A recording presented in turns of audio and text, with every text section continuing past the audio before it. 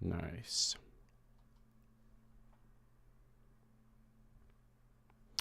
Yeah, Zews is going to be joining later on. It'll be a good time. I mean, you know, you guys can ask him whatever you want, but I mean, like, we're here to talk about the final, you know? But go crazy if you want. I think it'll be a good time.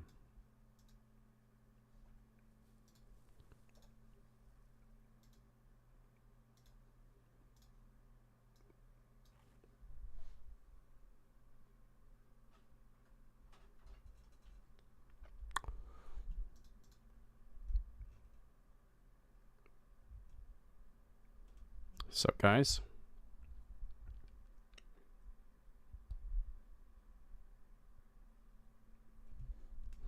Yeah, studies, yeah. A lot of co-streams happening.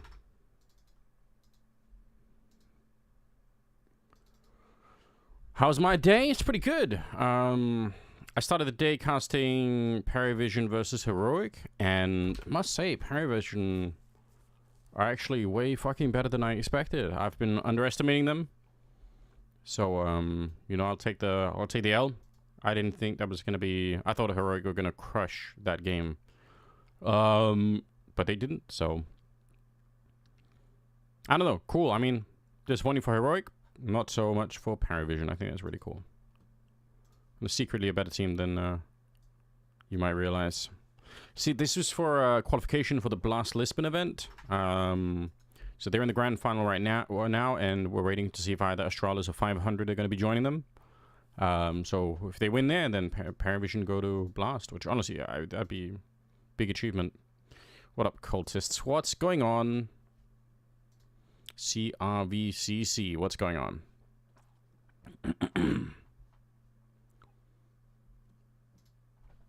But yeah, it's going to be an exciting day of Counter-Strike. Hold on, I got to remember to tweet.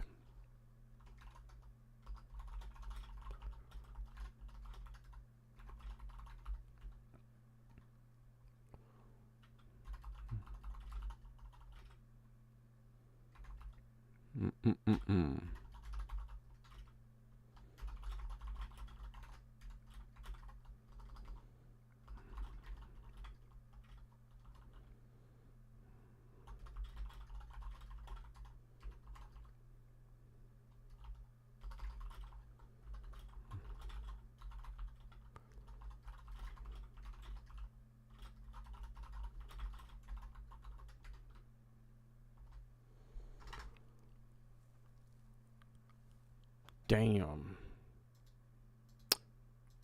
Sinners versus Mix yesterday. Last time I saw Sinners, they kind of fucked it up a little bit, but a lot of people are saying that they are better than what I saw on that day, so give them the benefit of the doubt, you know? Everyone's allowed to have a, especially in like online Counter, you play enough of it, like you're gonna have some weird days. This is how it is, you know?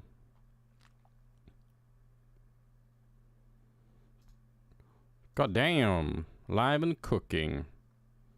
Thank you for the subscription. CRVCC. That's so awesome. Thank you for the sub. Means an enormous amount. I'm trying to build my little empire, you know? My little streaming empire. Or content empire, whatever we want to call it.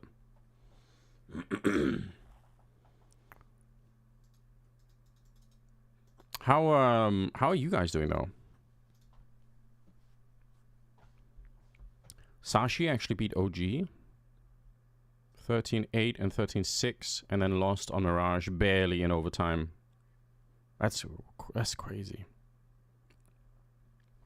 Cooking time, yeah. With Siphon playing pretty well, Iceberg and Lucky. Okay. Okay. You're tired? Oh, so there's no time to be tired, okay? We've got a best of 5 grand final.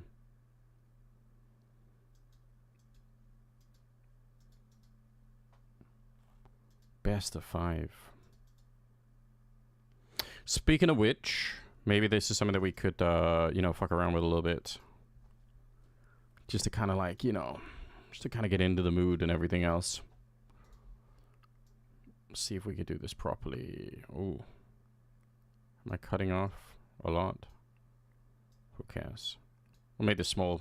Who needs to see me? I'm gonna find a slightly different playlist here. Oh, we're already on that playlist. Fair enough. Guy, nice. Wish I was casting the final. Javix, thank you.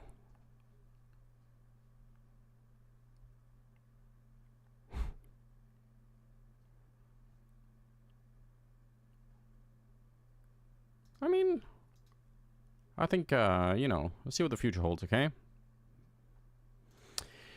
We went through the veto simulation. I think being out of, like, the, you know, casting a lot of the tier 1 events, it's been, I guess it's been rough on me, you know, mentally, but at the same time, like, there's been some good stuff coming out of it. Like, I would say it's given me, like, a... it's given me like a little bit of a chance to rediscover a bunch of shit that I really enjoyed about Counter-Strike that I guess like when I was traveling around I didn't have the same time for, or maybe I did and I just didn't do it anyway, but it's not all bad. Oh shit, Sneaky's redeemed the beard ASMR. Okay, hold on. Jesus Christ, hold on. Let's mute the music, don't we? Let's see how this works out. Okay guys, we can actually turn up the hold on.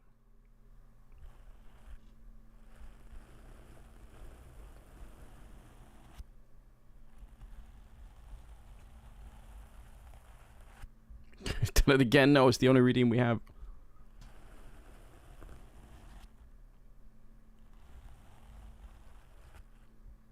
Okay. That's weird. I will I will come out. Lossie, you've arrived at a bad time. No! I'm sorry, Lossie, okay? Okay, I clearly need to put a cooldown on that, okay? We need a cooldown. Jesus Christ. Okay. No more. No more, okay? You guys are crazy. Let's pretend there's a cooldown for a minute, okay? How are you doing, Lossie, though? Do you not redeem? I know. What the heck is this? That is a good question. What is it? Hard to explain, isn't it? So anyway, this is the, you know, again, is it a hard thing to figure out? Probably not. Like, top bands and top bands are kind of the only thing that decide this, right? So it's more about the order of it, I guess. But, you know. Still, we're taking a look. And we'll see how this plays out. Kind of makes you wonder, looking at the win rates... How do we expect Dust 2? I don't know. The train win rate, does it really matter? It's still so new. There's so many like wacky small things that could be different. So I wouldn't want to make like a really overpowering prediction on that sense. But yeah, the order of maps could be kind of important, as is often the case in best of fives, I suppose.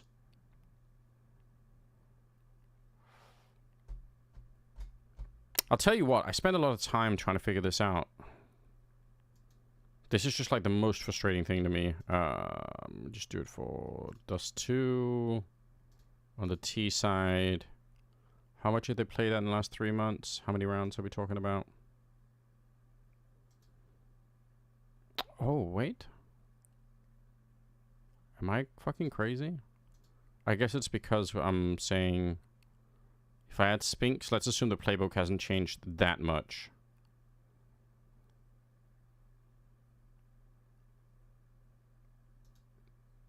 They don't really do it that much. How weird is that?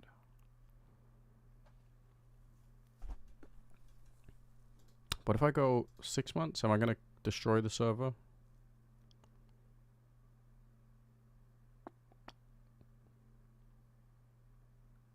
Yeah, it's the catwalk utility that I'm so curious about this. This is just smokes. It's only smokes, but like normally there are a lot more grenades landing. Well, especially the second grenade. Like Vitality, don't throw that at all. Am I crazy? All biotypes. That's the only filter that we have. That's kind of interesting. I showed the difference for Spirit. If we do the same thing, we don't even have to go, we just go 3 months. Yeah, so Spirit do this a lot, where they throw both of these. And I was trying to make the point the other day about, on Twitter, I was trying to make the point that if we add another utility set and we say, I want to know all the rounds where they throw that grenade and then all the rounds where they throw this grenade, then it's super hard to tell these rounds apart. Like, it's easy if you have the minimap, but yeah, for a lot of the time, it's like, this is a bit of a scuffed round. Let's ignore that one. But like, if you look at the build up for this one, right? Like, even now, if I just zoom here, like, where are they attacking? Like, Sun 6 is down here, so that could be an indication of something. Then they smoke middle, they go in there, then they go up here, they burn out this, then they set up for these 2 grenades. Like, right now, where are they attacking, guys? Do we know for sure? Like, I would say we don't, because it's just as likely that Sun 6 is going to be like a late lurking middle for an actual A attack. But they could easily just fall back and run out here. And it's like, you know, nobody on the Na'vi side is in a position to know. So this time, they go for it. And probably partly based on, you know, the fact that they get Imma there. So they're like, ooh, shit, okay, let's go. Put some pressure on, you know? Daughter's birthday, it was good. It was a good day. My wife took care of 100 million things because I'm kind of a useless member of the family right now. So let's check out this one. Yeah, so she did an amazing job. Smoke up. We clear out catwalk. We throw this combination. We throw all this stuff. Okay, this time it's another commitment. But again, look at the position the Na'vi are in here, right? Like, they really know almost nothing. They have nobody in position to find anything. It's just like, if they were running out in the middle now, Na'vi wouldn't know about it. Let's try and see if we can find another round, because they do go B quite a few times. This one is also not one of them. Fair play. So they end up going this way. Clear it out. Throw this smoke. Nope, back to doing it again. That's fine. We'll keep looking through. Right, so here, you know, again, from the information that we have here, this is like a big indication. But for, you know, FlyQuest that they're playing against in this one, it's like, they don't know. They see the same smokes. They see like the more or less the same utility. This is like an early indication that it could be a B split, or it used to be. I would argue this not even anymore. Like, I would say this is not, I wouldn't even call this like a B. I just, maybe I'm exaggerating or hyperbolizing a bit here, but I would say, I don't even think of this as like a B grenade anymore. I just think of this as like an every round grenade. But then you see these grenades go down, and then what do you read? What do you do, right? You're not even in position to do anything, is the crazy thing. It's not even like you could take a risk and say, okay, let's find out. It's like, you don't know. You could see INS and Regalia, they're like over here. It's like they truly don't know anything. Like, this was their one attempt maybe to find something in FlyQuest. And, you know, fair play, I get it. Like, I actually don't think this is a bad play, really. But, yeah. The early grenades mean fucking nothing most of the time. Unless you have another piece of information which you can't get.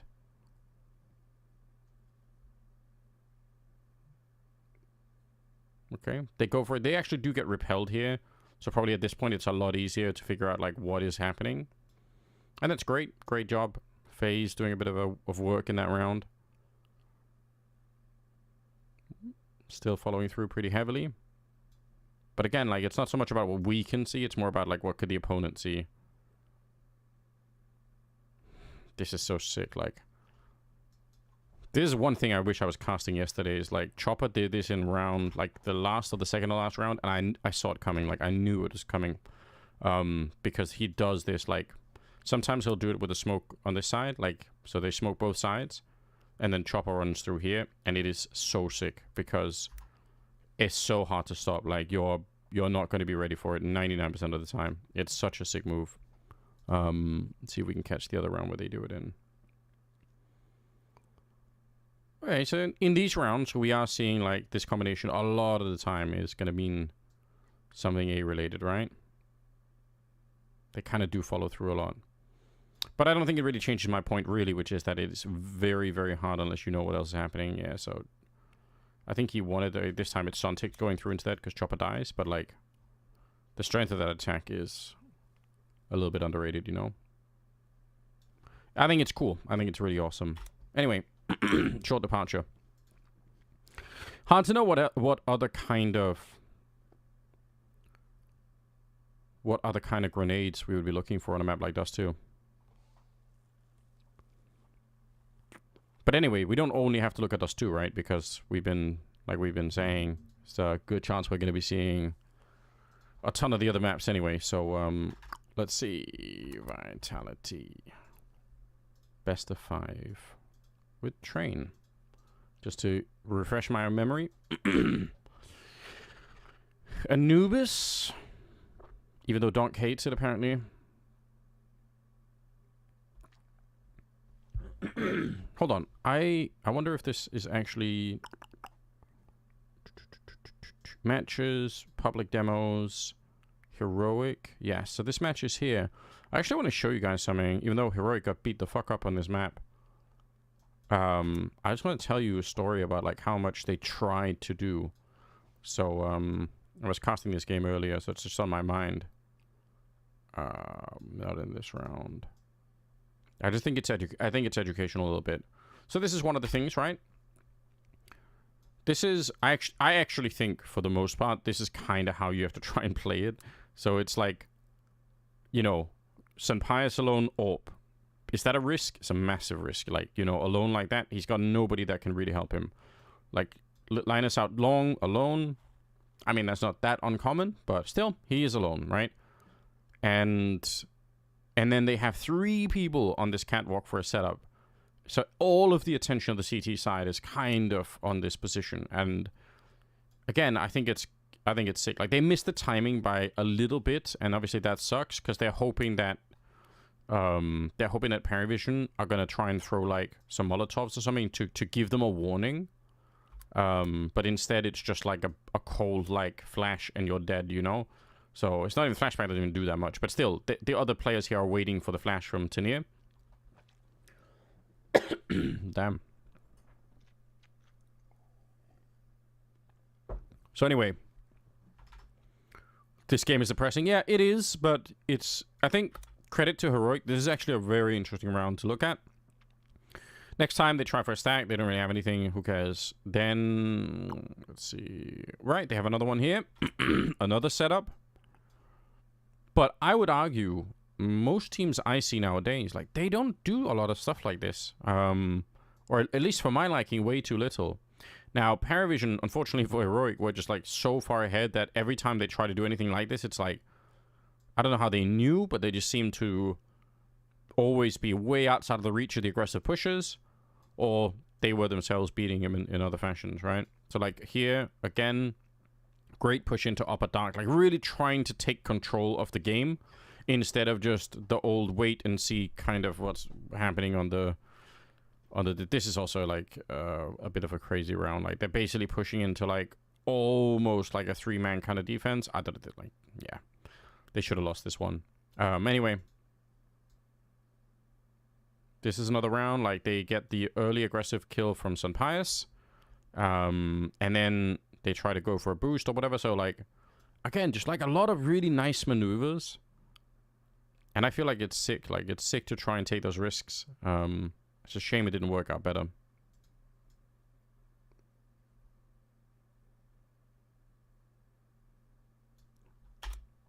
But anyway, just a quick little departure from the thing. Looking at the video though, we don't have a lot of data on Train is a big problem. So it might be a little bit meaningless. But maybe we could look at Anubis. That could be an interesting map.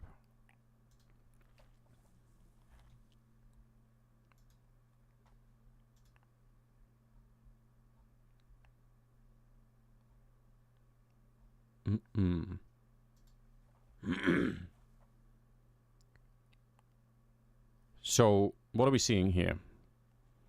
A executes is something that they like doing, Spirit. And it says it is significantly more than the teams we're comparing to, which, if you guys don't know, we can do comparison teams here. Right now we're doing this G2 Spirit, Na'Vi, whatever. We should probably add, like, Eternal Fire if we want to do.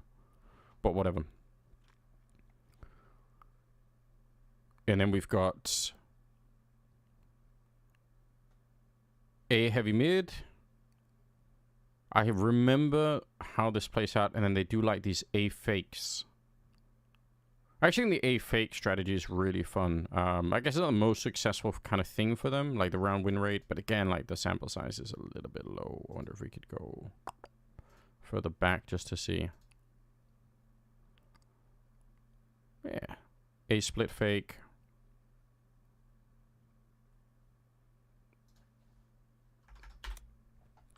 So just to walk you guys through how this works out, right? Like, and the power of doing this. Is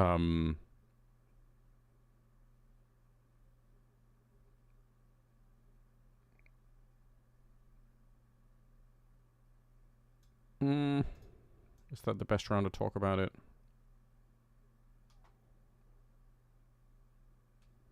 They win too quickly in this one.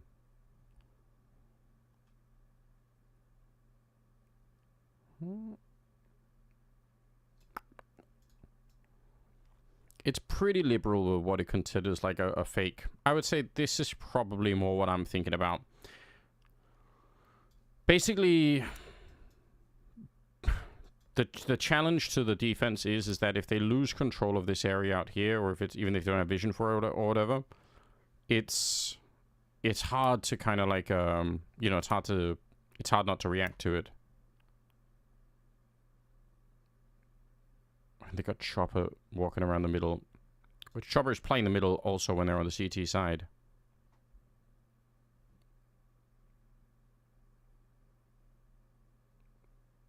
So yeah, anyway, they do like this, and again, just maybe as more of a macro kind of perspective, the run distance from this position to, let's say, like this position, so much shorter than it would take the CTs to, like, you know, run back and try and get here. Like, these two lines are just, like, significantly different. And not even that, but obviously the CTs don't, like, it's not like a stop clock thing where, like, you both start running at the same time. Whoever this person is playing the, like, this anchor position somewhere, they're always going to be delayed from the T's making the choice by nature of the fact that they're on the defensive side and they're not making the choices in that way. So it's super tricky to get the timing down right. So, like, you know, by the time Suntix is here, Carrigan is now saying, oh shit, like, we need to move. And that's totally normal. So those A fakes, whether you do them one way or another, like, there are some teams that will do it by having, you know, literally 3 or 4 people here, and then the entire squad of 3 or 4 people will run back without any, like, real, you call it a split if they have somebody in B main. But, you know, the main point is just that it's abusing. It's actually abusing the same dynamic that exists on Inferno, which Spirit don't play, I guess. But that's the same power that you have on Inferno. Is if you are on Banana and you run back to top mid, you're going to get there before the CTs do 99% of the time. Just because, again, for them to get there first, they basically have to rotate while you're throwing grenades into the B bomb side, right? That's not a likely outcome. So anyway, something that they like doing, something that is potentially hard to beat.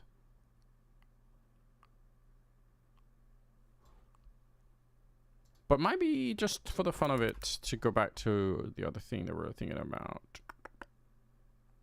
How we do this? Now, let's go back to the playbook. And then just look at Vitality on Anubis on the CT side. But not with Jax. No hate. Man, it's not a lot to work with. Oh, hold on. So, yeah, it's just 3 maps, you know, in the last 6 months with this lineup. So obviously, I don't know, 6 months doesn't really matter. But anyway, three maps with this lineup. Mezi, hold on. Do it like this, can't we? A little bit more, yeah. So Mezzi playing hard on the B bomb site. Flames playing B. Apex in the middle.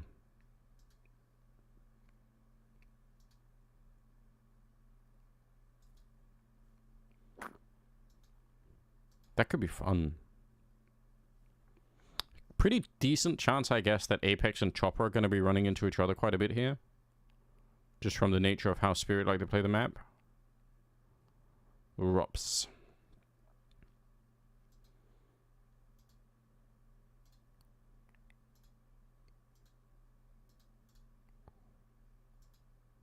And obviously Saru kind of everywhere. Sometimes, a lot of the time, helping out Apex in the middle.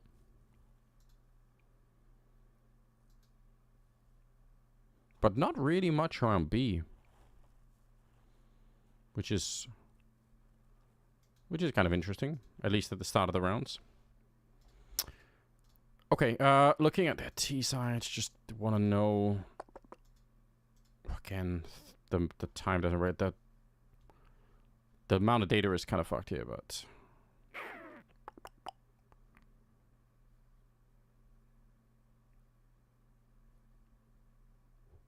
Junie Style, what's up?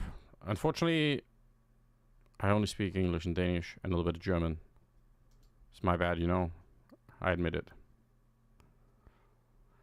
B for main with, I'm guessing CT spawn smokes. A for main, pretty basic stuff. Wait, how are these different? Hello?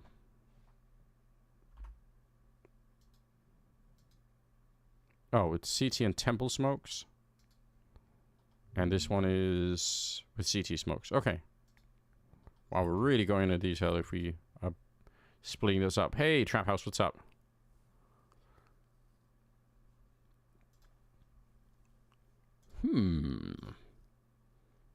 A from connector.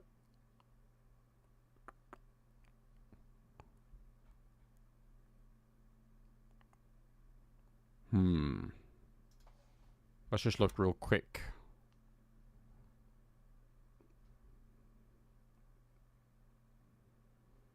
Oh yeah, I actually do remember this. Like, this is, they do this so much. It's like this, I guess this is what I was talking about as well. Like, they apply a bit of pressure to try and, like, control this position, right? Because the one threat that's going to happen to Vitality is if while they're walking back here, somebody on the CT side is kind of following them, you know? That's something that they don't want.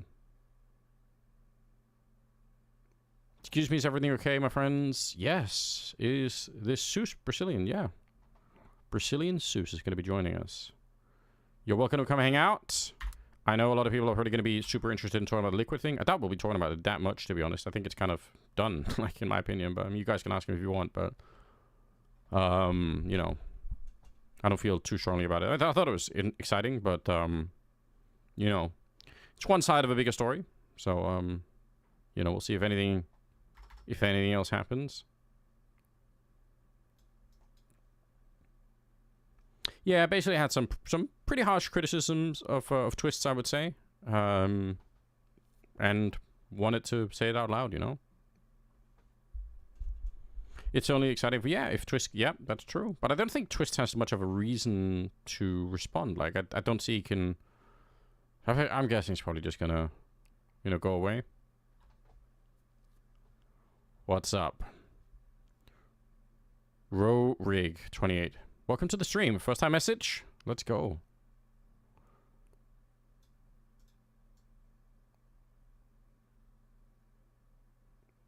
Yeah, they really love this opening. I wonder if there's a way for us to test that. Like, they love this Robson Sairu this time. But they love putting that kind of pressure on and then kind of... I guess actually this time they are literally baiting them into the push. But it's probably because Eternal Fire know that this ends up a B plant so often. It is kind of sick, actually. How can we test that? Who you got for MVP? You'd probably have to be crazy not to pick Donk, right? Like, I don't know. Yeah, I don't know how you could think otherwise. But,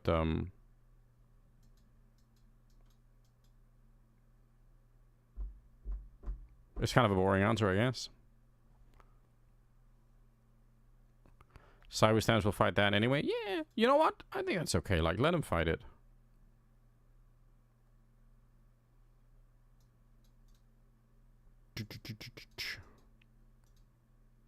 It's not always, in my opinion, it's not always about making up things. Sometimes it's also about, like, two people can both be honest about a shared conversation that they have, and both, if you could sort of, like, read their minds, they would both say, yeah, I'm saying that I'm talking about, like, what happened from my point of view, but they can, like, you can be honest and be wrong at the same time, you know?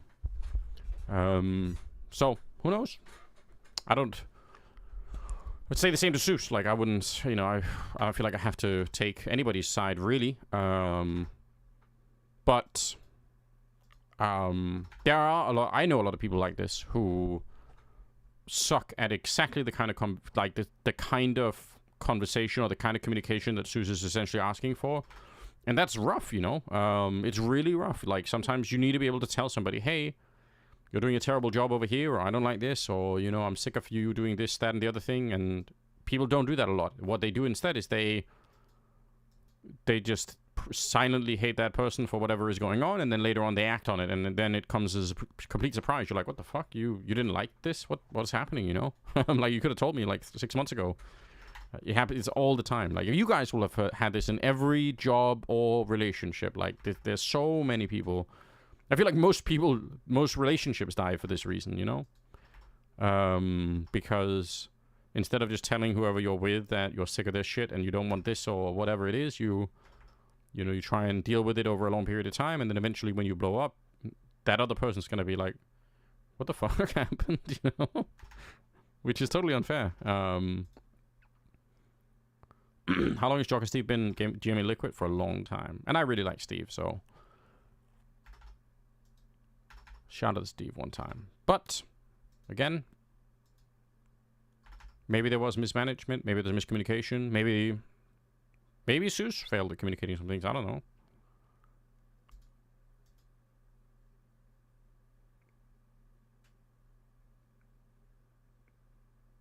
So that's the B, A from main, A from con. Any other really exciting shit that we need to look at? Mirage is pretty. A lot of connector splits coming through on the A-bomb side on Mirage, just for the fun of it.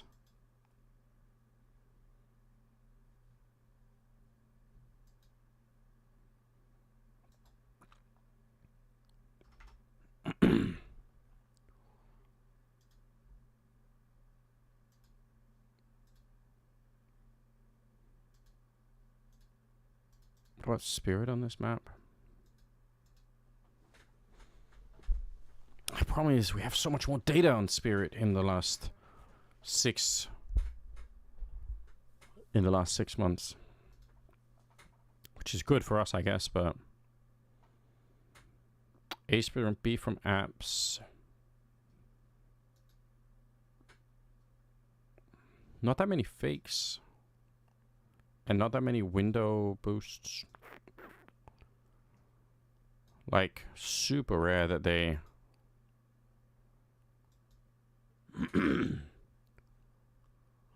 which is, I guess, fine.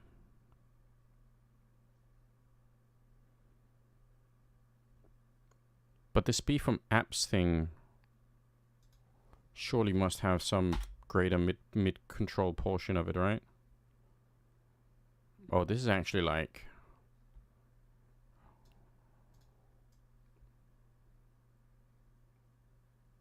no.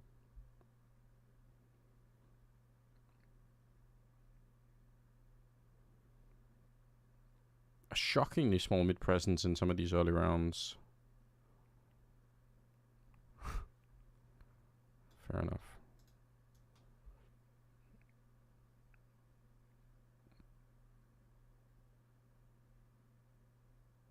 What team am I rooting for in the grand final? I don't really typically It's kind of rare that I really like try and root for a team in that sense.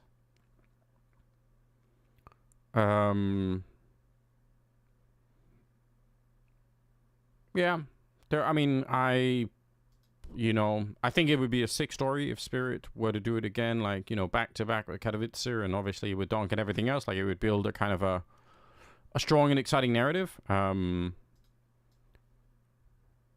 If I have any kind of like personal involvement, I would say it's probably like Apex and I have known each other for a long time. I think he's a really funny guy, and I like him as a person and as a character in this space. So, you know, if there's some personal bias, it probably would be it made me happy to see Apex lift the trophy at the Katowice stage. You know, not gonna lie about that. But I don't know if that makes me necessarily like root for them in that sense. Like, you know, I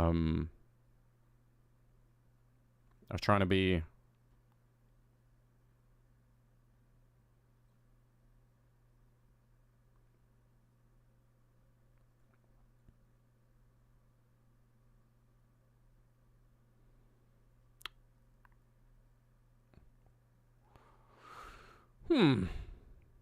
I was kind of. Can we do this real quick? Go into pattern finder, look at Mirage T side. Let's say we wanted to know ends towards bomb site B. How many rounds is that in the last 6 months? Fuck me, that's a lot. Okay, that's kind of okay.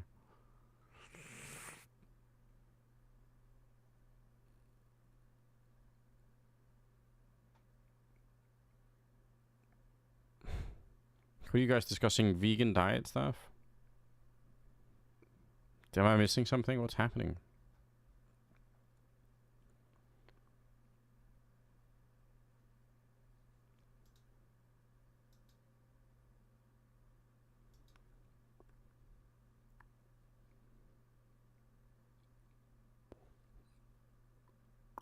Okay, so in the rounds where they actually end in the B bomb site, how many?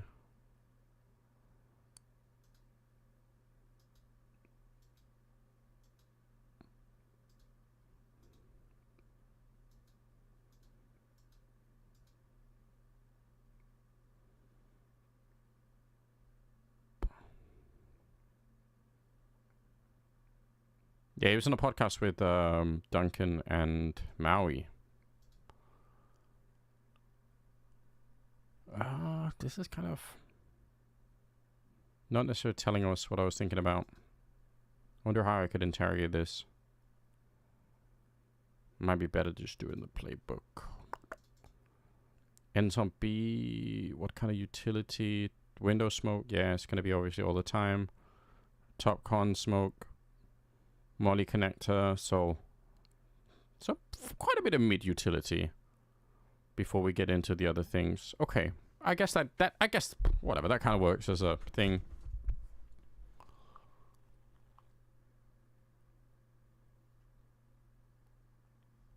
They like that B split.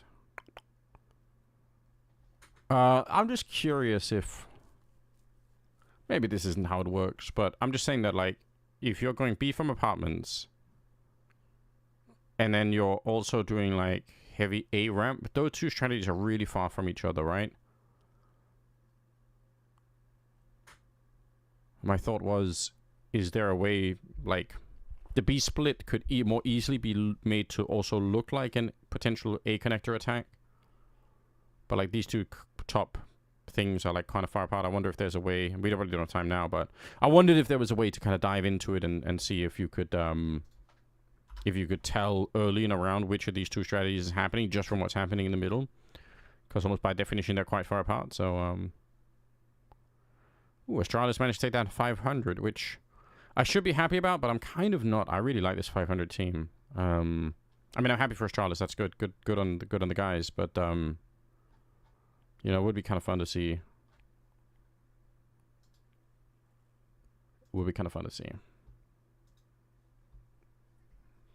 Damn.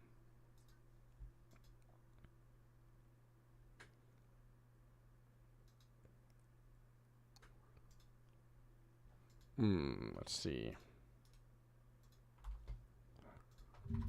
Just Road against well as the heavy favorites. However,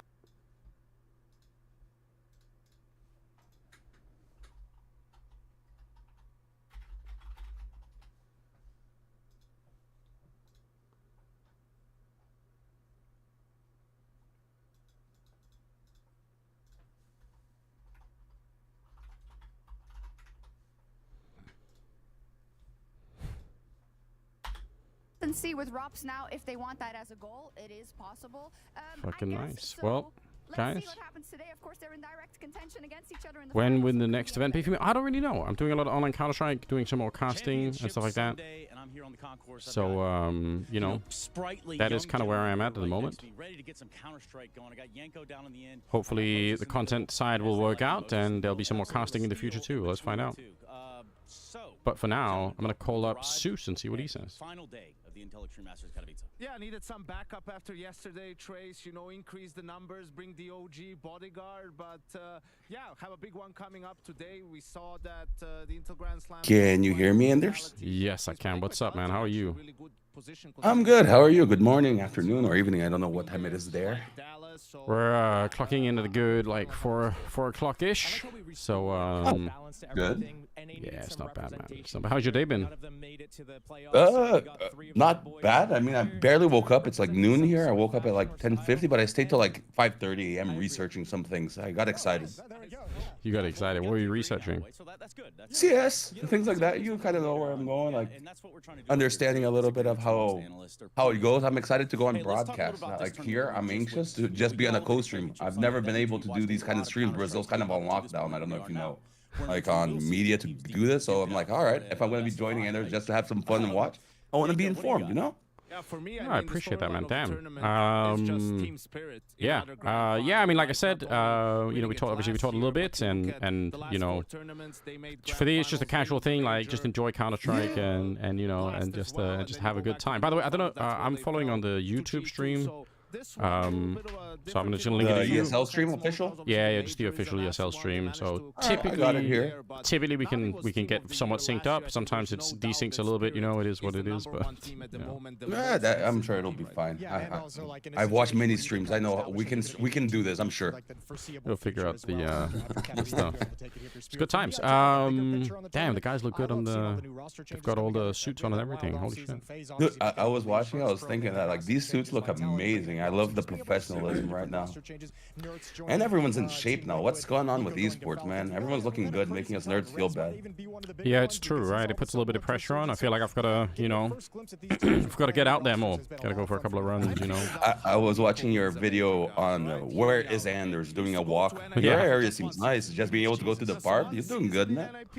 Yeah. Like walking is kind of underrated, man. Like just like 30 minutes, an hour a day, go for a walk. It's kind of nice. Dude, I love it, but São Paulo is a little bit chaotic. It's too much of a big city to actually go walking. I devised kind of my own Roomba thing. I'm going on the treadmill with like weights and I'm doing shadow boxing. I feel like at the same time it's weird, but at the same time I'm like, I can see myself selling a course in this, you know? This works. Yeah. Maybe invented something like that. Might actually be more beneficial than it, you know, like everybody wants to be like at home, right? Like nobody wants to really go out to a gym or whatever, you know? So yeah, like the American gyms. Let's take the escalator to the gym, right? Yeah. The electric escalator. That's how it is. Oh man. But damn, somebody's asking if we've already talked about the Navi Spirit semi-final. I don't know. Did you have any strong thoughts about that game? Like, I mean, like I said I thought Navi was gonna win that game. I don't really. I was on the same boat. Oh shit. Navi would take it with structure. Yeah. I mean, my thoughts, one, great, get donks, right? The obvious one, that kid was on fire, I think like round 15, or round 5, he was like 13 kills already, map 1. Yeah. I mean, Navi did look a little bit lost, honestly, in my opinion. I think even Blade mentioned it in the post-game interview. And it is kind of like a domestic duel, right? I think they lost to Navi in the group stage, but Spirit is Spirit right now. When they're flowing, it's really hard. Like, not even Navi's structure can stop them. It's kind of crazy. What was so positive about Virtus.pro that they probably enjoyed coming into this event? Yeah, I mean, it's impressive. I think the thing that made Spirit look more mortal to me is that you can kind of see that sometimes they do great result. There is for a bit of them and frustration. just Actually, I guess you said this on the podcast the other day, right? It got overshadowed by all the other fun that was going on in the podcast. But like, I thought it was an interesting point, right? Like, there is a lot of frustration sometimes from people like Donk or whatever. And like, I've seen a couple of games where you know, he does kind of, I don't know if he gets shut down necessarily, but he kind of shuts himself down. And he's pretty quickly back again, obviously. But you know, if you do that at the right point, like maybe you can find a way. I don't think it's going to be easy in a best of 5, but like, I think Na'Vi could have had some success there, you know. I think they could have, and if Na'Vi faced in a best of 5, I think their odds go up by quite a considerable margin. Yeah. But I mean, we'll have to see today how the match goes. But with the Na'Vi match yesterday, I just feel like Spirit dominated. It was kind of impressive to see it, right, in that rivalry. Because same as you, I tout not only Blade but entire Na'Vi system, their adaptability. They seem more reliant on actual stretch plays and thought out, right? Whereas Spirit Chopper seems to be that kind of guy who will always make a risky call, get in your face, and that can break Na'Vi. Vitality today is a different beast. I have a feeling that Wu's gonna do a really good job at shutting down Donk, at least study-wise on their map picks, right? Since it's a best of 5, if anyone takes the other map pick, it's a big swing. But I think we have the best duel for this finals, at least from form from this tournament. Rops is looking amazing, and we get like old school generation number 1 in Zews. Now we can call him old school versus Donk, the phenom, right? Man, I'm actually so curious. Like, something that I think is, I started paying attention a little bit to this, and obviously there are times where, you know, because it's almost like when you see highlight reels of how Donk plays, like, you know, you're gonna be seeing those on, like, you know, social media or whatever in clips. You just see it at TikTok. The Donk edits are amazing. Yeah, like it's sick, isn't it? Main character energy right there, bro. No, it's fucking awesome. But the thing that I sometimes wonder about is, like, if you look like 10 seconds before a lot of those kills happen, it's actually kind of hard to get Donk to fight sometimes. Like, he's so deliberate about, like, when he goes for something, and I kind of, you know, that's got to be one of the more annoying things, is that, like, he's not necessarily just, like, there are some players where, especially when they're, like, you know, super sick and the best in the world, you know, you can also get them in a lot of fights. I feel like Donk is, like, he can be hard to lure into a fight sometimes. I wonder how they're going to deal with that. He's probably the best guy in the world right now with timing. I'm going to be biased and pull towards my old school era, but, like, you remember how you cast some of the best matches. You cast the finals for us in Katowice, things like that.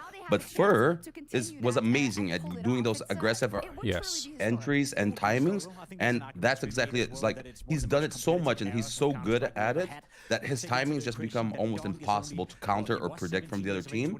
And even when, like, that's the crazy thing about Donk, even when you see him and you were able to predict it, sometimes he'll just out aim you, because I have never actually seen a reflex as fast as this kid is doing right now. So it's gonna be a really good show. It's fun CS. We were talking about watching good CS and just loving it. It's such a great time for good quality CS right now. Yeah, it's unbelievable. I mean, even like earlier today, I was casting, you know, a much obviously lower level game, but it was like, you know, the heroic team versus Paravision. And man, that Paravision team is suddenly, like, looking so good. They've been together for such a short time. Like, obviously they got the experience with Jamin and Kickert, but I'm shocked. Like, they're putting together like really high quality Counter-Strike. The decision making is so good. Like, this is unbelievable. Like, how are they doing it? What's your gut tell you, Anders? Do you think it's the Jame effect?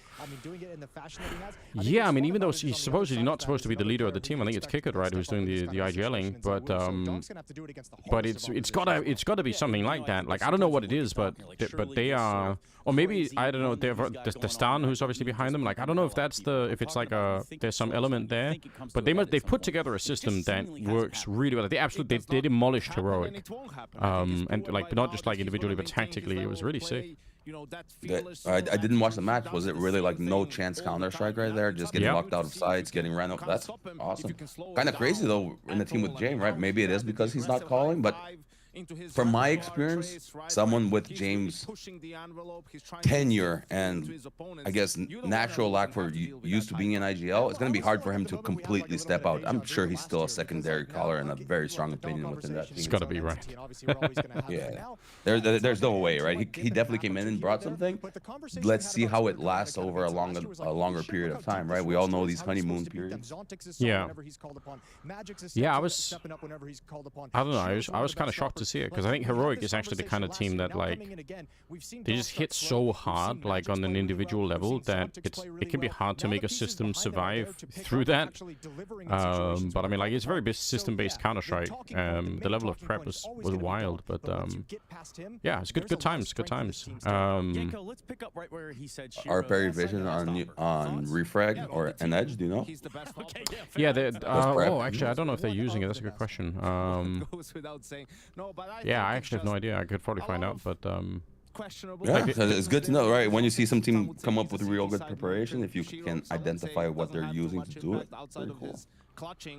Yeah, it makes you wonder, like, I'm also trying to think about, like, what the future looks like when more and more teams get to this kind of crazy level of prep. It's like the chess game, in a way, is going to go so deep at the end, right? Where it's like, you know, like when I watch some of these games now in the demo and I look at a team do something, like, I sometimes wonder if I'm, like, mind gaming myself, because I'll see them do a round, and then I realize, oh, you know, they're throwing a couple of smokes. I'm like, I don't even know what the purpose of this smoke is, and then I remember, oh shit, they're probably signaling that like they're doing another round that they know the other team would have been researching, and so now they're trying. And it's like, you know, as an outside observer, how do we know, you know, how do we know the level of prep unless we could, like, you know, read their minds? Like, it's so hard to figure out. It's damn near impossible, right? Because when I was coaching at the highest level, I'd hear great criticism of me that was completely unfounded, and great praise that was completely unfounded as well, right? So it depends. Sometimes when you deserve the praise, you're getting criticism, and vice versa.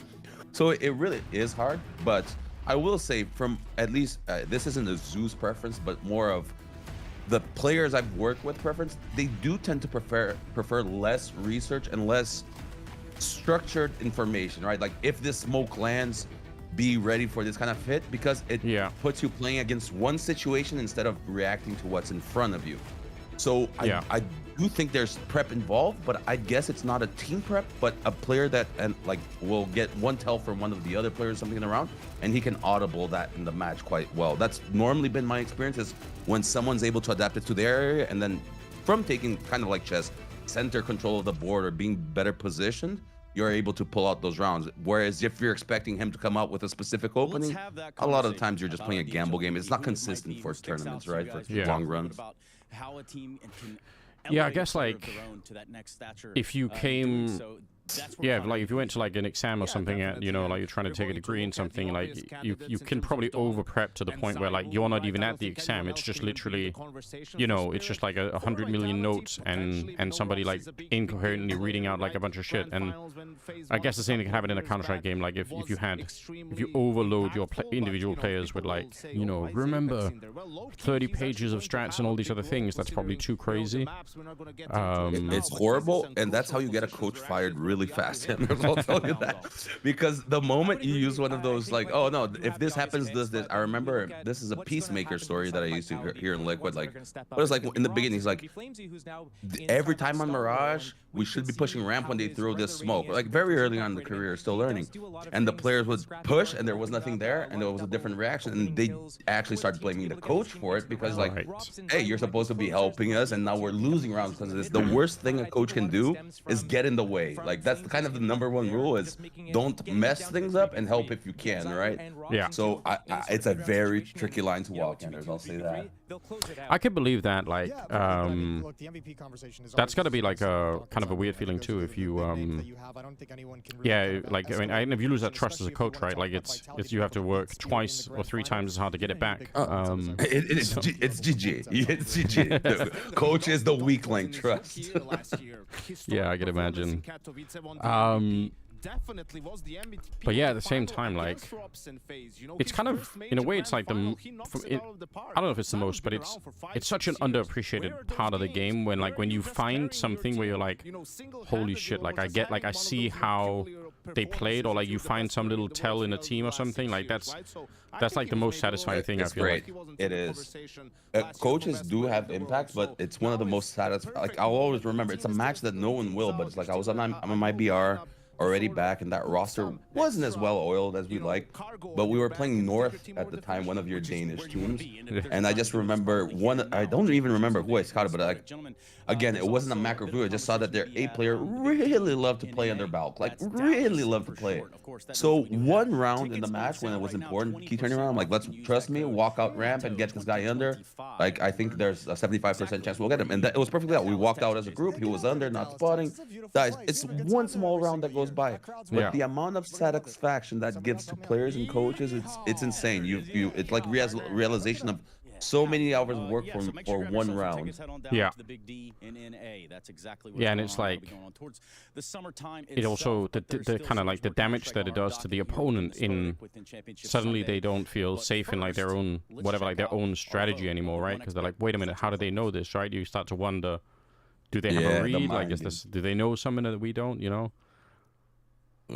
Wasn't it Chopper recently that did like 5 A rushes in a row on Ancient, I think, as well? People were commenting. I remember seeing that. Yeah. Like, that kind of mind game is, I remember as well, Fallen. This is when he was probably the best IGL in the world. And he's like, one of my favorite strats is you hit bomb site B. And if it works, you hit it again. You don't do a winning team. And you keep doing it until you lose. And then maybe you change. And if you lose, you go there again because they won't be, like, it was something, but it was just mind game because someone's like, there's no way 4 times in a row he's coming here. And then you come, you just destroy their morale.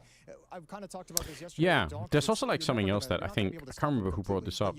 I saw this, it might have been Yanko or somebody else, but basically like the other point is if, like sometimes if it's a map that's pretty CT sided and you just need to win like, 4 or 5 rounds on the T side, then in a way, like if you feel like you can do that by just kind of going to the same bomb site over and over again, you might actually have a better chance just doing that kind of than if you try to play some deeper game where you're like alternating and doing all these complicated things, because on some level, like some of those rounds might take away from, the round where you would have maybe just won with like a normal execute onto an A bomb site, like we overcomplicate things so much. Sometimes the other team doesn't have economy and we're like, I'm gonna lurk here, and you get one shot, then you're like falling apart. You're like, why don't we just go together and trade this stuff? Yeah, I mean, like big rounds cost. Like, if you're on Mirage and you just have, like, a decent A execute and you feel pretty confident in it, like, is it better to just run that, like, 12 rounds in a row? Like, I mean, obviously, eventually it could be better, but, like, you can kind of understand how it makes sense because, how much worse does your B execute have to be for it to kind of, like, screw up the game for you, and even in the same execute, it's normally changing timings, one smoke, like you said, to try to signify something else. Those are the big tweaks. Yeah. All right? But one thing I haven't seen much of CS2, and I know that we talk about this a lot at events, is how are you feeling about the theory crafting going on? I feel like this game needs to be stepped up. I kind of wish CS2 had a lot more new stuff and, just bring that flamboyancy, that wow factor to people again. Yeah, I kind of wonder, I wonder if it's going to be happening from specific, like I think there are a couple of things in the game right now that probably will be exploited a lot more. Like, have you seen it happens a lot on, I guess Ancient is like the most prevalent example right now, where how Nerds plays around the smoke Molotov in the middle, where he's like standing like half in the smoke. Very edging. Yeah, he's edging. Yeah, like that, for lack of a better term. Exactly. Yeah, it literally is the age of edging. And like I think that kind of stuff is probably going to be like, people are catching on quite a bit, but I think that might be exploited a lot more. But I mean, you're not wrong. Like, there is, in a way, like the way that the smokes work now is just Valve have done an insane job at making them efficient in terms of like stopping people from like playing around them too much and playing under them or over them or whatever. Like, it's super hard to do, right? I agree. And the consistency, right? At least now if you're seeing someone's seeing you. There's no smoke bugs or different fade cells. That is such a big difference maker at a high level of play. It's like, it's unfair. Yeah, I mean, But yeah, I wonder in terms of... I wonder where, like, the next innovation is going to come from in some sense. Like, I still think that the real value for a lot of people in the future, although I don't know if you can teach this, but the reason why I think Kerrigan is such an insane leader in many ways is that my sense is just that, like, he just does so much of the decision-making in the middle of the round once he's got a bit of information. And I just imagine it's going to be so unbelievably hard to play against, you know, because you can do research with, like, software before you start the game, but there's a chance that Kerrigan might not even, like, he might not even have made up his mind until that second, you know? And he just has, like, really good understanding of the game, you know? I think you have a perfect... Kerrigan is one of the few IGLs that I never felt that he had the entire idea for the game before the match. There are teams where you know you're going to be facing a specific style.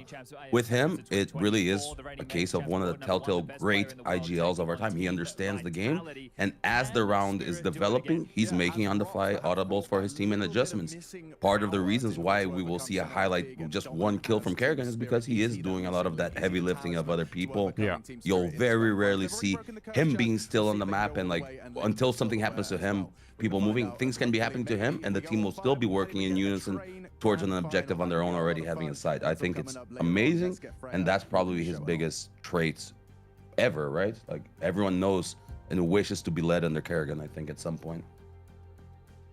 Yeah, I think it's gonna be like, I think he'll go down as one of those players, like one of those leaders who's, like, maybe not completely in a class of their own, but, like, it's a lot harder to be a Kerrigan than it is to be an in-game leader who has, like, you know, who's a learned system, and then they're like executing that system, and the system could be good and it could be work well, and you could be a good leader and all the rest of it. But I imagine let's make a comparison. Glaive, right? Like, I don't think there's ever been the highest peak of form. Who would you put as the better IGL? Glaive with more trophies in a spirit of run, or a long-lasting career, multiple Ross? It's a hard question, right? But I tilt towards Kerrigan every day of the week. I think looking at a career long perspective is everything. If you told me that in 2018 when I was getting just stomped on by Astralis, of course I'd say Glaive, right? But how time has gone, perspective changes. I'd probably go a similar direction. I would also say, like, again, if I had, like, all the resources in the world to, like, prep for a game against Kerrigan or Glaive, my sense would be that it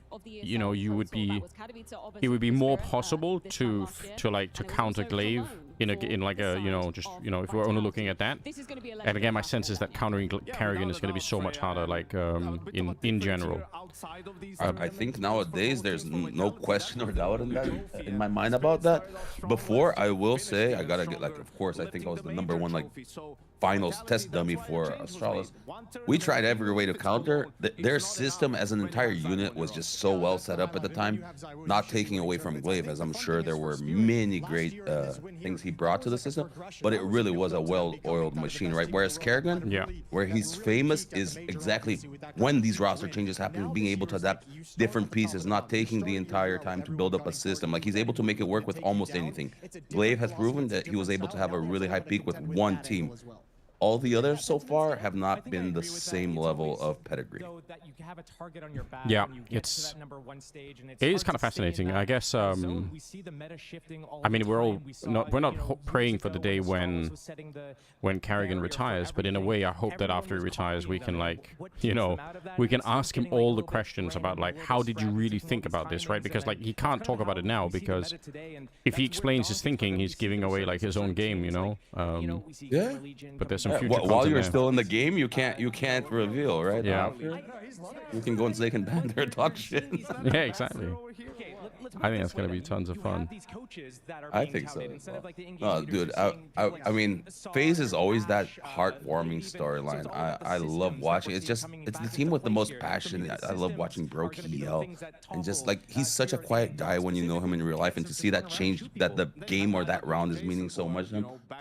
FaZe will always have a special place in my heart as a spectator. This time that I spent off, they are by far the most entertaining team to watch. How about the cast? Yeah, it's sick. I think the thing about casting them is that sometimes like I actually find myself, even if I know at the start, like don't get panicked if FaZe are behind, like they can make a comeback, like don't roll them out yet. Like you say that to yourself, but then when you're in the game and you're like, man, they're cooked, like they're out, you know, they're getting wrecked, and then suddenly they're not, and it's like it kind of catches you. That's why it's entertaining too, right? Because you forget for a minute that they can make these comebacks, you know. I think it's sick. I think so as well. And a weird comparison in my head, it's a way more beefier and skilled lineup with that Virtus Pro mentality from the early days of CSGO. The plow, not always there, but if it gets steamrolling, it's like watching I don't know, a steamroller in very slow motion. You know it's coming, the comeback, the rounds are gonna go their way, but it's still entertaining as hell to watch. Yeah, and it's like they know it in the game too, right? Like as soon as they get that one round, then they're like back on that FaZe bullshit, and then they're like, you know, they're laughing their way through. Carrigan is saying some crazy shit in TeamSpeak, and it's like, you know, everyone's laughing, and then suddenly they're just wrecking, you know? I think it feels very natural. It looks like they're having fun in the server, and that is the spirit of Counter-Strike. That's, at least for our generation, I think it's what got everyone involved. You didn't make 1 cent of this in the beginning. It was pure love for the game, and just CS brings that. CS is unique. It's like when Valve posts this is Counter-Strike, it's because it is. This is Counter-Strike. It's just different. We are different. Yeah, and we do need that back a little bit more though. Like I do kind of feel like. You guys we're gonna bring it back. We're gonna bring it back. Trust. Yeah, this sport, it's natural. It's like everything in life is cyclical. We have highs and lows. We have moments that things are going well when they're not. So it's a balance. I'm sure it'll get there, but kind of like anything in life, as long as you can first spot it and identify that it's a problem, it's easier to get to working on by the community, by the casters, by the players themselves, by managers, social media, and everything like that. Yeah. And esports evolves at bullet train speed, so we'll get there. We have very competent people who have been here since the beginning, like yourself. Yeah, and I mean, like looking at Apex now, right? Like we had him versus 3D Max when they were like yelling in French at each other. That was fucking sick. Like, I was loving it. Apex carries so hard the charisma game right now. Yeah, him and Kerrigan, they carry so hard. Yeah, they are just so fun to it. One of the most anxious parts I feel about today's matchup is exactly that. Apex is the IGL, right? He's veteran. I think I saw a stat that it's been 11 years that he's never made it to a Katowice playoffs win, and he won the first one, and now he's in the grand finals to maybe get this trophy. He's an emotional leader, but it's kind of like at the same time where it can be a bombshell, it can also be rocket fuel for that team, because on a flip round where he makes something go well, you can tell his team just like breaks the entire pattern of overthinking. It just lives in the moment. So that storyline for me with him against Chopper, like it's the opposite reactions. Chopper, cold, calculated, ready to run high risk. Apex, more structure, but personality-wise trying to destabilize the team. It's a hell of a storyline we have today. I think you mentioned something. You said like that most good in-game leaders are sort of made out of necessity. Yes, that's my belief. To me, it's always been like kind of fascinating because, man, Apex in the beginning, like first of all, I always thought he was like, in many ways, he was the weak link in a lot of those early French lineups. Not that he was bad, but just that like he was like the more replaceable person out of you know. He was the in his own words. This is not me, right? He said this in our first get up. He was the brainless entry fragger. He'd remove the brain from his head, press W, and go. It was kind of the beginning. People were scared, and even this is a cool story. I will always have a special place in my heart. That's why I say the community in CS has brought me great memories, especially the pro community. My first grand international event was that Face It Stage 3, where we lost 16-0 in the first map to Fnatic, and then somehow made it to the finals, right? When Taco, myself, and FNX had joined. Yeah. So I remember at the after party, we had gotten to the finals. We beat Fnatic on map 1, but couldn't close it out. But still, one of the greatest storylines. But Pasha, Taz, Apex, like even though Apex was one of the weakest, he was already there forever. He had just won a major with NVS, things like that. And at that after, we beat them, we beat Virtus, like we beat all these teams, and they're coming to us at the party, welcoming us as new players to the community, congratulating congratulating us and giving us advice. I remember Apex exactly saying that phrase to Taco Taco. If you want to be one of the best, do like me. Take your brain out of your head, press W, boop. That's what you gotta do. You have to take it. And I thought, one, that shows the character that guy has. We just beat him, and he's giving us advice because we are still the newcomers. Like he's not. So I miss that spirit in Counter-Strike, and I think that elevates everything, the community, the vibes, and the skill ceiling. And I hope that not only us, but everyone else can help get the community back on that track. You remember what it was like in the beginning. Everyone was starry-eyed. Now every day thinks that life is made, life is good. We got to come back to our essence. It's all about living the good moments, sharing it with good people. We are lucky as hell to do this for a living, you know? Yeah, absolutely. Yeah, there's like a kind of a love for the game, right? And you can also, you can feel it when you're around people. Like, that's something that's so important to me. Like, when I'm at these events, it's like, you can feel it on people if they fucking love the game, you know? Like, I remember, like, for me, when I was, like, hanging out with Maui for the first time, I was like, and one thing is what people do on camera, but, like, when he got off camera, like, Maui is just in the Counter-Strike, you know? He's excited about it. He watches and talks about it and thinks about it all the time. I agree. No, it's super sick. I love it. I'm old and philosophical, right? A little bit. Like I said, I had a heart attack, almost died, found out I thought I had a cancer in my lung. So I got really reflective, and it really is about doing what you like. There's no point in doing something if you don't love it. If you're gonna waste your life, do it. So the most respect to everyone from our generation, but everyone that still does to this day the job with love. I'll congratulate Sponge always. The rants that he goes on, you can tell he's passionate about. Like, he cares. It's not about being right or wrong. Everyone's gonna have a messed up perspective, their own points of view. It's just like the Snake and Banter thing. It's my point of view that, like, he was a douche and careless, and to me doesn't mean everything about him is bad, that I wish him bad and things like that, or even that my opinion is 100% correct. But why be scared to say it if you care about it, right? Like, if you don't care about shit, you're gonna let it slide. If you care about something, you're gonna say something. Like, you can't be spineless in those situations. I think casting and everything, like, I loved. I'm not saying this because you're here. My favorite casting duo in the beginning of Counter-Strike, I'll always remember, it's you and Semler. It was like amazing. Me and Taco would just be on YouTube rewatching the VODs, and we just hear like, woohoo, oh my god, are you kidding me? And like, right now I'm getting like goosebumps remembering these moments, like 9 years ago. But it's like, it's the small things that make it matter. I still watch these clips today when I'm feeling down or want to remember something good. Is like, this is such an amazing, it's such a fun game. How can people do this and like everything and just try to see negative about it or do it sloppily? Now I can't do it. Like, I can't even be around people like that anymore. I think for just speaking for myself, right, like that's also one of the hardest, I don't know if it's the same, but like one of the things that I think is crazy with good players are the good players that are good over a really long time, because it's just a lot easier to be good for like a month or a year or something, but like the more time you add on to that, like the more things happen in your own life, and it just becomes harder, right?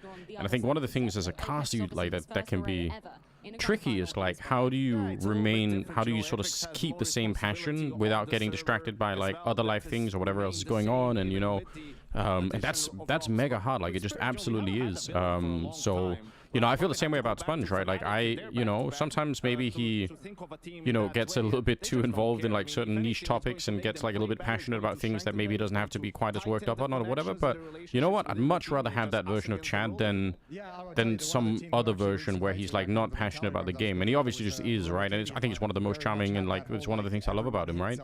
So like for me, like I want to be around those people, and like I want those people to be around the broadcasts and to kind of like be near the game. I think it's fucking awesome. So yeah, like I've said this always to myself as like a metric is like, if I don't feel that way anymore, like it's time to quit, you know, like it's time to leave.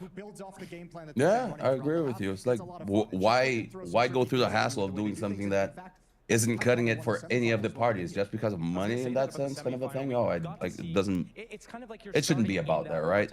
And as for the casting, I agree with you. I disagree in just one small part, and this means like, I used to think like that, and it's more of a self-critique than a thought. It's like, I let a lot of things in my life go unspoken because of that. Oh, it's a professional courtesy, or you shouldn't do this, or you shouldn't get involved in other people's. What? Oh, sorry, I was just gonna. Oh, no worries. Just fixing a thing on the broadcast. Managed to zoom So, things in. so 1000%, I get the professionalism and everything that you shouldn't get involved in other, but at the same time, again, if you're passionate, I don't feel there's a problem in saying things. There's a big problem in the way you word things, right? And people can be like, oh, but you worded it poorly and snake. But no, it was kind of the direction I was actually aiming to go with, right? It's like it's all about the intent as well. Yeah, I wanted to share, and it's again perspective. You don't have to do it to be an asshole if you hope something good comes out of it, or to change something, clear something's up, or even bringing up discussion. Again, you guys, in my humble opinion, you are the voice that shifts the community. Everyone's like in their most emotional state is when they're watching the match live, when they're entertained and we're love. That's where you're gonna form opinions. So why not discuss it, right? And again, if you're wrong, that's fine. Just after, if it's something you're stupidly wrong about, yeah, apologize and move on. If it's something you're still divided, like I understand that point, but I still see it, and it goes, right? You gave your opinion.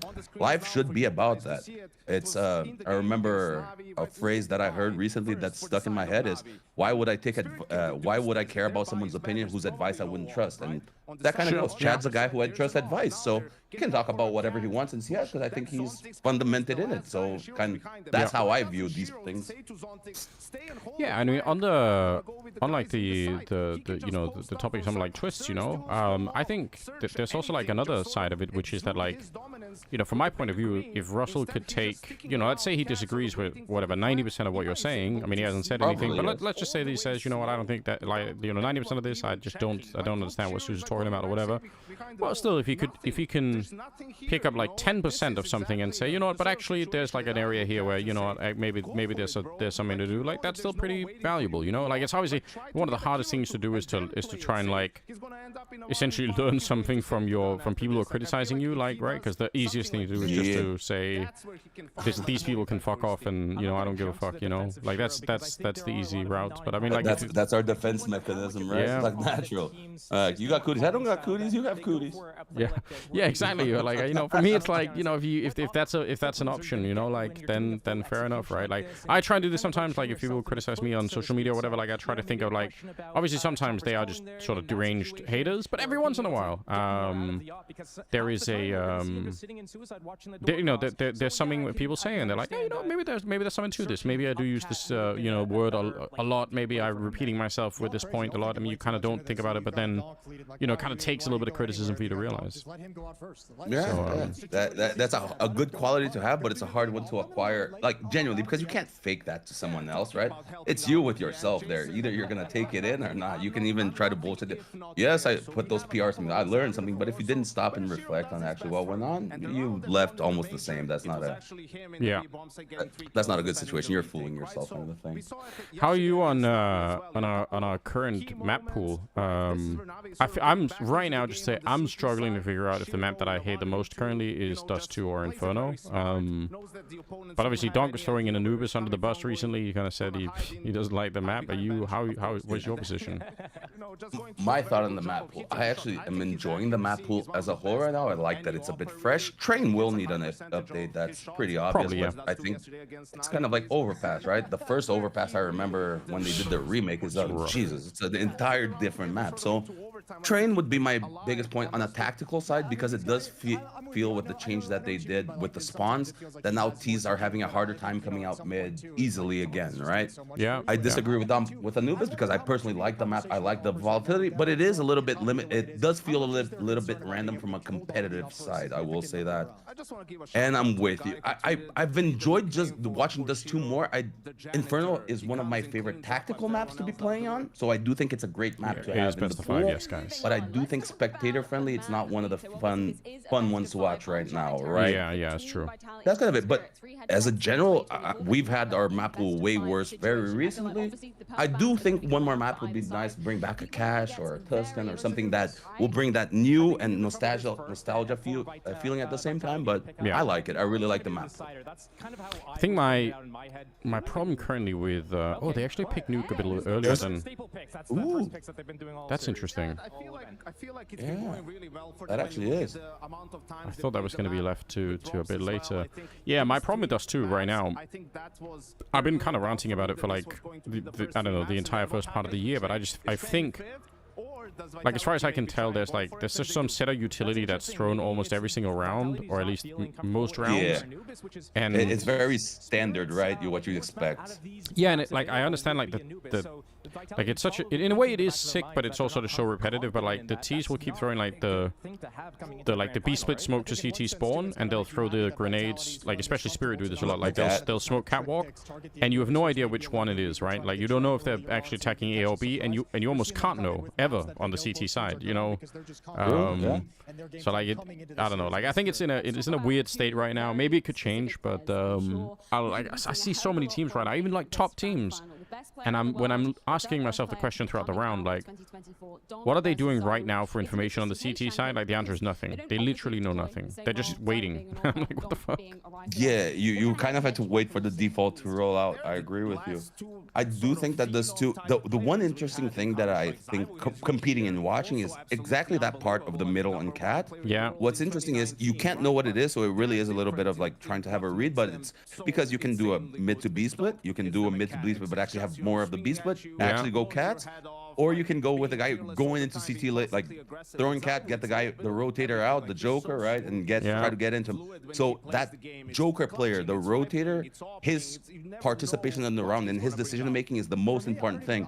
I did see teams like Fury shooting the top of the smoke to try to get information. A lot of teams try to push lower, right, to break that default control. But it is a little bit limited. But people, again, I do think that it's a matter of theory crafting, right? When I was in Liquid, for example, I created a flash that I know from catwalk that blinds a mid to B split that no one's using. That's insane. Doesn't blind. So there's always things to do. It's just CS has evolved to a playbook where everyone knows the great things that everyone else is doing, and because there's so many things, it feels like they don't have time, or it's already an overwhelming knowledge where they're not stopping to create their things other than Robs or some different players, right? Yeah, oh shit, that actually does make me wonder, like, maybe there's another thing that's playing into this, which is something like the reason why like a lot of the Dust 2 stuff kind of looks similar is because we're just watching like the same teams, you know, kind of like play each other. Spirit's winning. Look, Spirit is like five wins on Dust 2. Let's copy them. That's what everyone's like. No, stop. Think. Why are they winning? If you want to beat them, you have to understand and be one step ahead. You can't just copy them. If you're gonna copy, they know how to do it better. They live more situations. There was like, I don't know. Do you remember? This is really early on, but like Existence actually came up with this. I thought a really fun way to stop, like, or not to stop, but like to try and win those B split rounds when they were on the CT side. And like whenever somebody would try and execute a B split against Existence, they would push from like 2 people in B, they would push into upper dark. So they would say, yeah, we're gonna lose. They choose one of the sides. Yeah, exactly. So like, yeah, you can take middle and the B bomb side, but you're gonna be sandwiched in immediately. So we're gonna like push into upper dark and fight whoever is there. And if we win, now you have to push into a bomb side. You have to worry about, you know, getting shot in the back. And it was like, you know, I just think it's a theory. It's really sick, and it'd be fun to see people try and revisit that idea, you know. Yeah, that still happens a lot, because especially that like late rounds, there's many maps where the same kind of scenario develops. Inferno, if you're like you have 4 alive on CT, you're gonna have to choose to do a 2-2 or a 3-1 and choose to gamble one of the sides, right? On Mirage, you see Spirit do this a lot. They'll gamble and leave both players from B and go catwalk and do a mid crunch with the A players, things like that. Like, because when you late round, you can't be strong about everything, so you have to make a choice, an informed decision as a team. Fight that area. If you're right in your area, you kill whoever's there, like the bigger block, and you win with the bomb. If it's not there, you're gonna kill the lurkers and then do a retake. And on Dust 2, that's happened like since forever. But Dust 2, it's so hard for Dust 2 for B site to retake and to get split on when you're on the side, that you are forced to make a decision. You're either gonna both play outside, or you're both gonna take tunnels, or you have to save that smoke for Doran, where like we have this cross setup where as soon as the split's coming, we block one of the sides and know which entry path. If you don't do that, it's GG. You're just getting run over. And even if you do that, it's not easy to hold. Yeah, it's I don't know. I'm waiting for the next like evolution of how that map plays out. I've been like complaining about it a lot, but you know, at the same time, like I'm willing to be. I've almost been complaining, hoping that someone's gonna show up and say, "Hey, Anders, here's how you're wrong." Like, you know, here's the part of the game that you're not seeing or whatever. You know, like, because I Well, we'll get in the server. We'll be playing around. I want to do some theory crafting with you. I want to show you some of my crazy ideas that never got off the paper in a match. You're gonna love it. I think it was. Oh, what's up? By the way, what's up, everybody? Welcome if you're joining us since we got started. Big welcome to the stream. We're hanging out. We're watching Counter-Strike. Zews is here. If you guys have any questions or anything like that, you know, feel free to throw them in the chat. I'll try and be decent at responding. But yeah, like I think Yanko on MIB actually introduced like the like cat drop into CT spawn for B splits.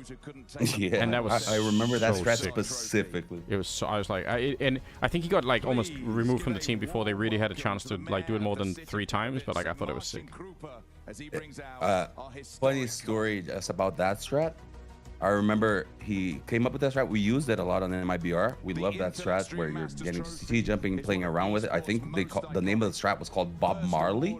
I think in MIBR, that's the name we gave to it. But the cool story is I left MIBR. I went to EG and the Blast finals online during COVID. First grand finals against MIBR. Overtime map 3 of the grand finals. I called this Bob Marley strat against MIBR in the final round, and we win against them. And they're like, Zeus, you piece of shit, you used our strat against us to like win the trophy. And I'm like, hell yes, I did. That's so sick. I love that story. I love that story and that strat. It's really good. You just have to choose the right timing to use it. That's so fucking awesome. Yeah, these are the kind of things that, like, you know, again, that, you know, we need to get these kind of things spotlighted a bit more, right? Because it's like, there's so much story in this part of the game that's kind of, you know, that's kind of not there. But yeah, I mean, it's experience, right? Being in the middle of it, having not only real stories and anecdotes, but also like I remember what were the hardships and the things that we were looking for. That as players and competitors, the ones that say they don't do this are lying out of their ass. We all watch the streams, we rewatch the broadcast, and one of the things we like is like, oh, he's talking shit on this, he doesn't know what he's doing, you know? Yeah. So it's like, we got a bunch of this, and I think I made this point on Snake and Banter. I made it more towards the competitive. We're now getting the first coaches who are being like Taz, Exist. You have all these guys who actually won tournaments and know what to look for and what to experience, but also on the broadcast, right? We're getting Steel, we're getting players, Pimp, we're getting players who actually went through these situations and understand. And the more the game evolves, the people who have been there more recently, like I said, Counter-Strike is dog years. It evolves fast. So even on broadcast, like players who were professional 8 years ago are kind of outdated. And it's not a day. It's just anyone who's out of the scene for like, I was out for a year and a half while I was kind of retired before Fluxo and things like that. It's like the game became a different beast, you know? It's like really, and I was one of the best in the world. Like the game does evolve that fast. It's amazing. So I do think it'll be cool on broadcast. I'm excited for that. You can tell in my voice, I think. No, I think it's sick. Like, I mean, like, the moment in my body. Having like the inside track on some of this, I think is so much to me. Yeah, it's a bit too rare, you know. We need more of it. We need more of it. What we saw last year here on this stage. It'll be good. Dude, this intro, dude, this stage is so memorable. Yeah, it is. It's memorable because it's beautiful. The ground, I remember every time I've been there, and it's memorable because I just remember being on that stage and seeing gold glitter fall for other people and never for me. Oh my god, how I hated that. Yeah, I was always there. I remember 2016 as well. We lost to Fnatic 2 comebacks, 12-13 and 13-3. And that, I just remember they're on stage. There's like golden glitter falling on everyone. They're getting medals. They're getting all these things. Oh no! Katowice comes and gives us a box with soap and hair gel. Yeah. That's a consolation prize for second place. I'm like, really? I open my backpack. There's golden glitter and soap, and I'm like, this is my grand finals. Oh no, bro, that's crazy. Oh man. This is something that I think sometimes it's so easy to forget as like a caster though, right? Because as a caster, you're like, whoever wins or loses, you're just having a great time, you know? And like, it's worse to lose in the final. It's so much worse. Yeah. No, I mean, obviously, right? Because like you're gonna remember every single decision that led to like a round loss, right? So you blame yourself, you blame everything that happens, what could have been different. You relive those rounds, you dream about, at least you dream about those situations. You're like, oh no, if I had just followed because normally it's like, it's not, oh, I was dumb about this, like I knew it and I didn't do it, you know, I just didn't trust my instinct or something like that, or I missed the comm or something, like I was too focused, and you're just like, I'm a dumbass. I wish though, I've had a couple of players in the past who've like come to me and sort of like say, hey, you guys keep saying this on broadcast, and like, I don't know why you're doing it, or, you know, like, I think you guys are misunderstanding what's going on. For me, that's always like super sick. I wish more people would do that in general, to sort of like say, because I mean, it's easy as a caster to get something wrong, right? Or you just... Yeah, you're reading a situation with no communication. You don't understand what the game plan and what was talked before. You're trying to decipher the code. It's hard. And it's like, sometimes you just have like a narrative in your head that just kind of gets stuck there, right? And you're like, I'm going to keep saying this, and then you just keep saying it, and suddenly, you know, you've been saying it for like 6 months, and maybe it stopped being true like 4 months ago, you know? But nobody stopped you, so it's like I remember at one point we kept doing this intro. We kept saying like, oh, isn't it going to be sick? We're going to have like, you know, Monacy versus Cyworth and Orb. I wonder who's better. And I think at one point somebody said something like, you know, the Orb versus Orb battle doesn't even happen that much. Like, it's not even the most, like, you know, the Orbs don't really exist to fight each other all the time, right? Like, I mean, that can happen, but a lot of the times the Orbs also just exist to try and stop the other holding line. Yeah, he's just doing the safe angles, things like that. From your experience, just a curiosity, what are the things that you feel players will get icked more or like upset? Like, is it not understanding their play, or some things trying to speculate on something? Like, is there a theme that I think rubs them wrong? I think most of the time it's more like, sometimes we'll end up giving a lot of credit to like a couple of people in a team, and in a way that is kind of silly because we just can't know from the outside, right? Like, we did this, I think in the beginning we call, like, you know, Exist, you know, like the best in-game leader of all time, you know, like Swedish, you know, like Nipper winning everything. And, you know, from talking to like Freiburg and Fiflaren later on, I mean, obviously it's just their side of the story or whatever, but like, you know, they did a lot of work to try and reinvent a lot of the strats for an IP, and like nobody ever, you know, obviously we couldn't know, but at the same time it's like, you know, we did just make a bunch of assumptions and say, well, every time they win, it must be because Exist is a genius, you know? And it's like, well, who knows? Like, maybe not. So... Oh, what? Okay, that makes sense, because even I thought of that. I remember, like I said, I thought both. Sometimes I received praise when it wasn't like, oh no, some in-game leader, Nitro, like when he was in-game leading, people used to think a lot, oh, like he's not giving the calls. No, he was actually pretty good off the start because he had such a really good prep. So he never, at least early on, received as much as the praise that he wanted. And I said the same thing about Ash and Gamer Legion. We have to be very careful because, oh, he's building teams, doing amazing. The players will hear that, like, oh, they're giving too much credit to Guy. I'm the one in the server player. And I'm like, it's not a lot. It shouldn't be like that, but it's human nature again for them to get a little bit either envious or want their due approval, right? Let's just call it approval. We all like to be approved. Everyone like, yeah, Zews, you rock. Of course, that's how it works. But I mean, I think it's, you know, I try to think about it more now, where I'm like, you know, I try not to just make up a narrative and just kind of keep going with it, you know. But it's hard sometimes, right? You just end up saying, you know, and you also have to paint the story, right? Yeah. If you don't have, you're gonna have to try to figure something out. So, I get it. All right, that's good information to know. Yeah, I think it can also be like a self-reinforcing thing, right? Like if I make up a story and I keep saying on a broadcast like, oh, this guy is, you know, he's always very nervous in a clutch, you know, like he might not have ever been nervous, but if I keep saying it, then there's a good chance as a caster, like, it's going to be the new truth, you know. And it might take a really long time before somebody says, oh, that's not even correct, you know. But then he's just already the nervous guy, you know. So yeah, it makes sense. You actually have to be very careful what you associate with people here. Yeah, like I think it's, I'm sure that happens like a lot of the time. And then I think, it's a long time ago, but like in the beginning, a lot of, maybe it still happens sometimes. I try and be very careful. I don't want to speak for everybody else, but sometimes you end up casting the game as if though, you know, like while you have almost perfect information of what's happening on the minimap, the players don't. So it's super easy to say stuff like, oh, they shouldn't have done that. And it's like, well, I mean, you know, with your information, they shouldn't have, but... X-ray spectators are the most knowledgeable guys in the world. Oh man, look at this staging. This is amazing. That's so sick. This is beautiful. Spirit, boo. The crowd is not on their play. I know. I don't think Spirit give a fuck, to be honest. I don't either. They have that, like I said, Magic's, I mentioned him on the podcast, but he has such a, like, I don't give a fuck personality. Yeah. It's cool to see it. Yeah, I wonder who the who your chat thinks is gonna win. Who are they rooting for? Come on, guys, give me something I want to see. we usually do like channel point votes. So where are the mods? We can set it up. I'll set up the first one. We usually do the prediction and stuff. So let's see. Start a prediction. Ooh, I like his little prep sheet color coded. Beautiful CTT. Yeah. Absolutely, and I love listening to Apex talk about this trophy because. Okay, so we're gonna do like one for just let it run 5-minute Spirit for the first map. Spirit and Vitality. So just for map number 1. But Spirit winning 100%. Map number 1, right? yeah, just for the map first one. Try and do it one map at a time. That's a good map. What you thinking?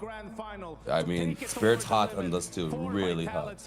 The thing is, like, we can see it means a lot, but I know people keep, a lot of people say stuff like, why do people keep picking or like allowing Dust 2 to be in the veto against Spirit? But there's a part of me that's like, I kind of get it. Like, you know what you're getting. Like, all you really, I mean, I say this, like, Donk is even playing the B bomb side, so like a lot of the time you're gonna be, he's gonna be quite far away from the action. I'm like, I kind of understand like why you would convince yourself before a game. Of course we could do it. Like, we're just, you know, like, it's gonna be fine. I think the problem is like that T side for them is like people aren't taking enough risks to try and get just enough CT rounds. Like, that's my read on it, is like you have to try and take more risks on the CT side so that you get like the 4 or so rounds that you need, and then I think you're going to be fine. Like, I totally understand why people keep picking it, but at the same time they do keep winning it, so oh yeah, I mean, you gotta give it to them. It seems they're very proficient on the map, and players have always said this too. It really is aim heavy. Everyone kind of knows what's going on, as we were mentioning beforehand. Yeah. So I do think that Donk's firepower, and especially Shiro with his calmness, clutching with the op and just hitting the right shots, I think they're favored on this too. This is one of the few maps where I put them actually decently favored. Well, right now everyone more or less is picking Spirit, so you know, people seem to agree with it. And I actually, in that heroic game earlier today, never mind that heroic did get beat up on Dust 2, but like they tried like 5 or 6 different really cool ways to try and get, you know, CT control and information. I mean, Paravision was just ready, but like that's like that's like a game to study if you wanted to know how to actually do some of those things. But yeah, I mean, well, let's see how it plays out here. Like, my suspicion is that I hope I'm wrong, but I wouldn't be surprised if we're gonna see Vitality just do way too way too little on the CT side, and I'm gonna get triggered. I'm gonna be complaining about that. I could see it too. I can see it too, man. Vitality right here. I mean, of course, everyone wants, especially on this too. I do think that the op will be a little bit more impactful, right? It tends to have very nice picks, but I'm hoping to see a lot of this strong decision taking and fast like block takes, overwhelming sides. If you get the kill on the upper cat, I want them to speed up. If Spirit comes out swinging and breaks those timings for the CT, I think they're going to be really good. Having said that though, Vitality, they are experienced, man. They are very solid, and Zews might be one of the few guys just like Nico to be able to stop Donk. They don't face off against each other that much. This is the time. And it starts in Spirit's home turf. Dust 2 Let's to kick off go. our grand final. Let's go. Ooh, finals, baby. What are they getting? 10 straight wins on Dust 2 for Team Spirit. Man, Comfortable this is map gonna for be them. insane. Spirit trying the back-to-back Katowice trophies, Donk back-to-back MVP, Vitality for their first, and Apex's first already on Katowice. This is awesome. Well, they played it twice. They've won it twice. Yeah, so much on the line. Like, he's the Bianca. And he may very well have a lot of work cut out for him right out of the gate. Robin, cool. I have this thing, quality Has got that block utility. like smokes and pistol rounds. Like, is anyone gonna respect it? Will they disrespect him? Will they really? Oh, Forced to now. That's a dream. That's the opening scalp you're looking for. I always think that, like, when I see these smoke good and pistol rounds, I was like, they're just gonna run through anyway. Like, you know, they're not gonna care. The balls to spam it. on B, that's hard. That's one tunnel with the dualies right there. That scared me too. That block. My thing on pistols is when people use the utility a little too early, right? Because you won't, normally are only gonna have one. You have to be really emphatic of when to choose the right time. But not even a chance. Holy shit. How did Flames... How did he get there, and how did they not know in the middle that he was there? I think Chopper... Did Chopper hear him or see him at all? Maybe he didn't. I don't think he did, no. Damn. It feels like when they got blocked, they didn't have a plan right there. They couldn't find a good solution, at least.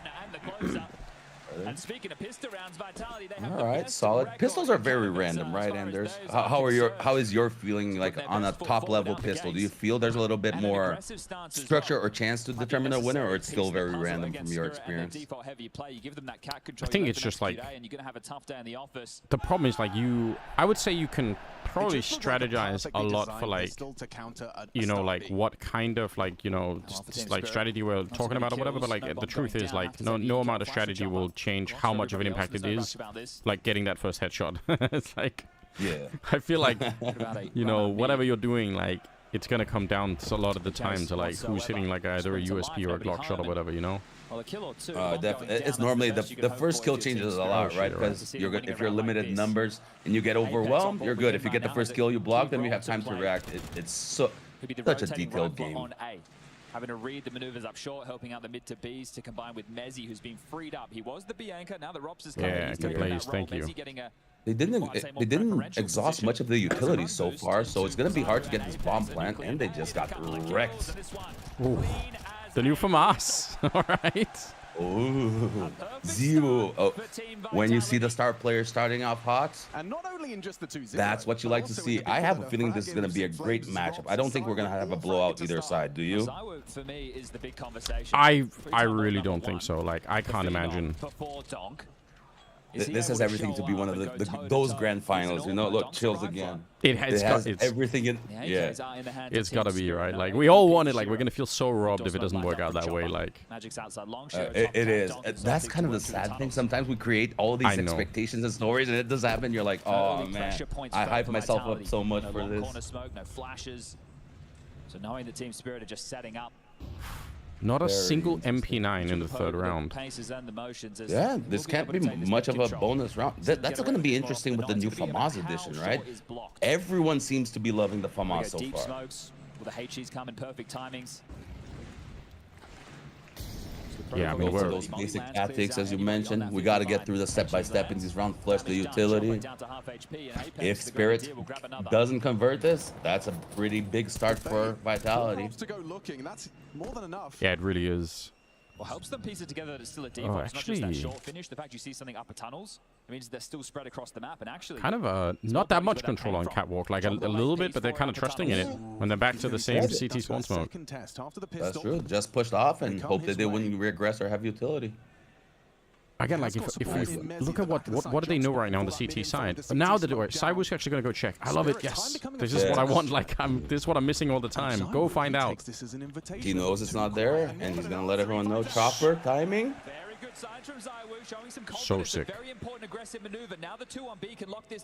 Let's see now. This is a great setup, 1 and 2, but no smokes to hold B or flashes or anything. Not an easy hold. Yeah, definitely not. Oh, every time he turns around, but this is actually sick. Zews here as well. Oh, shit, 10 seconds. Let's go. Oh my god. How does he get that shot? Magix is just solid. He steps up in such big moments. Oh, he could have had that kill on Shiro, I think. Should have even. No, this is crazy. Oh my! This is the start we want, and there's match back and forth. Yep. All right, we got a game on our hands. Really good start. Man, this is, I mean, this is obviously Magic's just going nuclear in this round, but in a way, they had no business winning this, right? Zews did all that work in the middle. Like, I feel like that's so rare. You see people go and find that information, and then he does, and they still can't win it. It is amazing, but that just goes to show we focus so much, of course, on Shiro and Donk, but every player there is kind of like underrated in their own regards, just because the others draw so much attention. Everyone has that X factor to bring around, and Magix just did it. What an insane, like, grenade spray combination from Robs. Like, who does that? That is pretty crazy. And you can kind of already tell, we were talking about it before, Chopper is the guy who, he had an idea to go B again. He wanted to keep re-hitting those sites, but getting blocked off. Pretty easy to notice this is inaudible. So this round is going to have to be developed really smartly. It's going to be an individual prowess to get space here. To change for Team Spirit. Rerouting. Mid to be split into this AWP. Yeah, he's going to be it's going to be back to the same protocol, like Catwalk, and then they're probably going to throw the CT spawn smoke in a couple of seconds, and then probably going to go and throw. Yeah, if they have the smoke for Catwalk, why not? Like, they're going to do it, right? They have 4 smokes at 48 seconds. They can do whatever they want this round, and Vitality's going to have to buy only 1 smoke to hold on Mezzy. And he's the B player. So. Chopper might go CT spawn. Whenever they throw this double smoke, like, Chopper loves pushing CT spawn. Yeah, here we go. Yeah. See, that's the one. Look, it's Bob Marley all over again. It's happening. Jump CT, come on. Nice read from Cyber. He actually knows, too. That's prep. That's prep. Yeah. Sick defense. I was tweeting about this yesterday. Like, that double smoke very often means like the like when they smoke both sides of the middle. Very often it means like Chopper wants to try and run into CT spawn like that. It's such a sick idea, but yeah, there was. There's a little bit telegraph from him. You think like it's something that you caught on? Do you think other teams would have an ease on catching on to something like that from your study? Yeah, I mean, I would almost argue like if I can find it, then they better be able to find it, you know. They bet, but I will say again, like casters, people like to throw shade, but you guys watch so many matches. You're seeing what everyone's doing, what's the meta. Sometimes the players don't have that, right? Like they tend to focus on one area instead of knowing what everything else is happening. So yeah, maybe you knew what to look for, giving you some credit here. I appreciate that. But yeah, like I mean, it's so much more fun. Like it's like this is something that I rediscovered now that I've been like, you know, home or doing like streaming and content, right? Is that like it's so much fun for me to be better prepped for games than just like traveling from event to event to event, you know? Because now I see more of these things, and that also means like just my enjoyment of the game goes way up because I'm like, ooh, I know what's I can kind of see what they're building, you know? Yeah, in a weird way, you feel part of the community, like being inside the pro because you understand every thought process of it, right? Yeah. Like you know what's going on. I think that's one of the beauties of Counter-Strike. I say, my mom, she's 75, she can watch CS and understand it, but when you and I watch it, we see a completely different game than hers, but we're all entertained by it and know what's going on in some form or level of degree. Yeah. This game is just awesome, and when you have time to actually enjoy these small details, this game just becomes a little bit more beautiful.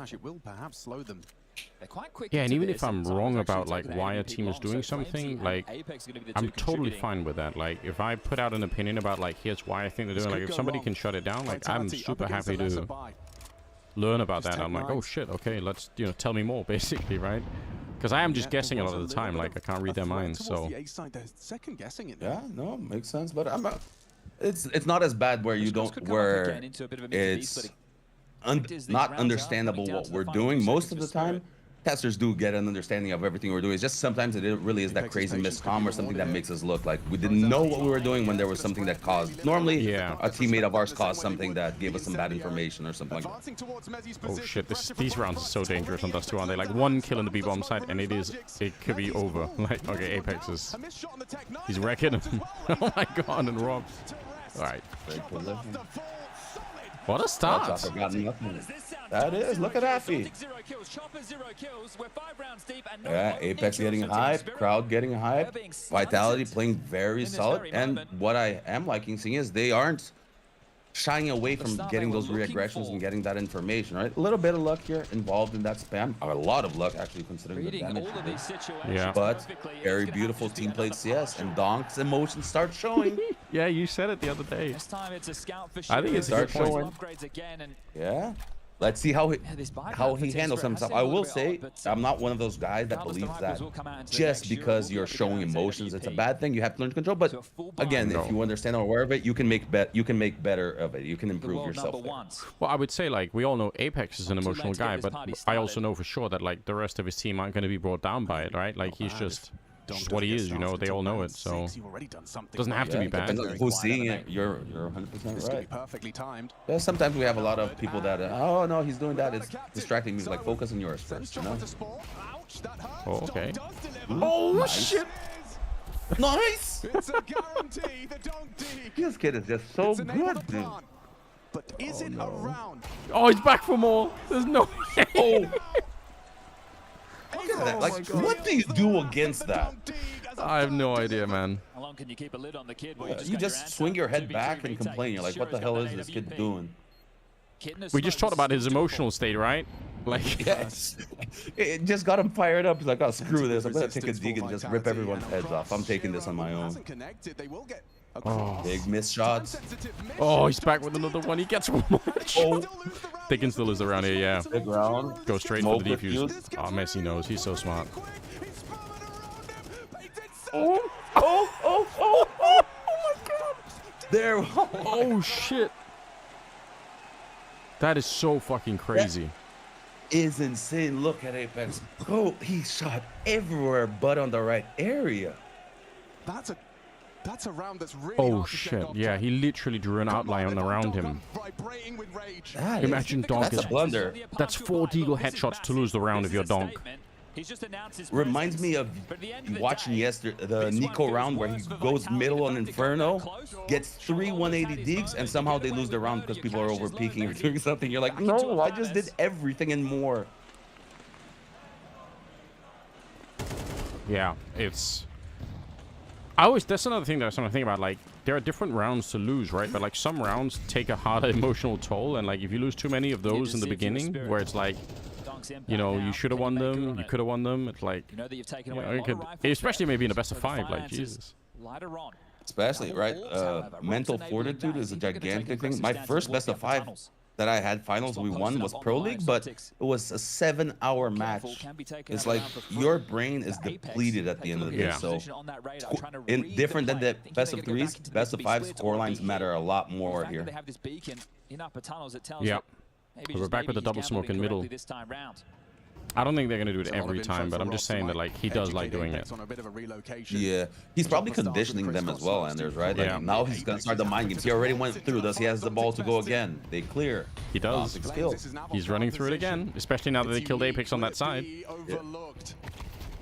What? Flames is really well positioned. They saw it. Brings down the defender of the A site, and it's wide open for the taking now. Double orbs, it has to be the save, especially with the damage. So much damage in that previous Yeah, round. that's a good point for Chad. Like double orb.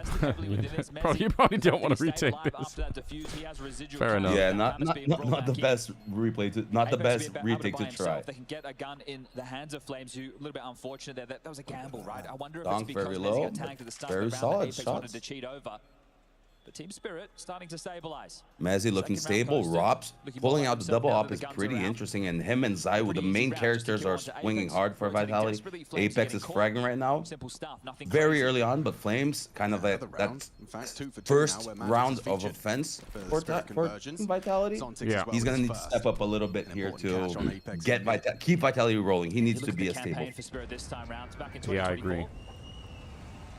I wonder how they noticed him, or like, was it just kind of a... Like, if they shoot him through that box, does the blood spray under the wall? Is it just a thing they do to test? Like, I kind of wonder, like, how they... I think it's shadow.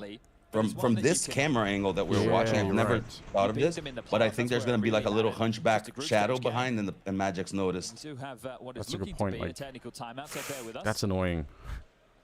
Yeah. Oh, look at that pillow. JDM, I remember Lounge Nation.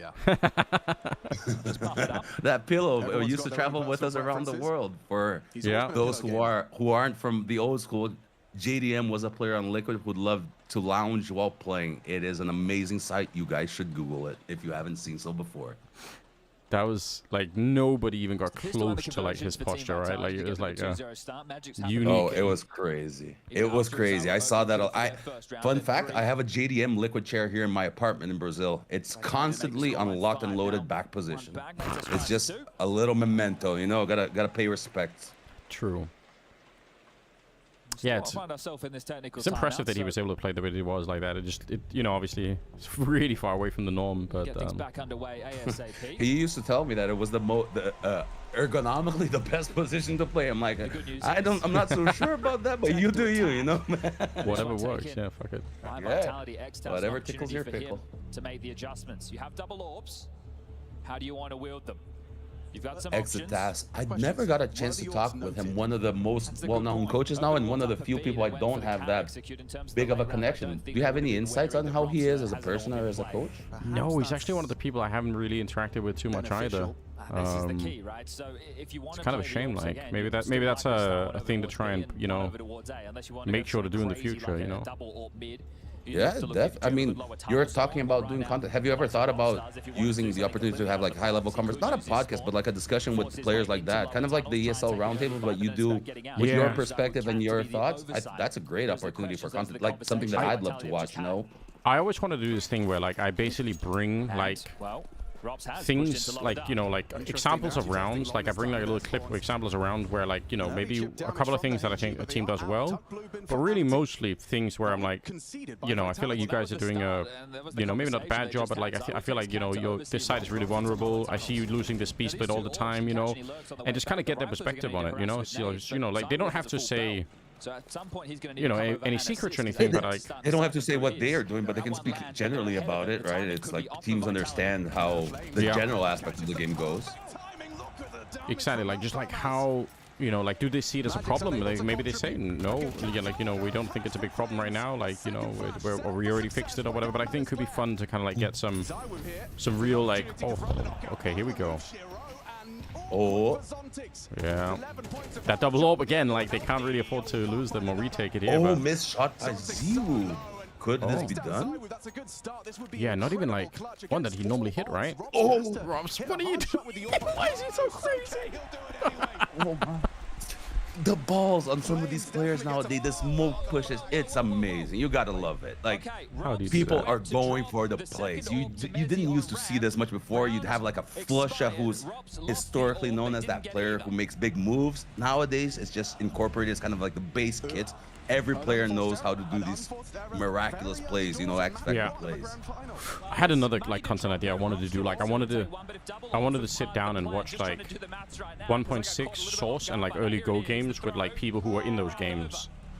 Ooh, that would be amazing. Yeah, I think it'd be super sick, right? Sit down and watch like back when like Forest and Get Right are like basically children, and they're like playing 1.6 or whatever, and just kind of like just look at how that like let them talk through like how was the game to play, why was it different, why did we do these things, why didn't we know about like any of the new stuff that everyone knows, I mean, I think that would be like people who love the sport and they die for content. We don't have anything like that with true substance, right? We probably do, but not as much. Right now, we're filled with this kind of filler hype, headline style thing. It's not the best right now, right? So if you do something like that, I'd love to watch it. Yeah, one of the problems I think with creating like slightly grander content in that sense is that nobody really wants to invest into like the slightly longer term of it. Like it's all the budgets only go so far. Like no one's saying, hey, let's make some sick content for like next year, right? Or which like some of the stuff might take some time to kind of build, but it'd be worth it, like I agree with you. I think anything that's good takes time, and it will. If you do it well, it'll also stand the test of time, right? Especially something like you're commentating on historical results with the people who are there, or you're able to bring a unique perspective and storyline to it. That's kind of something that I'll be able to watch in 10 years and reminisce and something like that. Whereas the news content, it doesn't hold true as much, right? It's just, I feel like I'm watching one of those TV fames or something like that where they're just talking about other celebrities. Check, this is my classic complaint round. There's like 2 smokes on Catwalk. Now they're going to smoke the CT spawn. Nobody from Spirit or nobody from Vitality know anything. They have no idea what's happening next. But smoke for door, perfect. That setup. They're really strong on B right now. 27 seconds. Ooh, is that going to be some... Oh, Robs, he's done. Not enough. This is big right now. Molotov on the other side. That's actually a sick grenade. Yeah, they can't go for this. Zews so far. They have to clear it. But come on. They have to deal with Shiro. There we go. They can't go for this. Yeah, definitely not. Yeah. If there was any doubt in our minds, so what we were mentioning, man, that B bomb site is so hard to retake. It's so many angles, and the guy's positioning, like he can be lower, hidden in the corner, waiting for you to pass, backstabbing from Cat. It's just like you have to make a choice where you're always going to be vulnerable somewhere. Yeah. It really is a gamble. Having to work hard for these. Rops did very It's just well to like get the double. The problem is the rotation was just cut off. The fact that you have because two of the players towards positions Rob, the CTs they in a are round able like to this see one, both flames here by and the time Apex they rotate know back. that When it's they for know that's in real play, a B it's, split, we'll like drop all the way back, we're it's gonna so be smoked on late, CT. right? We Like have it's to push such a that to late, reposition you know, themselves. It's the longest information reputation play, point to help which is out. really cool. But like, So let's take stock. you know, it's a good job they had the smoke for the doors. Like otherwise they would have lost this round much earlier. I do feel though that their positioning wasn't as good of a crossfire. If they have like one guy on that far wall on the left side and one guy in car, you can have a better crossfire from there. If you have both big box, one looking inside, because you really do need to like choose which avenue. They were trying to hold everything and couldn't do it. And Donk hit a bonker shot just coming in, right? Oh, I love this round. Look at this. This is sick from Vitality. Oh my god. This is so sick. This is what I'm talking about. Like, I don't get enough of this. Information crunch, yeah. Yes, like all there. Take it away from them. Like, don't let them do their default. I think this is one of the things that like Spirit have been struggling with in this half so far, right? Like, they're actually not getting as much default control as you normally see them being allowed. They've given them the side. That's true, because I mean on Cat they held, but they're also starting heavy upper dark, so that puts their early game in presence really nowhere, honestly, if I'm talking about it. And Chopper now spotted on the cross back. Plenty of time for him to cook. Chopper here, what you gonna do? And can you bring some heat here? Flames knows he's searching. So you already said it. Like even the guys who aren't Donk on this team are still sick, you know. So. Oh, what a shot! Oh. He had no head armor. Oh my god, that goosh. Yeah. That's you just feel it, you know it, and it's running, falling. And you're just like, damn. You know, something that always makes me laugh is when I think back the first time like Chopper really came onto the scene with Vega Squadron and like the jumping back 10 days. I remember like I was in a car from the airport once with Carrigan, and he was so he was just so pissed about this guy Chopper. You know, he was like, because back then like Chopper, who the fuck was Chopper? You know, back then. What that time he was on Vegas Squadron, I had to fill in for Liquid, so it's really, we won against them, by the way. We won and qualified to the second stage of the major on top of Vegas Squadron. I remember that. Oh, Carrigan was so pissed about like the jumping Mac 10. He was like, you know, it's like every time I'm trying to hold a smoke or something, he's just like flying through the smoke with a Mac 10, shooting me in the face. Like he was so, you could tell that like he was, you know, he was like angry that this guy was essentially violating the game, you know, like, you know, but then it like, you know, he feels it's anti-ethical, the kind of yeah, almost, you know, almost like it's, you know, this is fucked up, right? Oh, this is, look at the speed behind this. They tried, they're trying for crunches and clears, but lost B-sides, Flames made it possible. Yeah, this is fucking sick. Apex. A lot of utility for the retake here. This is one of their better chances at a B retake, and there's this. If they can't do it on this one, it's gonna become really hard. It's interesting that they're keeping both the AWPs right now for the. Oh, holy fuck! All right. Hey, Flames, burn him alive. Are you gonna expect a second AWP here? Let's say you get this kill. Are you gonna see it coming? Oh, you will. He did. Oh my God, Apex. Reaction from Apex. We need to see this. Yeah, we do. He's the man you got to turn to for more than a few of these rounds. Man, they've put up a really good number of rounds already, but that's a round they're gonna feel like they should have won on that retake. Yeah. You know what I love about this round? Again, it's like and again, another big round they throw the smokes in CT spawn as they're running, right? Like they don't execute that plan from the T side of the doors. They're already near CT. It's an explosion style strat, right? Yeah. Like once you get the tell, they're already out. It's like there's no like you're not hearing the grenade on the wall, you're not hearing it fall down. It's like boom, we're ready and we're going. Yeah, for those who don't know, like in Counter-Strike, we used to say there's a few types of default rounds where we go. There's defaults, there's executes, there's contacts, and there's explodes, right? Yeah. what Spirit has done here is a mix of the contact explode, where explode basically means you'll throw either a pop flash or a smoke and run right after it, and a contact you wait for the shot to be fired first. It's a little bit more gambly, but that's the way you destabilize rounds and really just overwhelm the other team, and Chopper's a monster at that. Oh, they're going to collapse on mid. Yeah, there's actually something. Yeah, it's so punishing. Like, oh, Apex. Shiro. So cold, ice cold. Shiro's Whoa, I can see it. I can see this round. It could have happened. It could have. It could have. Man, Shiro's recovery from the whatever the fuck the Cloud9 experiment was is actually insane, isn't it? Like, it is. Like, if this team didn't have Donk, you know that he's already like a franchise player level star for a team, and he's been. I think he has like a over 1.30 rating as well with Shiro. It's like he's supposed to be one of the best in the world. I think he was number 6 last year, but it's like any other time where you don't have like Zews Donk, those are insane stats that would put you in the top 3. Yeah, for sure. It's also just like, I think one of my criticisms for a lot of like AWPers is that, you know, everybody wants to be Roki or Monacy or Saiwu or something, but the thing is, if you're not that person, then trying to be that kind of an AWPer is so damaging to the team.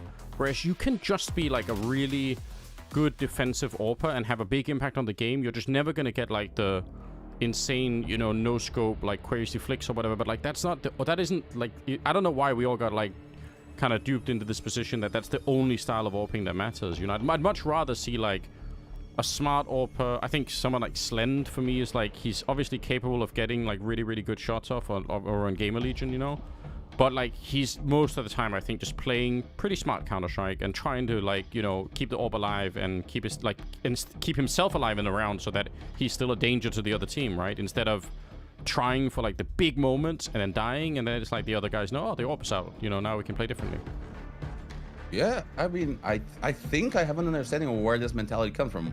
Ever since the Kenya S days, yeah, we love to see flashy plays, right? Of course. And especially in Counter-Strike 2, I do feel that right now, Fallen said this in an interview, there are angles which the op simply can't hold. A device style opera, which is the coach's wet dream, right? Like, you always want an opera who's consistent, saves the op, manages economy, gets the kills that he has to. It's not about the flash one. You just shouldn't be missing the ones you need, right? Yeah. But CS2 is not favoring those operas right now. So people are even more trying to be that flicky style because of the rifle wide swing that Donk has famously introduced to the world right now. Yeah. And as for Shiro, I think he's always been that player. His come up, I don't want to speculate too much, but of course that Cloud9 roster probably wasn't good. But he has always been a beast, and he is that calm player, but he can have that flashiness to him when needed. He just opts to be cold and just wait for the other team to make mistakes and clutches or save the economy. So he's a great player. He'd be like in almost any team in the world. He's a clear upgrade over most, and he will actually complement the system really well just from a purely competitive standpoint, right? Yeah, man, like, and yeah, I think it's worth highlighting, right? Like, it's not like Shiro doesn't have the skill to try to go for like a lot more of those plays. It's just like, yeah, it is a decision, you know. I think it's worth highlighting every once in a while, like the difference between what kind of a sniper you could be there. What the fuck is this? There is. I had this hot take on the podcast appearance. It wasn't in regard to Liquid, but it's just like my theory crafting. And I always thought different. That Liquid Grand Slam roster, we didn't have a fixed opera. And I feel like CS2 is kind of like poised for someone to create a roster that's going to be in a way similar to Spirit if they didn't have the opera. They're going to be able to make those aggro calls, risky decisions and blocks, just speed up once you get the kill. That Liquid Grand Slam roster was that. You adapted their map. And I think that Liquid is one of the clear examples of a team that could try something like that. Have you ever theory crafted something along those lines of like, it really is different than a meta? And I get how many people who never tried or saw something like this would call it stupid. Like, how are you going to do it without an op? But CS is, you can theory craft a lot, and there's different styles and schools of Counter-Strike. You can come up with something really good, and in my experience, that's how you differentiate yourself from the pack, right? You move a little bit away from what everyone else is doing. Yeah, Apex yeah. led But squad people throughout their people Katowice hate run. doing that, don't they? You know, like I think you're right. Like, on map number but 1. most people would rather be like, okay, we're gonna be, Smoke lands mid. you know, we're gonna try and play the style Towards the that's prying eyes of Chopper the and approved Shiro. style Something right now. started You on know. B on his lonesome. Yeah. Lower tunnels, this is very diligent. It's a different style of Rebounds, mentality. nobody I like home. trying new identities, new styles. Still have a Because smoke and even flash if it's and not the finish. perfect thing for you, you're gonna get something Shiro from using it. that In smoke life, you against learn the so Marshals much over from towards the B mistakes. side to help out Zontix. It looks like Yeah, they're I going don't to be setting up to disagree. test the turf of Donk. One smoke here on On A Apex. ramp, Magic's cannot support him. It's going to have to be Chopper in through spawn. They seem to be going for the A splits. Gonna be one cat smoke and flash behind. Continues to Yeah, smoke for CT spawn. They actually just jumped down behind it. Damn, And that's the game. That's the pistol. There's no way. Oh, it should be I think right. they're trying to channel up mid to go long Yeah. or short. It should be. I wonder if I'm starting to get into the caster curses. Imagine this turns around. Do you have a caster curse, Anders? Are you one of those casters? Oh yeah, for sure. Like Park the bus. it happens all the time. Like in both ways, right? Like sometimes you're just like you're like, oh, this guy's having a quiet game, and then they just step up, and it also happens obviously when you're like this. Oh, oh my god, what the? Oh, what an absolute shutdown! Sit down. Wow. Kinda crazy. You gotta give it to him.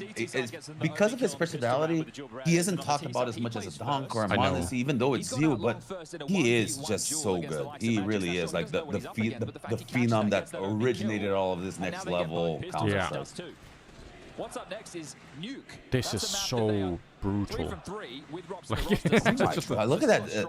It's like it's still moving. The timing to click perfectly, even though you didn't like do the perfect micro adjustment with your aim, is insane. I guess this Yeah, it's like how many actual frames on the server did the other guy even have to respond to that? Like, probably. I'm sure you've seen the edits, like what it feels like to play against pros. Yeah. There are some peaks you die before the guy almost strafed on your screen. You're like, how is that possible? Everybody seems like they have a calm head. You've seen contributions from almost every single member. Now we get to see oh man, I personally hate the scout in middle. I know it's a huge asset on this dude fall in love with it, but it's like if they try to go on you and you don't do something, it's you have no chance with the scout. Does not connect. Yeah, it's always like Gap is long. I think when I'm casting, I always try and say to him like, you know, like it's really like the scout runs are really fun if you get like 2 tags in on the enemy team, because then it's like, ooh, now it's opened up. But like if you don't do that, now the deagles do work, right? Exactly, yeah. Like it's like now we've made it possible, but sometimes you just don't. Then it's like, okay, what are we doing? Yeah, no, it's still the correct call to go for the scout. It's just I hate scouters that they'll get the scout and then they'll stay in one position. You need to be very mobile. You need to get picks and tags and just be surprising. They've got nothing to report, so Robs' patience could lead to an effective lurk. A stack, they're coming along. Is there anything to stop them? Flash on Donk. Here we go. There's a 5-7 as well. Zontix. Oh my god, what a flashbang. That is amazing. That's the one where you're the support player and sometimes you don't even get the credit, but that round is all on you. Magic's, that's amazing. God, that was beautiful. Yeah. Yeah, that's shocking, isn't it? Like the start of it as well. Like they lose one to like the HE and the scout, and then the fucking 5-7. Like the 5-7 is just the. We've been having a discussion on the stream for a while now about like, you know, MP9 or 5-7 in terms of like, you know, how much value do you get for the money? Obviously it's hard to say. Obviously you got the extra cash for the MP9, but like damn, the 5-7 is crazy. It really. They're both amazing, and I feel the 5-7 for so long has been underutilized. Yeah. Right. Whereas the MP9, it's I think a little worse now, but still good after the latest patch. But the 5-7, people do. If someone gets really effective at it, I think the cost benefit's just too big. Even if with the win bonus for the MP9, you can do it almost every round. You can get a cheeky $500 buy. Yeah. Yeah. I even think sometimes like. Again, maybe it's, I don't know, I've never looked at the stats on it, so maybe somebody could do this one day, but like my feeling is that most of the time you should probably buy a 5-7 or the Deagle even, you know, but the Deagle has that like flashy value to it, you know, like, ooh, we all know the Deagle headshots, but like, the 5-7 is like, it's crazy. It is. But the satisfaction of a deagle. Everyone who's played Counter-Strike knows the satisfaction. You just feel like doing the little wipe off the shoulder. You're like, yeah, I did that. You know, sit down. Don't look at me. Yeah, it's not wrong. Do you still play a lot of Counter-Strike, Anders? So actually, the truth is, like a lot of these years when I've been like out traveling, like I haven't been playing nearly as much. I think actually in like the last like month and a half or whatever since I started streaming, I've been playing like more Counter-Strike there than I have for like the last 2 years or more. You know? Yeah, I can see. The first time I've been playing Counter-Strike is now like since I got removed from Liquid. It had been many years since I wasn't enjoying playing the game myself. Yeah, it's just like it's also because I think Counter-Strike. I don't know what's happening. Like how are they back in the round? Let's go, Robs. 17-6, by the way. 17-6. I hadn't. He's got 1 bullet. He had 1. No, he still has 1 bullet. All right, there's the reload. Oh my god! How sick is that? Dude, this is a match. This is the way to start a final. Let's go. That's insane. Apex experience, man. Experience right there. He actually threw away the P250 to pick up the same P250 with 1 bullet and still had time to reload and get the kill. That's really insane. That is. But you love to see it. There are so many close rounds here. All of these clutch potentials going both ways.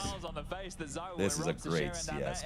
Yeah, it is. Like, it is. And it's starting to get scary here for Team Spirit on their pick. A swing round a swing map this early into the best of 5. That's scary.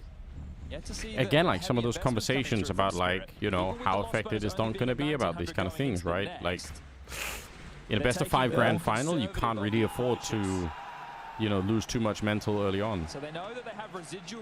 Or at any point. I remember losing a finals of New York because by map 5 we were so exhausted we started losing like our emotional equilibrium, you know. So it's like one little thing will do it. So now it's gonna be a really good thing to keep our eye on Donk and the rest of the Spirit if they're able to bounce back, keep their dreams alive of this back-to-back finals, and it's got to start with this too. Their pick is mega important.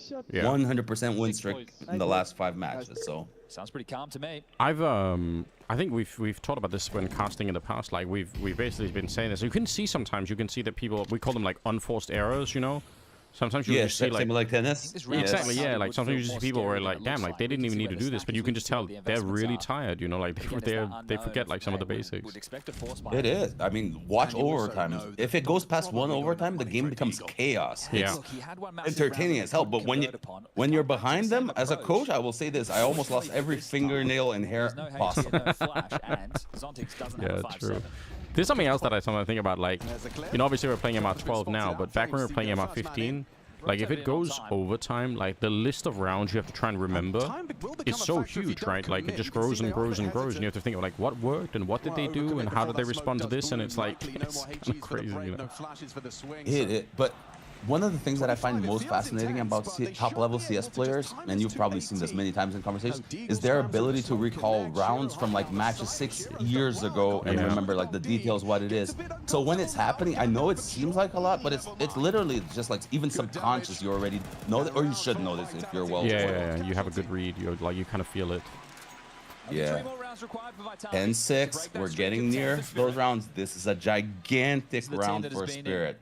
Donk, man on the screen, you gotta step up. This team relies heavily on you. You're 8-13 right now.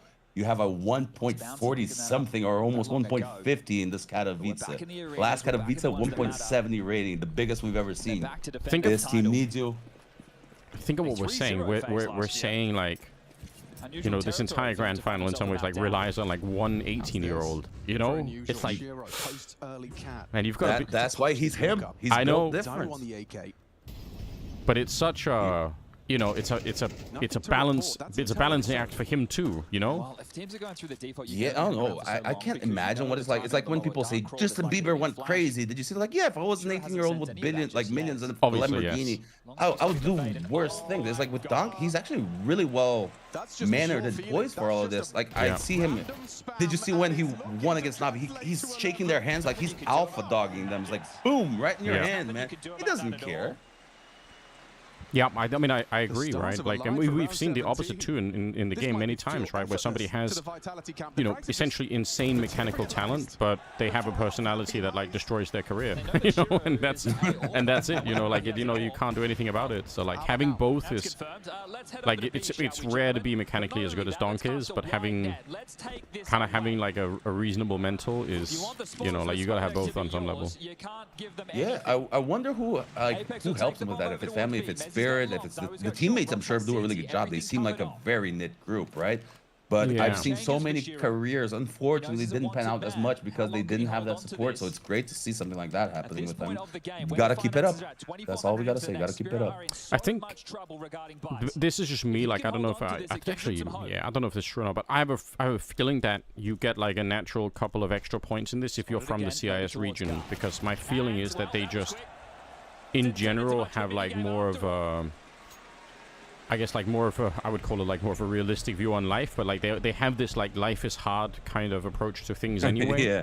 So there's like, you know, I think it's a lot harder, I think, in general, to like put them out of their comfort zone, and like I think they you know, they're more likely to stay kind of like more within their own brain and or within their own head than you know, like going crazy, you know. So easy. We're all stuck in our own perspective. Like you said, people are going to be messaging you, you're great or you're bad, and you're going to get in those things. Yeah. And one thing that I've always said since the beginning is, like, look at Donk. He's the best player in the world his first year, and he's 18 now, I think, right? He was 17. Yeah, he just turned 18, yeah. For him to get that good, how much of his life do you think he spent in front of PC and not necessarily socializing, right? And so it's the skill set he has in game is really obvious. Like the personal abilities are going to be hard, and he seems like he's doing fine. So it really is an outlier on so many levels for someone that young to be so good, so composed, like so many things. He does have the possibilities of the future ahead of him. It's on him now to make the best of it.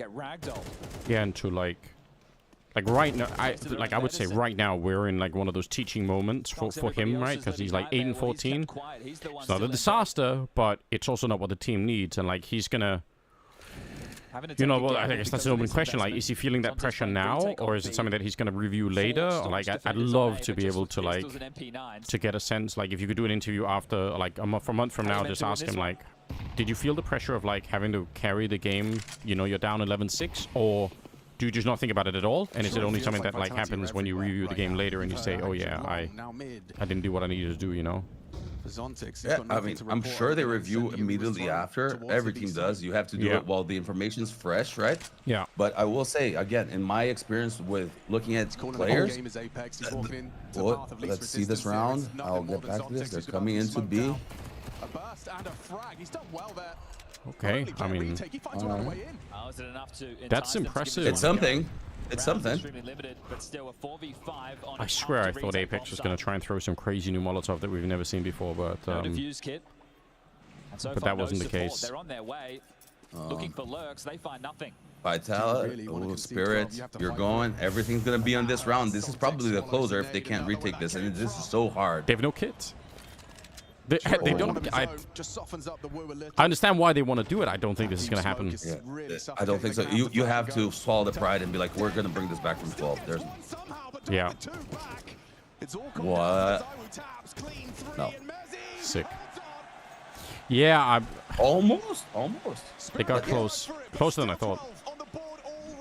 Yeah, it is. Hey, it looked flashy. And so just to finish up on that story, it's just like the Cold Zero. He was #1 in the world, and I thought it was beautiful watching like the humility at the time, where it's like he had just done a clutch. It was like 5-1. He's like, pause. No, we're not gonna pause. We just got momentum. This is like, he's like, pause. This, my heart's gonna go through my mouth right now. You know, kind of thing. Like he admitted the pressure. He's like, pause. My earphones are wrong. Like you have to be able to be very real with yourself in these situations if you want to control on top. If you try to kid yourself, you're gonna fail most of the time. And Rob, wow. Yeah, like running on emotional energy is also like, it's, you know, it's a big risk, right? No, it is. Oh my God! Whoa. You know, 26 is almost like the new 35 bomb. If he gets 30, it's the new 40 bomb. It should be. There was so many discussions. People are like, "Oh, how is he going to be in this team?" and so on and so forth. Like, holy shit! It's Rob. You cannot think he's going to be. He knows how to dash. He's one of like the GOATs in my opinion. He really is a future Hall of Famer from how he got here and how he did all of this. Yeah, 100%. Chopper's there as well. Oh my God, what a start!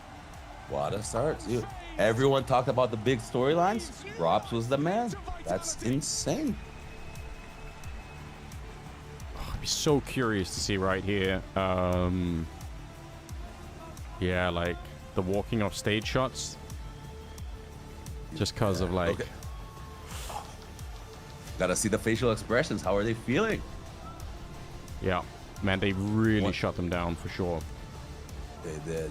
And I know Apex lives up to this arena. This is one of the most beautiful arenas and crowds to be in. Like, if you're playing good CS and you're prepared, for sure, you should be on point. Damn, what a what a great sick first start. map Counter-Strike. Yeah, great. We're in for some good showings. That 5-7 round, that was the key in the coffin. Yeah, that really hurt them. Yeah, but man, I'm so happy that, you know, again, like I think Vitality on their CT side, like they managed to show some of those like they really managed to take away part of the rhythm that Spirit get into. Like that's just very, very cool to see. And it's also I feel like Spirit were doing this a lot more, and they did it actually last time we saw those two as well. Like where they try to go a lot into upper dark and straight into B. Like they're doing that somehow a lot more in the last like couple of weeks. As opposed to like the A split B split protocols, you know. Looks more like a hospital to me. It's interesting to try to note different approaches in game plan, right? Game plan. Most teams will never have a full game plan for the entire match, but you like to, at least an IGL and coach, idealize how you're going to start the match. Yeah. As I commented early on, I do think that their plan is exactly as you're saying. They were trying to go for those B explodes and splits, but they got shut off pretty easily and they couldn't adapt as well as they'd like. They didn't have at all a pretty good team, if we're honest. Vitality just outclassed them. No, it's all wrong. That's so sick. Hold on, I'm gonna have something to drink. I'll be right back. Sure. Feel free to talk to the chat if you want to. You know, just spamming away. Oh, this whole thing? Let me see how your chat's doing. If anyone's got any questions or any comments, let us know. Let me know, right?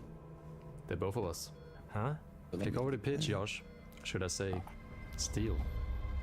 Tier 1 Spirit, easy. Rob's 100% cast. He had 100% kill assist. Oh my god, that's insane. That is kind of insane, Svendo. What do I think about Dumao? Dumao is a great player. He's a future. He's been on Legacy forever. I'm very curious to see how he do in other teams, but he's been touted as one of Brazilian's hottest prospects now for almost 5 years. So he's had a lot of experience. If I'm honest, I expect more of him. I know his potential. I do feel that he's had, unfortunately, some jitters in moments, right? Like in major qualifiers, getting that experience, but he's a player that came over very young from Brazil to the United States. I think he's not as far in his career as he'd like to be, but he still has the potential. Maybe a breath of new fresh air will help him out, my bro Danka. Hope that helps you out in your quest. I'm back. All right, what you got to drink? Some generic energy drink, you know. Waiting for that sponsorship to land. Yeah. Not trying to close my doors for sponsorships here, but I'm pretty sure the energy drinks were a big part in my lifestyle leading up to that heart attack. I was drinking like 5 or 6 a day while I was doing these sports. Bro, that's crazy. That is a lot. That is. And it's not like the little it's the big monster cans, you know? It's like I wonder where Zews got fat from. People ask me like, oh, why were you so fat? I'm like, I don't know. Maybe it was the 6 Red Bulls a day that I was drinking on top of food. I have a rule, like I try to my rule is like no more than like 400 milligrams of caffeine a day, you know. I think the safe limit is about like 600, you know. So I'm like trying to stay below, you know, that. I think you cut out. You like that? I don't know if it was for me or for the stream as a whole. Oh, is it back? Might be back. Yeah, you know, I hear you perfectly now. Just I didn't hear anything. I was like blank, and then you came back. You already talked. All right. But yeah, like I think 6 cans a day is gonna be like that's a lot. That's a lot. I think any physician in the world will tell me that I'm stupid for doing that. But yeah, I never claim not to be it for certain things, right? It's like say what I do what I say, not what I do, kind of a thing. True. Yeah, sometimes you have to learn, you know. Yeah, it's part of it. We're not meant to do everything right. Like I know it's not good for you, but we gotta have something at times. Those some things change, but I used to really love my energy drinks, man. It was like my one guilty pleasure to escape. Yeah. Yeah. I guess it also depends on, like, you know, some of us might just be more, you know, more vulnerable to them than others. You know, who knows? Who knows? Exactly. We don't know. What a performance from Robs. What's your take on, like, I mean, obviously we don't know exactly how Spirit are going to be talking, but like, how much would you as a coach like spend talking about the map just as was, or how much would you just go out and say, hey guys, forget about that map, we're not even gonna, we'll do that later, now we're focused on the next one? Like, so your approach in these halftime or half map talks has to be different and based on the situation, right? Yeah. Most of the times we talk very little about the previous map. It's main key points of things that we did right or the things that we want to change, and it's normally very generic, if I'm honest, because the game plan will be done. So it's like our communication wasn't good in this situation, we step it up, we weren't being as aggressive as we'd like, or we faltered in situations and let the emotions get. Again, it's you have very little time, so you have to address as many of the big points succinctly and fast and not take anyone off. So there is no generic answer for that. It will change from game to game. I think in this one, Spirit won't be talking. They'll give examples, but it's going to be more of a mentality thing than actual details in the strat. They'll care about the details after. They want big picture macro and how they are handling themselves as a team in this match. Yeah, like if somebody is, like, I guess if you're a coach and you're worried about like one or two players who seem to be, you know, taking the loss in a hard way, or they need, like, you know, they need, like, did you hear the Blade timeout one of these days on Nuke when he just told Alexi, like, I need you to do better in the yard, basically? Did you hear that? Yes, I heard. I'm loving these timeout segments, by the way. But yeah, it's direct, and there shouldn't be any ego there. It's like, it's not that I'm saying you're horrible. There's like, no, I have a read for this. I need you to trust me, and that's it. You know, kind of a thing. You need to do this better, or am I? It's because I'm not telling you to be an asshole. I'm telling you because I want us to win. It's like, it's money, it's fame, it's pride, it's everything. You know? Yeah. For me, like, I think it's awesome that, like, I hope that means that Blade and Alexi have that kind of, you know, relationship, because that is so sick. But I also imagine that's very, very hard. Like, I think there are a lot of players that if you said that to them, that would be the end of the match for them. You know? Like, they would crumble. I 100% agree. I think that one of the greatest qualities a coach should have, or whoever's the leader, but a coach has to have a leadership in this part. It really is about understanding the peculiarities of each player and their identity, how they like to be treated. Like, I'll give straightforward examples. In the Liege, he's very analytical, so like with him, I'd have to bring the rounds, the breakdowns, something like that to get him to actually understand and break through. Yeah. With someone like Nitro, who was the in-game leader, his was more based on, I'm like, I have a feeling I want us to do this pistol, and it would just be that. With Nitro, I could say whatever it is. If he tilted or something in the match, I wouldn't talk to him right on the moment. I'd have to wait a few moments. Yeah. So it really is about having tact for the situation. It's a social engineering experiment, coaching. I swear, it's so complex, and people think that the biggest part of the job will always be the tactical, and that's the fun part of the job, but the biggest part is actually maintaining a running, functioning team that knows how to work together and talk. Yeah, I've had this long-running answer whenever people ask me, because people do this a lot where they're like, ooh, you know, would you want to do coaching? And I always try and say, like, no, probably not. but if I was going to do it, ask Jason and Yanko, man. Yeah. Ask what they thought of it. It's like, yeah, Henry tried it. Yeah, like, but I mean, if I was going to do it, like, my answer is always like, I would try and, like, let's say I had 5 people that I was going to work with, like, you know, 5 players. I would interview each of them individually, and I would ask them to answer questions like, one, like, what does success look like to you, and when do you kind of expect this success story to play itself out, you know?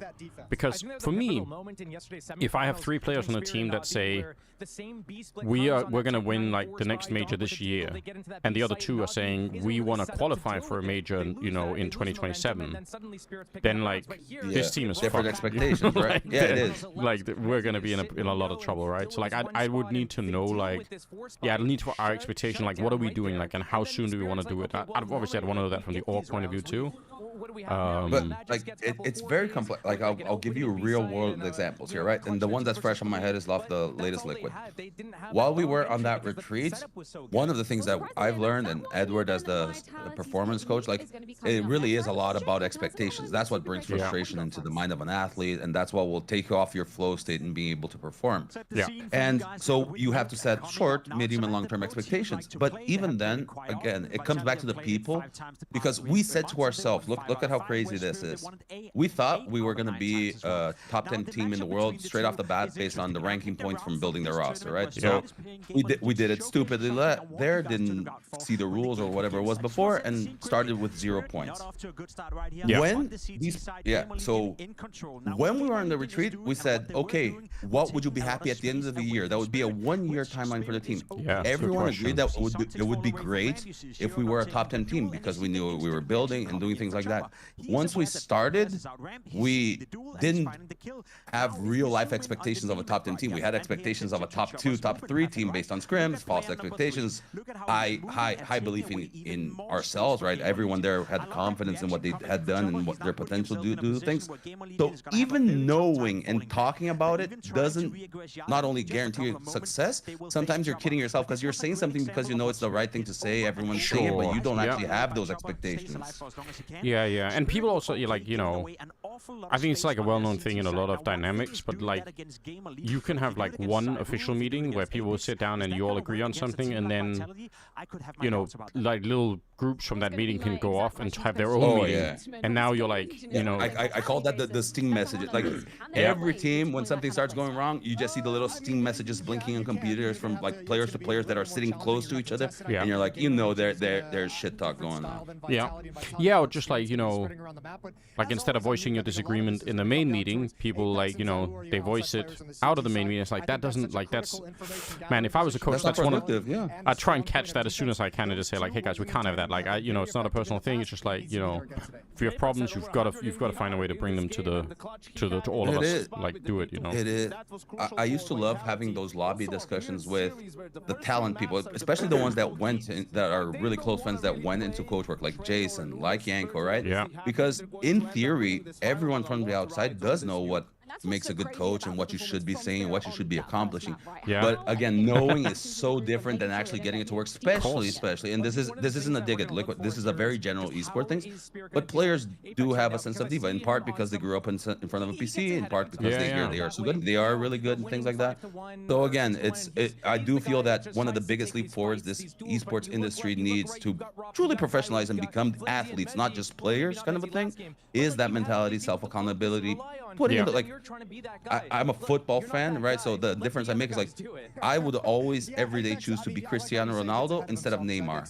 Neymar has the fame, all the thing about it, but Cristiano Ronaldo, he's like the real hardworking athlete. He's the guy that when he walks in the room, everyone stops and looks at him, like he demands presence because he is just such a stand-up guy and an amazing athlete. And players need to have that. That's the confidence I want to see in players, knowing what's correct, but standing up for what's correct and doing it and actually putting it in instead of shifting blame. People will think that it's I'm shifting blame or other people will do it. Everyone does that. It really is about minimizing it. You can't, it's not black and white. It's about just doing a little bit better and figuring it out. So it's also, I guess, because also like, it's hard, right? Because like, you know, when you say like players are divas, like, but you also need them to be like super confident, right? Like you need them to feel like, yes, I'm going to beat every single person in the server, you know, no matter what. So there's like the moment they lose that, they'll never do it. You're right. It's such a hard balancing act to not get them off their game, but get them. I used to say the biggest asset a coach can do, and humility aside, this one I was a master of this. It's like having ideas and things that you want to do in the team, and making the player think that he came up with that idea himself. Because then he will be very likely to you know, go forward with it. and that requires a lot of talking and making sure the idea is good, makes sense, and having like kind of like Inception, pointing little nuggets that makes the player think for himself and realize that. Yeah. But that's the part of the job, honestly, that I'm sick of, because it requires you to be a bit of a kiss ass, or you know, like just not being. And again, it's part of life. It's like it was part of the career, and it's part of what made me get to the respect and get to those teams. Just I'm over this shit, you know. It's like your views change. If I was at the start of my career again, of course, damn straight I'd be doing that shit. But right now it's different, and I do think that there's a lot of value in highlighting that outside of actually just being a coach, you know. Yeah, I super agree. I mean, and it's also, I mean, like it's you know, it's something that when you go through it like a number of times or whatever, like, you know, like you're never gonna get the perfect resources to work with, right? Like you're never gonna get like, you know, all the best players and all the best, you know, like all the money and, you know, the best organization. Like they also have something to say about what's going on, right? Like, so like it's never gonna be perfect. And I guess like you can only go through so many rebuilds where you're like, okay, well, now we're back to square one, we're gonna do it all over again. I have to teach like a new set of players to do so, like, you know, it's like that obviously becomes more taxing, you know. Yeah, it's the truth is, like, I used to talk to Danny Zonik about this all the time, but it really is like we're in the beginning we were like dads, and then at least I tried to change my approach from being a dad to being a big brother, right? It's a little bit different in how you're approaching, and you're able to touch on some subjects a little bit more personal to players. I've always liked having that actual real human connection with my players, right? Like understanding who they are.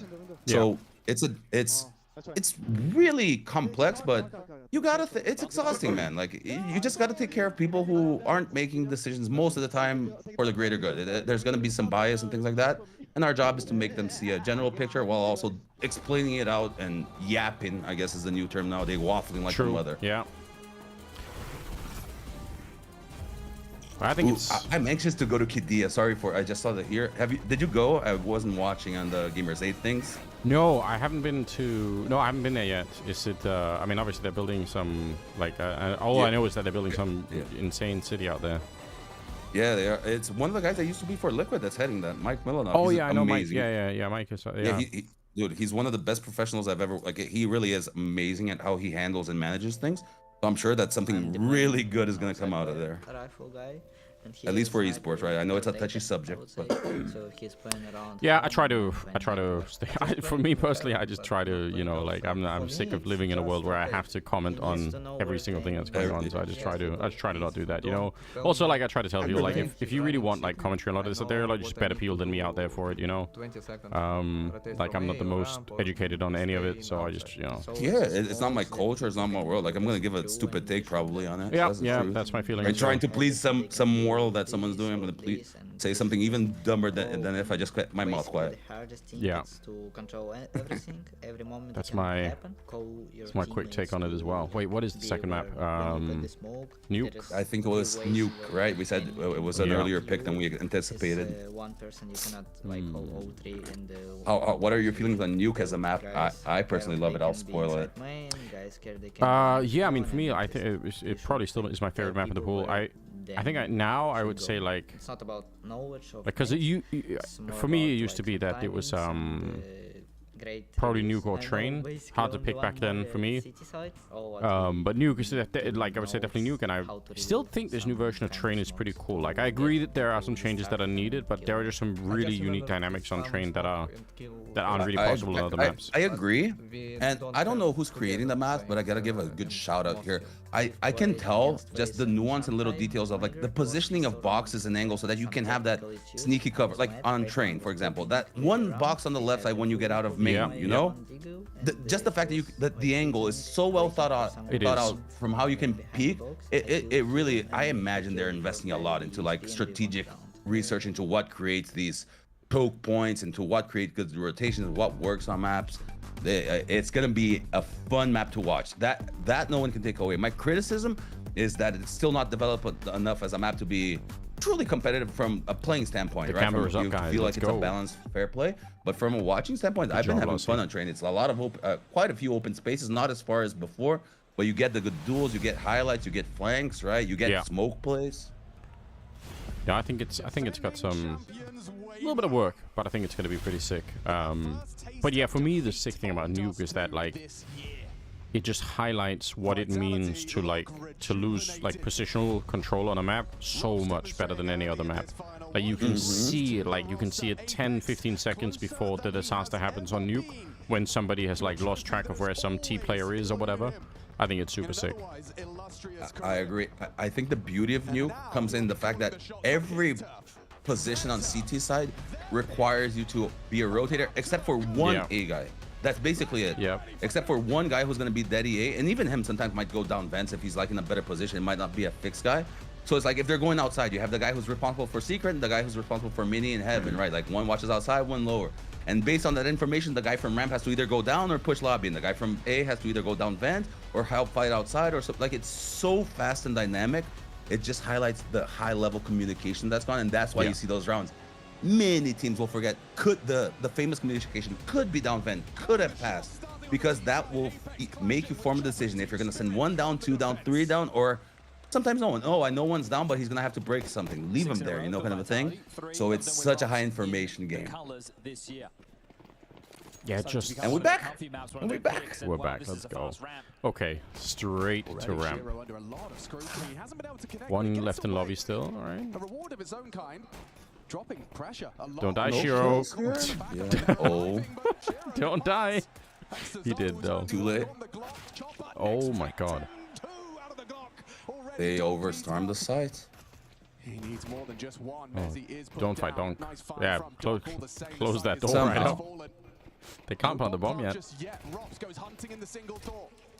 Oh, the Donk's still there, but oh, this is such a big. Another ace pistol they need of him. 1 bullet. There's no way, right? This can't be. No, let's try the curse. There's no way he pulls this off. I would say that on the broadcast. There should be. Like, I'm happy to say that. Like, I'm happy to be wrong. I'd rather say it should never happen than say he could do it, you know? It's like, no, this can't, like, in theory, like, you can't really win around like this one, right? In a way, it'll make when it does happen that much more special, right? Yeah, that's my theory on it. Like, so many techniques. Yeah, it's like, who gives a fuck if I'm wrong as a caster, right? You know? Like, I'd rather be wrong, and then it's an amazing... Yeah. Do you plan out, like, your thoughts? I've never asked, like your famous catchphrases or, like, iconic... Do you have an idea of where you want to take it and let the moment build into you? Is it more thought out, or is it really just spontaneous when you love something, it comes out, and that's what kind of becomes iconic for you, or what you found to become iconic? It can be a bit of both. Like, so, I mean, Are You Kidding Me stuff is like, that was just like a random kind of thing that happened, you know? But I think for some things, like, it's possible to create, like, you know, like a scenario in your head where you think, like, this is, you know, this could be really sick. Like, if this combination of things happen, like, I've got a way to set this up that I think could be really awesome, you know? But so you theory craft scenarios, and like when it happens, you have an idea of something that you thought would work well. Yeah, exactly, right. But I would never script it as in, like, you know, like I'd write out all the lines or anything, because that's gonna make it really weird. But just like a general kind of, like, you know, how could you set this up in a nice way, and then it's just about waiting and kind of, like, you know, you hope you get the chance to do it, and sometimes you do, sometimes you never do. Like, there are some things where like I've always wanted to do it, but like the opportunities never really came, and so you just don't do it, you know. Yet, right? Yeah.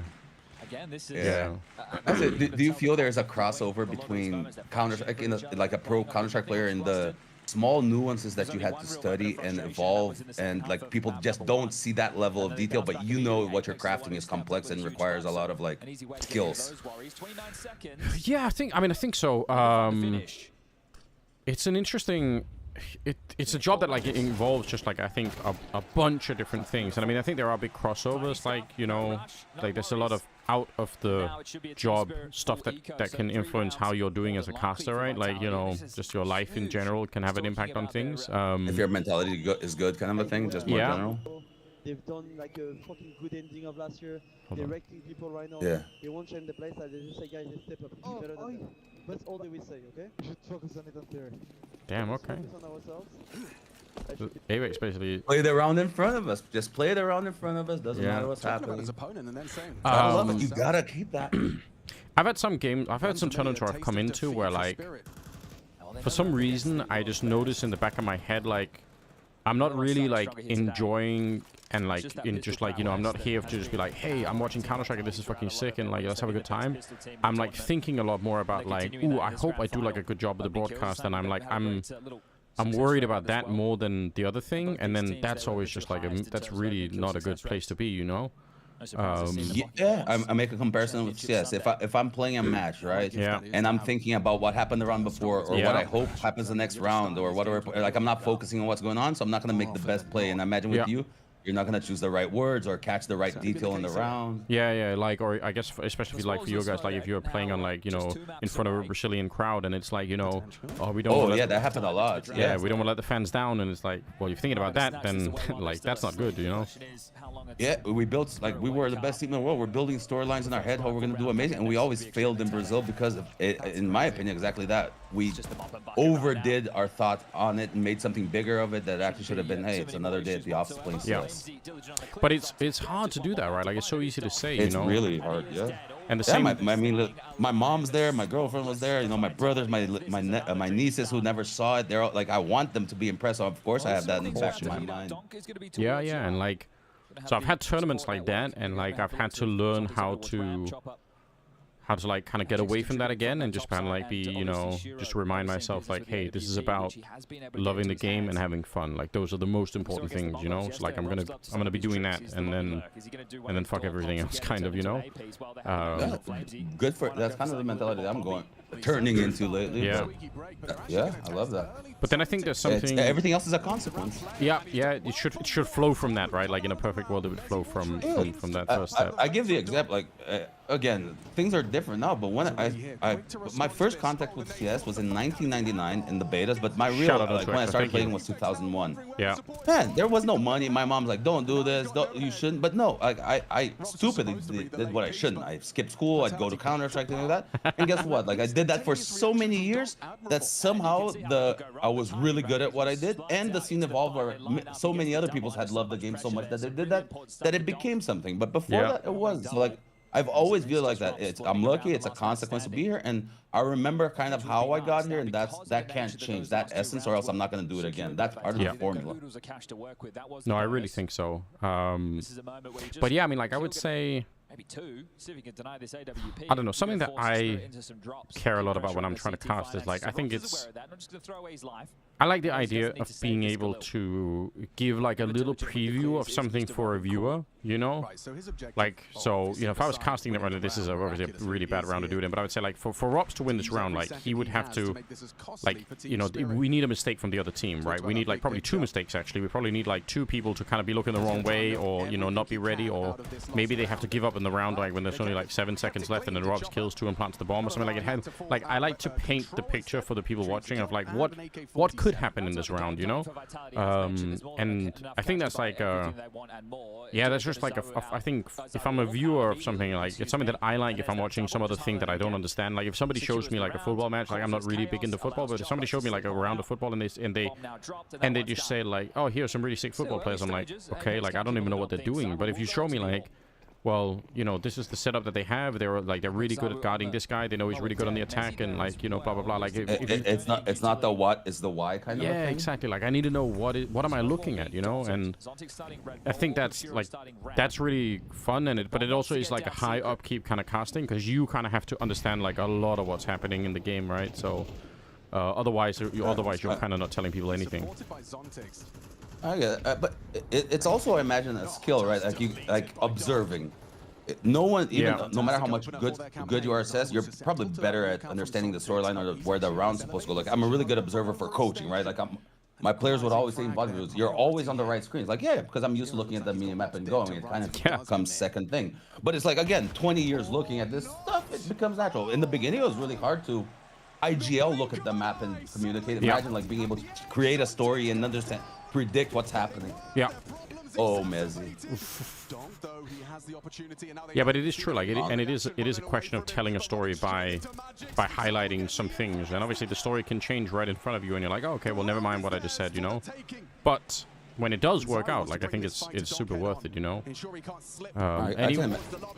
I can only imagine, and no joke, like being in front of the arena, you get to watch some of the best matches of Counter-Strike. It seems like so much fun.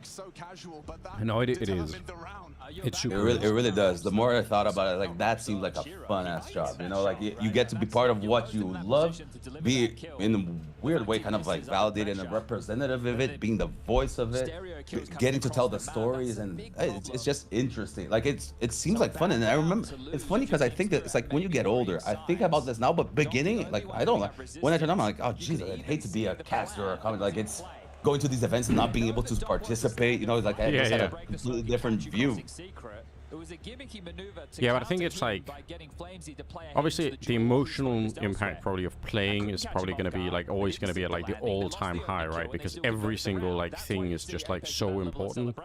But I mean, there is like there's also like a cool team feeling in being part of a broadcast, right? Like because it is also like a team game, you know, like it's not just like the people in front of the camera. There's like the camera crew, there's a producer, there are like a million people working on these products, and everybody kind of has to do a good job for everybody else to also do a good job, and then it's like, you know, it kind of keeps the thing going. That's also kind of cool to be a part of, you know. You like at the end of the day, you're like, damn, we did a sick job at producing some really good stuff, you know. Like when Jason told me that he's Talon started helping out creating the ESL skits and everything like that. Yeah. I imagine it's so satisfactory for people who participate, either acting or coming up with the ideas, to see like, oh my god, the CS community finally has some content that everyone's enjoying and is hyping up, and it's because that must be really cool. Yeah. Yeah, I and think so.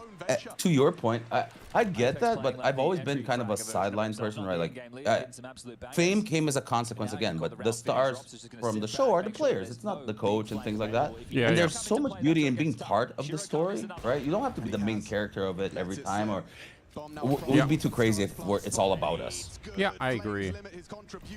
Yeah, I try to, I mean, maybe especially now a little bit later in my career, like that's not the most important thing for me either. Like I just, you know, I just want to try and find a way to kind of like give my touch to the different things that are going on, you know, and kind of like highlight the things that I think are important. I mean, like now that I've been doing like more streaming and content stuff, like I've been looking so much more at demos, and like that's kind of made me realize, man, like we do need. I think there's a lot of content in that space that kind of has gone unnoticed, you know. So there's so much. I played around with a few before I joined Liquid. It's fun doing content. I'm gonna go back to doing it as well. But Duncan used to say this, like literally there's every option of content available. You have to choose what you know to talk about. Again, and you're passionate and you think it will be entertaining, you can create your story about creating history of the games. You can get players to talk about, get them to just narrate the story. You narrate the story, you tell something cool that happened. You give it real world examples. You actually do in-depth strats. You can do, like, it's literally everything. It's about finding your voice. Yeah, just gotta, like, again, if you're passionate about it, keep doing it. Like, it's gonna work. Damn, what's happening with the Spirit here? 0 kills on Shiro, 0 on Magix.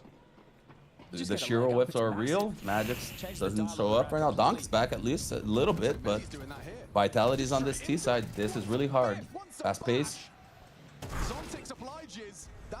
Okay, that's an important kill for Donk right there, but what a what a bold call for Vitality to rush through that smoke at ramp. Like it's like that's a out of spawn. Like we're gonna disrespect this guy, you know. It 100%. And right now, look, Chopper already come back. Not Chopper, Apex, come back. Let's break here. It's so well organized together. Donk's already on a massive flank. Yeah. Seems to have confirmed. Yeah, he's should be the insurance policy here for the bomb site. Yeah. But something would have to go terribly wrong for them not to get this round. Yeah. There we go. All right. Good job. Damn, they needed this. They absolutely needed this. They need to start getting their foot in here. Spirit is not looking at all the form they've had this entire tournament. I know they fumbled a little bit early on, but they're not at 80% right now. Shiro's whiffing key shots right now. You know, there's something else that I thought about. I mean, I don't know if it's the same in CIS teams, but 5 rounds already on Like, I the think tee. the other big example that I've always had, like, as a piece of criticism is I feel like a lot of the Swedish teams after, like, NIP, one of the problems that a lot of them suffered from was just they didn't have even a single person who was going to be, like, the funny hype guy that was going to say some crazy shit and make people laugh and kind of, like, get people back online, you know? Sometimes you kind of need somebody who's like, you know, who's that guy who's like, hey, let's, you know, like we're back, you know, we can do it, you know. If it gets too serious and everyone's like super focused, it's like, oh, that could be rough, you know. You need someone to take the edge off. We used to have the twins in Brazil. They were the funniest guys ever. You could be having the worst discussion in the world. The guy will say something just funny and break it up. Like, again, as I said, it's social engineering to such a level that people don't think about. When you're building a team, you have to think of personalities, traits, and it's, again, likely. Liquid had everything on paper to work out. It didn't, you know? He didn't like the way the one that I was part of. I'm not. No, but I mean, like, it's interesting to think about, right? And obviously, you know, you can't just have like a comedian on a team who is like, you know, who's never getting any kills or anything, but yeah, he's bottom fragging, but he's funny. Yeah, that doesn't work. But like, how is he as a teammate? Oh, he's funny. Yeah, that's not what you want to hear. It's really funny, yeah. But I mean, on some level, right? You know, a lot of people were clowning on Taz as a coach, but I mean, like, Taz is a big personality and he is funny, you know. Not to say that that's the only thing that he brings, but like, you know, it's important to have some people in the team who can do these kind of things, you know.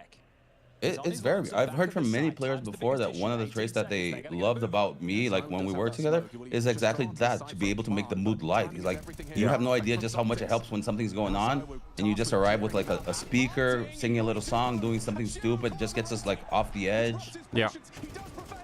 Oh. And there we go. There's no time. Oh, no time for Zews. Oh. Couple of more seconds there, and that would have been wrecked. That would have been big. Donk is already starting to step up, 11-4. He's starting to get into his rhythm. Yeah. But they do need to come out with a winning half here. They cannot take one more round here, or I do think with Vitality's prowess on their map pick, they should close this out. 7-5 is the bare minimum here if Spirit wants a true chance. By the way, when we get to when Spirit on the T side, something that I noticed when I was looking through a lot of the demos, there are it's not every game, but there are a lot of rounds where Donk will try and make the jump down that I think Flame just try to do from mini roof when he's like the Rops and Twists move. Yeah, like Donk does it a lot too, and it's like his success rate of doing that is crazy. Like he gets flashed in from Squeak Door, and he just slaughters people. It's really funny because you can see when that flashbang comes through, everybody knows what it means now. You know, like people are already expecting the push to come through, but like they still die. But you still get hit, but it's really hard. And that's what I was gonna say, because I'd love to watch each team's different take on this, because we'll see the same flash, right? That flash is there, but each team will use a different style to match. Some will break the glass, some will be breaking the door with HE and have an off posted to do shots. Someone will throw a decoy. They'll just like, it's so different how you have to mind game exactly to catch them off guard, because they already know it's coming. Good start from the HE damage, just catches Apex with some trap. Bombs moving. You need to be gigantic in this round. You're 9-3. You're playing well. He's gonna get a boost here. He loves getting a boost. No. Maintains that heaven angle. Thought about it. Not just heaven holding the line. Mezzi. Deliberate or otherwise. Little slow, but made it through. Sometimes the gods help. Have you seen FaZe have started throwing a different like double smoke outside? Flying blind, Jack. No, I didn't notice that. They're throwing one that like lands, like it replaces the waterfall smoke at mini, and then they throw like one in a straight line from that. So they don't throw like the diagonal smoke. They throw like two smokes. Two straight from mini, and then the big garage one. Well, no, not even the big, but it's like straight into the blue container basically. It's like we had those, that smoke and kind of strat. Yeah. You do for kind of chaos strats where the guy can lurk main, big, mini, and they blue do box, everything. right? Yeah. What's happening? Why are they winning this round? Oh my god. And Robs. Oh, clean. Donk, on you, man. Always on you. Magic's got his. Now they're run towards Donk. No fucking Needs way. one and Survivor 2. How did he get away with it? I thought he had that for sure. Like the second repeat, I thought he had that one. That's the Donk. He just goes against your timing. Magic's gigantic round, almost impossible. Yeah. That leg shot. How did he even get away with it the first time? Like swings out, gets the kill, like stops the spray, runs back to like close the door. Like he should have been dead right there. He should have, and he already has the decision that he's gonna swing out. It's just like zero hesitation in his next step. It really seems like chess. He's trying to think 4 moves ahead always. Yeah. Would he be the Magnus Carlsen of our sport right now? Damn. Yeah, I mean, like, the chess comparison is interesting, right? Like, in terms of, you know, like, how does it... Because, like, I don't know, like, there are some players who are good at this game, obviously, who are, like... They're good, as in, like, they're, like, the perfect animal to play the game, kind of. But then there are other players who are, like, you know, obviously they're good because... Yeah, like, they're... Whatever, like, thinking about the game is just so strong, and it's, like, matched with, like, there are, like, 2 different schools, you know? 1000%. That's what, again, it's a game that you have many different traits. Was highlighted. If you think the last major final, you had Chopper versus Kerrigan. You have 2 comparably low fraggers and gigantic skill ceiling. And you have the calm place out, and you have the chaos. Like, it fits everything, and it can make work. Look at... If they don't have Donk here, Spirit have won 0 rounds. Like, how insane is that? They have a combined 10 kills, and everyone else dunks on 12. Now they that have should Donk. never be happening. And there's Donk down. Yeah. Everyone has to step up. Oh dear. Add those together, Donk's out doing all of them. We said this wouldn't be a blowout, but Vitality is looking sharp, and Spirit is really not in their game right now. Yeah. Back it up with good aim as well. This time he's got the luxury of an AK-47, not the MAC-10. And again, like, the big theories about, you know, why and how, and, like, it's just...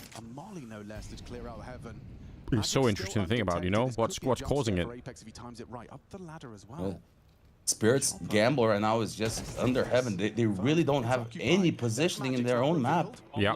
Yeah, this is the nuke experience, right? Like, once the T's get here, you're like, oh, shit. Like, what's the plan now? Big kill for Flames. Side is theirs. The bomb is outside. Can someone get it? It's in line of sight. But Apex is a monster. Yeah, he's wrecking him. From the top row, in-game leader secures them another. Jesus. Just need to get that bomb punch now. Zews ushers it in. It's just Zontex with an MP9, and he's gone looking. I mean... And Zontex is not feeling good right now. This is a real big issue because holy shit, like the third map, is it Anubis or Mirage? I can't remember. The third map? Oh, it's Mirage. I think fourth map is Train, third Mirage, and last is Anubis then, yeah. Okay. Okay, that might be good. I was kind of wondering if it was Anubis, just because of Vitality, you know, they know how to play that map too. They do, and there was a vlog that came out with Donk saying the map is shit, needs to be replaced. So if it does get there, Spirit's not going to feel but they have a long way to get to a map 5. They have a long way right now. Yeah. Man. I wonder what's going through Apex's mind right now. He has to be fully focused. He can't be thinking about his first title, about what can happen. He has to be fully focused, but you just know as it starts inching closer, he's gonna start feeling it. He's gonna start. It's gonna become palpable for him. Some pistols, some util to block. Spirit need a miracle round right here, right now. Who's gonna deliver the multi? Who's gonna deliver the opener? I'm always, whenever I see this kind of thing, pistols on the one side and then one lobby player, even if it's Robs, I'm always like, oh, like if you get attacked on the lobby, you're gonna lose that AK, you know? No sound. Oh, but I will say, I think that's one of the hardest positions across all maps for you to clear that guy.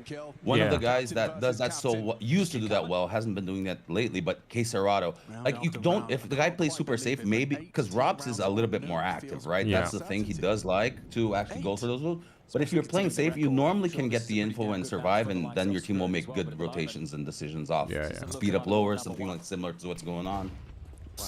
Yeah, he's playing far back now. Like, he was a little bit further forward in the past. Like, oh, don't be so. Like, I like what he's doing now. Like, you're right. Like, he's really far back. He's there to give the info, and he's gonna probably lock vent. Let him know when these guys were down. It's not bad, but that's not bad at all. But it's not good enough, is it? Not at all. Not at all. This AK would be big for Magic to be able to keep one. Yeah. Cat and mouse game right now. Magic just wants this kill. Says something about the game that like we're hoping that Spirit can get another AK. You know, it's like that does tell a damning story right now. When one AK is such a big piece of importance right now. Oh man. It's such a young trio, right? When you think of Zontix, Magix, and Donk, there's got to be a lot of experience talking here right now for Vitality to be this far ahead and dominant. Yeah. This is is a very, very brutal showing right now. Like taking away Dust 2, then coming into this one. Like shutting down Donk at the start. Sure, like Donk is playing now, but he's also the only one that's playing. Yeah. Right now, it's really the new generation of players versus the old guard. I have a personal feeling we might be witnessing the start of the biggest rivalry of this year. Everyone's looking at Na'Vi Spirit. Yeah. But with Rops and Vitality, they might be like the top of the ladder to beat in terms of consistency. Yeah, I wouldn't be surprised actually. I would not be surprised. Not at all. It actually, now looking, it actually makes a lot of sense. Actually, it's like, why wasn't this being thought before? I guess it's just because like you just never really know what the roster changes, right? Like obviously adding Rops is an insane upgrade, but you can always say that, but then sometimes you look at it and you're like, oh, it didn't really work out that way, you know? Yeah, maybe it's not like Spinks was bad. I think he had like a 1.10. That's very solid for a second rifler, you know, average throughout his time in Vitality. Simultaneously aware of the possibility of each other. No, but it's been working really well. Very spread out. Vitality Flames is in a great position here. They could be aware that it's possible that he's there. Magix is crunching. Is he aware? Yes, he is, but doesn't matter. Oh, okay. That's a bomb. That's the bomb. Yeah, big off angle. From the warehouse, bomb loose with 35. Is there a conversation to be had? Spirit trying to make the best of this. 3 is so low. 4 is already bad. They need this. They really do, right? Like, oh, okay, Shiro's got it locked in. I was gonna say maybe there's a way. Man, that is hard to feel good about that first half for Spirit, you know. It's a small light at the end of the tunnel. It's something. It was completely dark. They found something. This pistol is gonna be gigantic for them, and the follow-up, right? Before we used to talk so much about pistol enders, and now at least this is something that I did in CS2. To me, like the early start of a match in competitive, the storytelling, it literally is the first 2 rounds. So it never matters actually. The pistol only matters of how well you can position yourself in the second round. That's about it. The second round is the true element to the story and to the game momentum. So I'll say that Spirit want the pistol, but they desperately need that second round. Win or lose, that's the one that will influence them. If they don't win, I'm calling it Vitality close this out easy. Yeah, it's got to be, right? If they have a sentimental bond, it's gotta. They're playing with confidence. They're playing structure. They're playing well. Everyone's firing. I don't think I've seen anyone on Vitality miss anything egregious or anything like that. See, man, I also think the most important idea, like something that I think about a lot too is, you know, like creates an itch. Even in a bad situation for a team, like you're really far behind, things aren't going so well, like you're losing some of the important rounds, or you're not winning the clutches or whatever. Like you need, I assume, like you need some sort of story for like the team to believe in, and the story could be, you know, it's a bit of a meme, but people say like, okay, like, you know, we got 4, win the pistol, win the first rifle, when we're back. Like that's a story you can tell, and everyone can be like, oh yeah, I can see how that works, you know. But if you don't have that story, it's like shit. Like what do you do? You have to believe in it, and you have to go for like kind of go. I'll give you one that I don't know if you are aware, but that same Katowice that I was mentioning to you, right? It was you and Anders casting that final, I believe, because from map 1 to map 2 there was a break, and we'd go outside the Katowice tunnels and to the outside area to smoke or do whatever. And Semler just came to us, is like, you guys lost that comeback, but don't worry about it. Come out firing all cylinders. He told me that. I use his thought process to motivate my team. Like, we're gonna come out, we're gonna do a pistol that's rushed, We're gonna get in their face and we're gonna put momentum. And like the first half was 12-3. It was that overpass match. Yeah. So it's this. It was whatever story. I just hung on to anything, but it's a little thing that made us believe that it could be done. And when we saw it round by round, we were doing it, kind of a thing. And it's exactly what you said. It doesn't even need to be. You just have to buy into your own sauce. Dip into it. Explore the way a new player explores. I think it's probably true in almost everything in life, right? But like having that kind of a thing to kind of like cling to, and just kind of say, all right, this is what we're gonna do. Like we're gonna believe in it, and we're just gonna follow through. I think it's huge. You got to do it. And sometimes it'll work, and most of the times you'll get the taco one. Yeah. 12-5. If you believe we're good, let's show them now. Did you win? No, 13-5 kind of a thing. But it's like you believed in it. At least you tried. Yeah. Damn, this is a great skit with the community servers. I do miss those. Dude, I was looking at some of this. D Rats, the one with the truck. What was the one where you could drive the Jeep? Do you remember that one? Jeep, but that was so much fun. Jeepathon 2K, yeah. Exactly, dude. I just love. You press E and the revving of the engine. I love that. I just love driving that. Yeah, the fucking Jeeps, when they drove into each other, they would get stuck, and sometimes people would like fly out of the Jeep, you know? Yeah. You get like I shot think into it was Chad talking about, right? Like when CS2 was being teased, like bring back Funk Vehicle. Yeah. Yeah. We wanted. I miss that. Have you always been a fan of the community maps, KZ, surfing, bee hopping, and like these zombie escape? I've always loved this kind of stuff. That's beautiful about CS. Like you have the competitive side, but if you want to just at night get a few friends, some beers, and play something stupid to have fun, there's so many options. Yeah. Yeah, it's like really good T side. It's also like just from like a tactical point of view for Valve, like why not make Counter-Strike more open, those kind of things, you know? Because like every other game is, if you look at like Fortnite or Roblox or Minecraft, like there's 100 million different mods and maps and blah blah blah. And they make, and I thought that because Dota did that with their Reborn update long ago. I remember, like the community could create things, and I thought that was big part of the CS2 engine would be that, giving us the freedom to expand the game. Oh wow. Oh okay, hold on. They might have brought it back.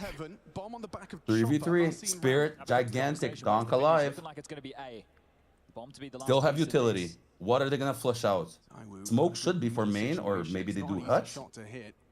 Yeah, that's a big question right now. So we can wreck this right now if he just gets one headshot. Oh, he's not gonna do that, but they do have Messi. Oh, this is such a good setup. What a brilliant setup.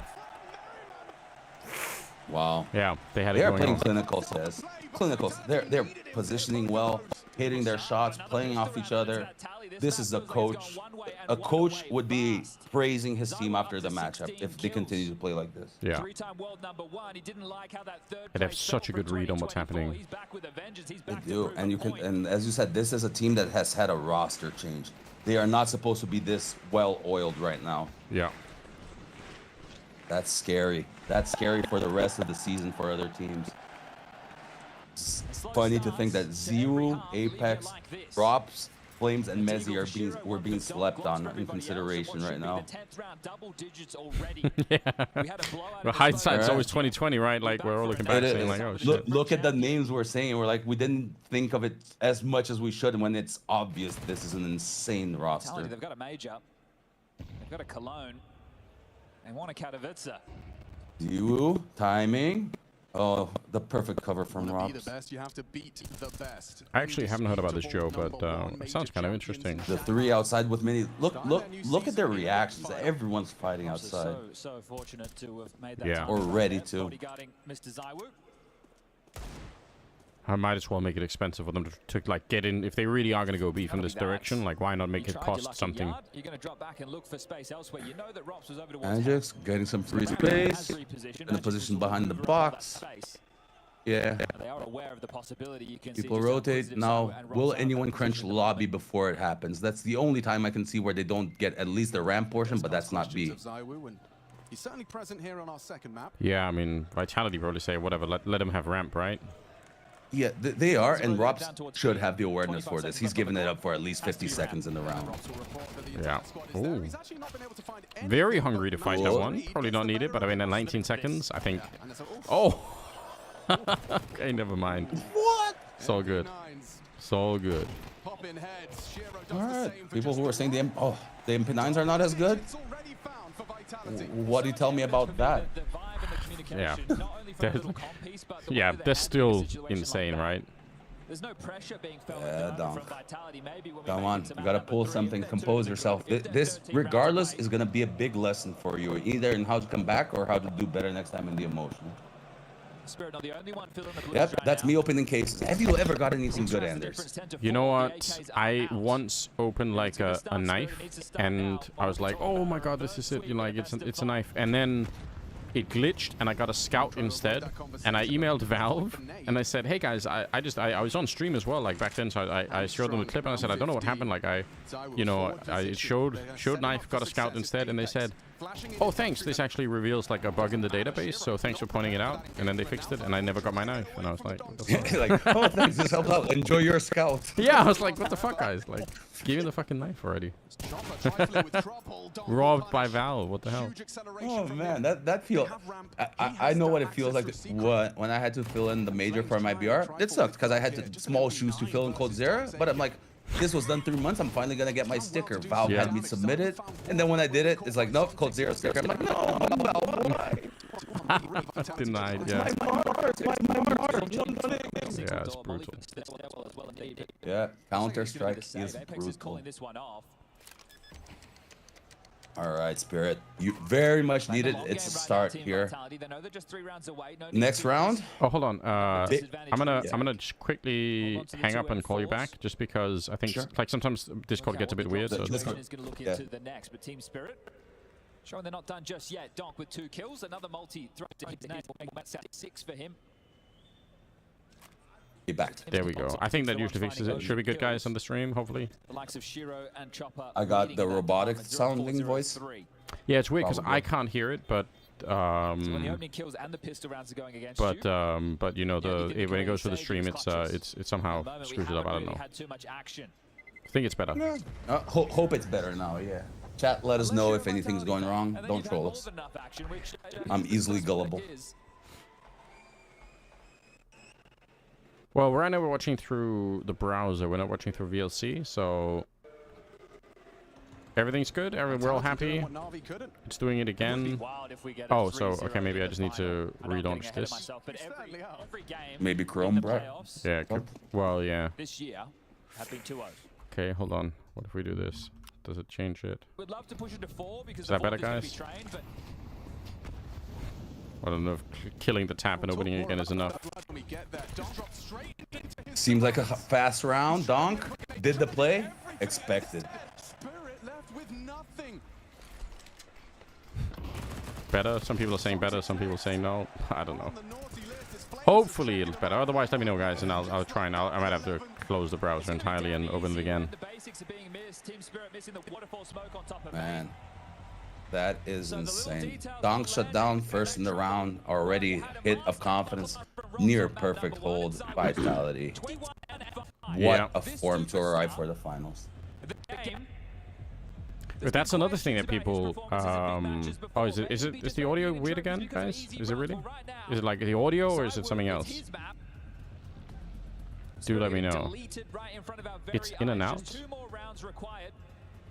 Bro, why? For 2 pretty damn clean victories. Moving into like those glasses. Brazilian, he's Brazilian, Tribo. Let's go. Let's go. Just the audio. Okay, hold on, guys. While we're doing this replay, I'm just gonna kill the browser, and then I'm just gonna open it again, and then we'll do it one more time. Sorry about this. It'll be, hopefully, will be better. Man, while this is going on, 11-5, only a hero AK on Donk. Everyone else Tech 9 or Glock, man. 11-5. Will make a difference. The buy a whole lot worse. Donk with the AK, pistols for everybody else. Zontic's literally rocking a Glock. Hopefully better now. If not, I'm getting worried. Yeah, it is OBS that's doing it, but like in the past, the solution has been to just kind of open and close it, and it's better. But like nobody knows why or how, so it is what it is. Now it's good. By the way, I love your studio. I love your studio setup. It looks nice. Yeah, it's. Do you play? Do you actually play the organ or piano? Yes. Yeah. I mean, I'm kind of an amateur at it, but you know, that's one of the things I'm trying to like, you know, I want to do with the stream and everything is like try to sort of like improve over time, you know. That's awesome. That's awesome. Yeah, it's like yeah, it's just a fun side activity, you know. Yeah, I'll show you later. I'm doing the same. I'm rebuilding my office. I want to have a nice little space that I can work from, where it fits all my efficiency needs, but looks good and it feels good too, you know. No, it's nice. It definitely is. Yeah. Our man caves. Exactly. You know, you need that every once in a while. Yeah. Although my future wife says that the computer is my first love. Yeah. Well, let's get you recognized that. You know, it's like, yeah, might as well get out of the way. Oh, Sontic, what's happening? There's no way. Oh, the dude's right next to you. Oh my God. What are they doing? Call 5. I mean, that tells the story. Spirit is lost. They can't see what's right in front of them right now. My guy had a when do G2 play stream, like a little sign that says when do G2 play. That's pretty funny. This is something else though, right? Like, you gotta wonder for Spirit coming into this, you know, there is that whole like focus about like, you know, like we could see it already early in the tournament. Like they lost, not to say that losing to Navi is like a sign that Spirit are in trouble, but like, I think a lot of people were surprised. I thought they were gonna be losing to Navi both times, and I think I said it before even the first time when they did it. But it's, you know, like they might have just come into the tournament with kind of a weird off feeling, you know, whatever the cause of that is, you know. Yeah, it feels like it. They're getting wrecked. It does. To me, this is a wild, not speculation, right? But let's just see Shiro get closed out.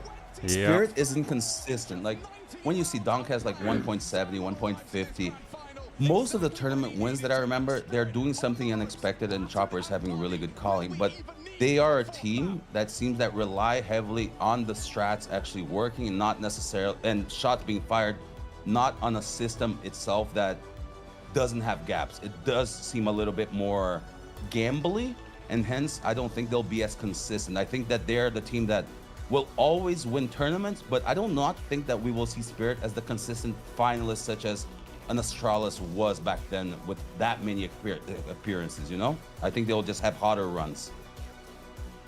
Yeah. Yeah, I mean, I don't disagree. But damn, like, what a time to have this happen, right?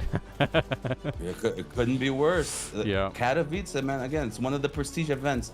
You know, I know how much these events actually mean to players. The vibe is different. When you're there, the teams, how they handle each other, how they talk. After you're eliminated, things go back to normal. But during these marquee events, it's a different atmosphere.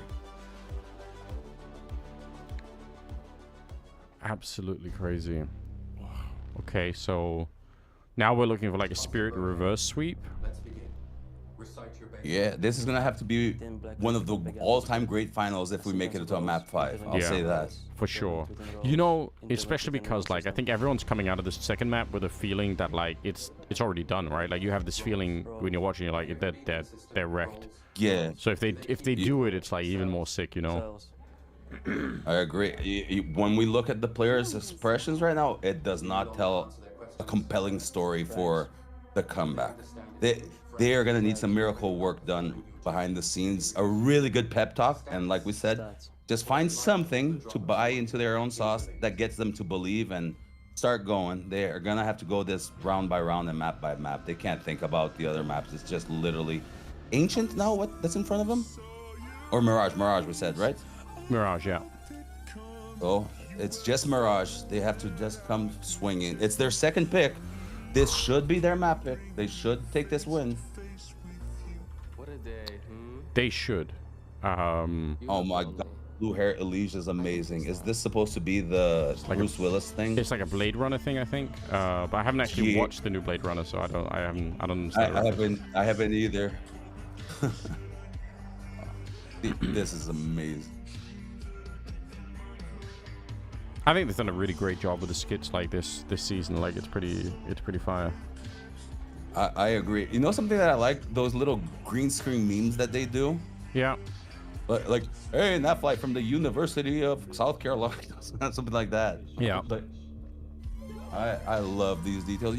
Our community has so many stories and like memes and things running. We need to incorporate that. Yeah, there's almost endless potential, but I think, like I said, I think one of the big issues is that it's like the problem is it's very, very hard to make and sell content in general, you know, like it just is. And for a lot of these companies, it's also hard to make a lot of stuff like way into the future. Oh shit, thank you for the subscription. That's so awesome. Thank you for the support. I appreciate it. There we go, peeps. That's what I like to see. Yeah. Oh, and love. Melloway love. That's awesome. Yeah, we're building a, we're building a cult here on the stream. So, welcome to the cult family. Everybody say welcome. It's like our own little memes. Welcome. Let's go. But yeah, like I think there's a lot of really sick content that could be made for for these tournaments. And I mean, already it's looking better this year than I think it did last year, even so. I agree. I think we're gonna have a lot of people at these tournaments starting to realize that the opportunity for being at these events to do something different and fun at the same time, because that's something I realized content creation should be fun for us, right? Yes. It shouldn't be necessarily what people are looking to hear. It should be what we want to talk about, and the people who find similarities or have the same interests, they'll like it, kind of a thing. And I've brainstormed so many, like I said, the interview area where just picking people's brains and having a normal conversation, not even a podcast, but I'm sure many people would love to understand how the everyday life is. Do you remember like player profiles? That used to bring you so close to the community, understanding who these players were, why they got there, like what motivates them, what makes them tick, what makes them special. Those are beautiful moments. It's like I remember they were really expensive for Valve to make, of course, but like it brought a unique point of view to our community that, in my opinion, had a really big important part in the growth, especially in the explosion years. Yeah, Vitality's been really proactive. Yeah, I think. But the good thing about them is like they last for a long time, right? So it's like it's kind of worth the investment, you know. I actually wish they would come back and do those. Same. And like they might cost a lot of money, but like nothing compared to what Valve would make on the game, right? So.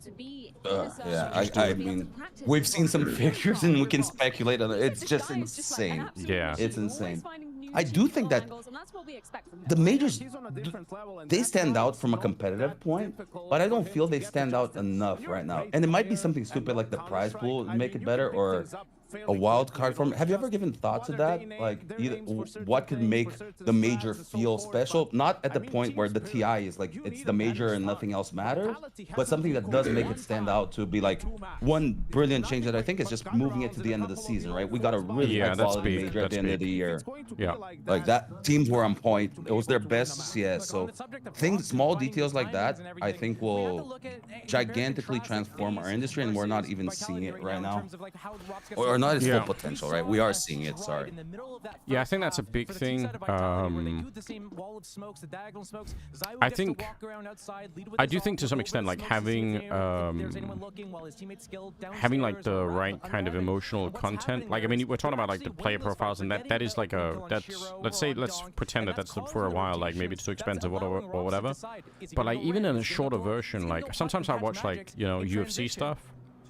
And some of those UFC fights you see pretty quick, like 2 or 3 minute introductions of like a player like a fighter you've never heard of before, right? Like some local dude who's like from Texas, he's just like a local Texas guy who maybe he used to play football, but now he got injured, so now he's he got into kickboxing, and now he's in the he's doing MMA, and it's like, but they tell you like a story where it's like this really matters. Like his football career is dead. Now he's trying to do fighting. He's won like 3 matches. If he doesn't perform here tonight, like it might be the last time we ever see him. Like you're not gonna get many more chances. Yeah, you create a reason to care about that fight, an emotional connection, right? Like I agree with you.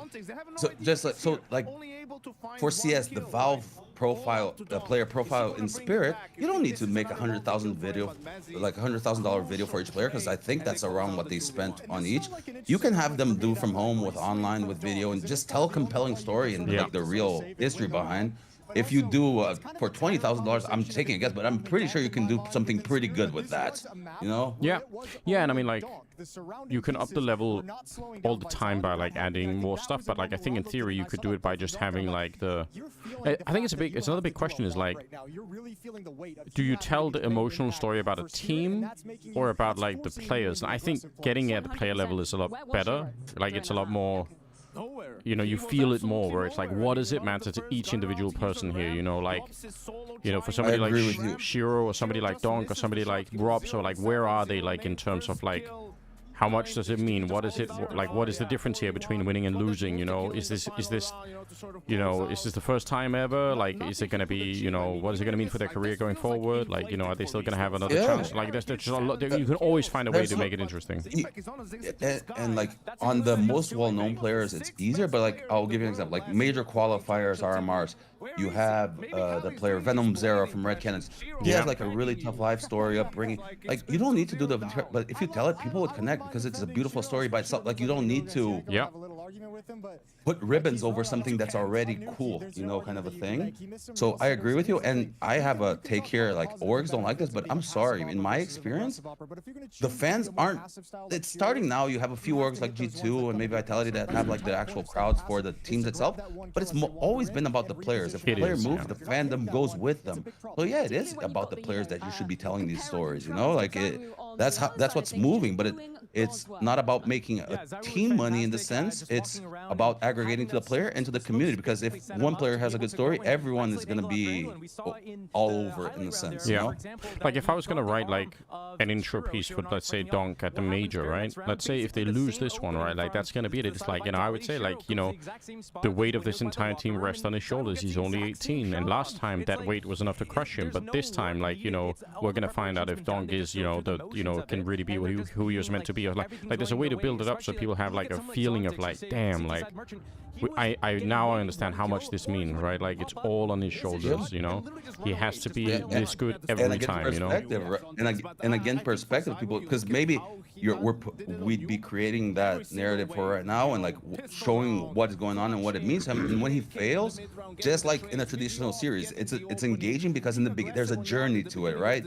You have mistakes, you have what's good, the evolution. So like we're gonna see these like Donk. He's 18 now. We're gonna be seeing him for what? Hopefully 5 to 10 years at least, you know. So over all this time, the connection that people will make with him will be gigantic, and we'd be making that, trying to get the, I'm gonna say approval, but like the people to care right now. But the truth is, over a long enough period, everyone will be involved because they'll be part of his journey too. Yeah. Dude, I just saw your chat. Zews had a 2.38 rating on Nuke. I just love him. That is yeah. Now I'm a Vitality fan. So wow. I have to. Right now over the series, he's 45 and 16, 1.86 rating. Rob's 1.79. That's actually so Donk crazy. is the best performer at 0.96, and Chopper having one really low career of 0.38 right now. Yeah. Those are some big numbers. Zews, people, again, quiet. Don't expect him. You can never count him out. He really is so well-rounded, isn't he? Yeah, it's like especially when like things are working like this, when the team is kind of like working out like this, he's so dangerous. But not always in like the flashiest way, right? Like some of these kills here on Train, or not on Train, on Nuke, you know, you sort of notice something, you're like, wait a minute, how does he got so many kills? You know, like what's he doing? Yeah, there are some players that are like that. Another funny story that we have that I remember, it's Coldzera, and like Coldzera, Thorin, and everyone that has used to call him, right, the Terminator, because he was quiet and consistent and always getting kills. Yeah. And I remember this train match, Fallen was having a match. He was on one, you know, like flicks, all the clutches, he did everything. We win the map, he gets up, he's like, holy shit, guys, I played like a monster. He pressed tab, cold zero, had 5 frags more than him. He's like, how the hell did you do that, Yeah, man? where did it come from? I swear, I just had to give him I didn't even see your name on the scoreboard and you're the top performer, you know? They just keep going. They're consistent. That's what I always appreciated with somebody like Crims, you know? It's like, yes, always just underrated legend, underrated legend. Yeah, I mean, but in a way, like, in kind of like a cooler way, right? Because it's like, that's the nature of being Crims, right? It's that you're maybe not going to be like, in the eyes of like most fans, going to be remembered as like this kind of person, but like in a way, it's like, I bet if you ask a lot of players, like they'd say like, damn, like if I could have Crims, like, you know, consistency, that'd be insane, you know? I will tell you, from 2015 at least till 2019, at least all of the circles of teams that I was in around Liquid, the SK guys, LG, if when going international, everyone would always want Crims as that stable raw guy. He was like the #1 guy in our eyes, and everyone that we talked. He was really, again, slept on because sometimes maybe just the role, and like he is a guy that while he has a personality, he's quiet by himself and is just constantly there. Never got the praise that he deserved, but cool to see that the community itself, like the pro players, they recognize it. You know, I think if you ask him, he probably prefers that recognition too. Yeah, I mean, like it's a mentality thing, right? But it's sick to kind of just like stay there and say like, this is where I'm at home and this is where I do great work, and then just do that for like a long time, for like a decade, you know, or more. Yeah.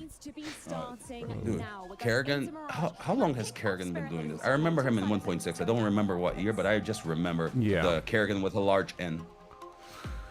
Yeah, that's true. Actually, I forgot about that. But yeah, I mean, I don't know. Like, I feel like I've been watching him along with like, you know, some of the other guys for such a long time, you know. But I mean, I remember when I was growing up playing Counter-Strike in Denmark, right? Like, it wasn't even Kerrigan, it was like Sonic and those guys that were like, you know, that I was like, you know, big fans of, you know. So what is your, what will be the one that tells your age, but also like your old school favorite team from the 1.6 era? What captivated you? Do you remember? I mean, a lot of them are going to be Danish teams. We had, but Denmark had a good scene. Yeah, we had a team called Level that I really liked, and we had another one called IDDQD, which I still think IDDQD, I remember. Yeah, Level I don't remember, but I remember IDDQD. They had Level, Jerry, and I can't remember who else was on that team, but yeah, they were really fun. I mean, obviously everybody knew about SOA, even though that's like Spirit of Amiga, like such an old, such an old kind of with Crash Jack and all these other people, right? Yeah. I'm trying to... I remember Eolithic. Yeah. That team. Oh my god, I love watching Element. Like, I thought he was great. Yeah, Norwegian Element. Start of my career, what I loved watching was Team 3D with Miller and all those guys. Like, I thought it was amazing. Jaguar and all this stuff. I thought that was amazing. Yeah, Spawn, dude, when he came onto the scene, of course, like, you have to talk about the Eco Corbo, SK, NIPs. Like, the Swedish scene was insane in 1.6. But I will always remember, like, Neo and the underrated legend Markelov. Yeah, I mean, you know, I've got like a, it's almost a meme where people are like asking me if Markelov is going to come back and play, because I mean, I think Markelov is, you know, the thing, you know, really haunts me to this day. Not that, maybe it doesn't matter, but I remember like really early on in Go, like, because he didn't really want to AWP so much at the beginning of Go, but I remember there was some tournament that he was at where like I was standing behind him watching him like warm up, like deathmatch with the AWP, and I remember thinking like, this is insane, like he's so good, and then like he just never really did it. But I was like, damn, he never did. We never understood it. First boot camp I had in SK, it was the only boot camp I had in SK. We went to the SK offices. It was right next to the Mouse office. Yeah. But they were renting to Flip. I think it was Flipside at the time, and Markelov was playing, and we'd have to go to the staircase to smoke or whatever. Yeah. And I asked him that. I'm like, why don't you play? And he flat out told me, like, I lost confidence in it and I don't feel it. And I'm like, he did this while finishing a cigarette. I swear, in 2 dragons, I've never seen something like that. It's like he smoked an entire cigarette in 30 seconds and left. I think his lung burned on the spot. But that's that's sidetracking, right? Yeah. But I agree with you. anyone that's played 1.6 will say that Markelov is, if not the best opera ever, at least top 2. You know? Yeah. So it's like how are you considered a legend and you lose confidence to yourself? That's again one of those guys that if I ever got a chance to talk and have that conversation, that would be so amazing to put that out. Yeah, no, like it is fascinating. Like, and obviously, yeah, I just remember like I remember seeing him in the server, and I was like, damn, you can do this. Like, you have the skill for it. But I mean, like again, if you don't have the feeling, then maybe this doesn't matter. You know, confidence is GG. Yeah, I mean, anything in sports, if you don't have confidence, it's bad decision making. You're just done for. Yeah. I have stupid examples. I out people, but I said I will never undershare or overshare sometimes. Like I've had players who were like, I'm playing bad because I'm not fat anymore, and then they put a pillow on their stomach to be in the same position as when they were fat playing. Oh, I'm not playing well because of it. I'm like, guys, if you're thinking that this is what's making you play bad, like there's not gonna be a solution. You know, like this ain't it. That ain't it. Don't do it. Yeah, like it shows your mind is like in the wrong place. You know, it's like you're searching in the wrong areas. Yeah. I mean, for 1.6, obviously, like Markelov for sure. I mean, I still think Fallen. I mean, even to this day, I'm actually a fan of Fallen torping. Like, I think it's so am I. It's so sick.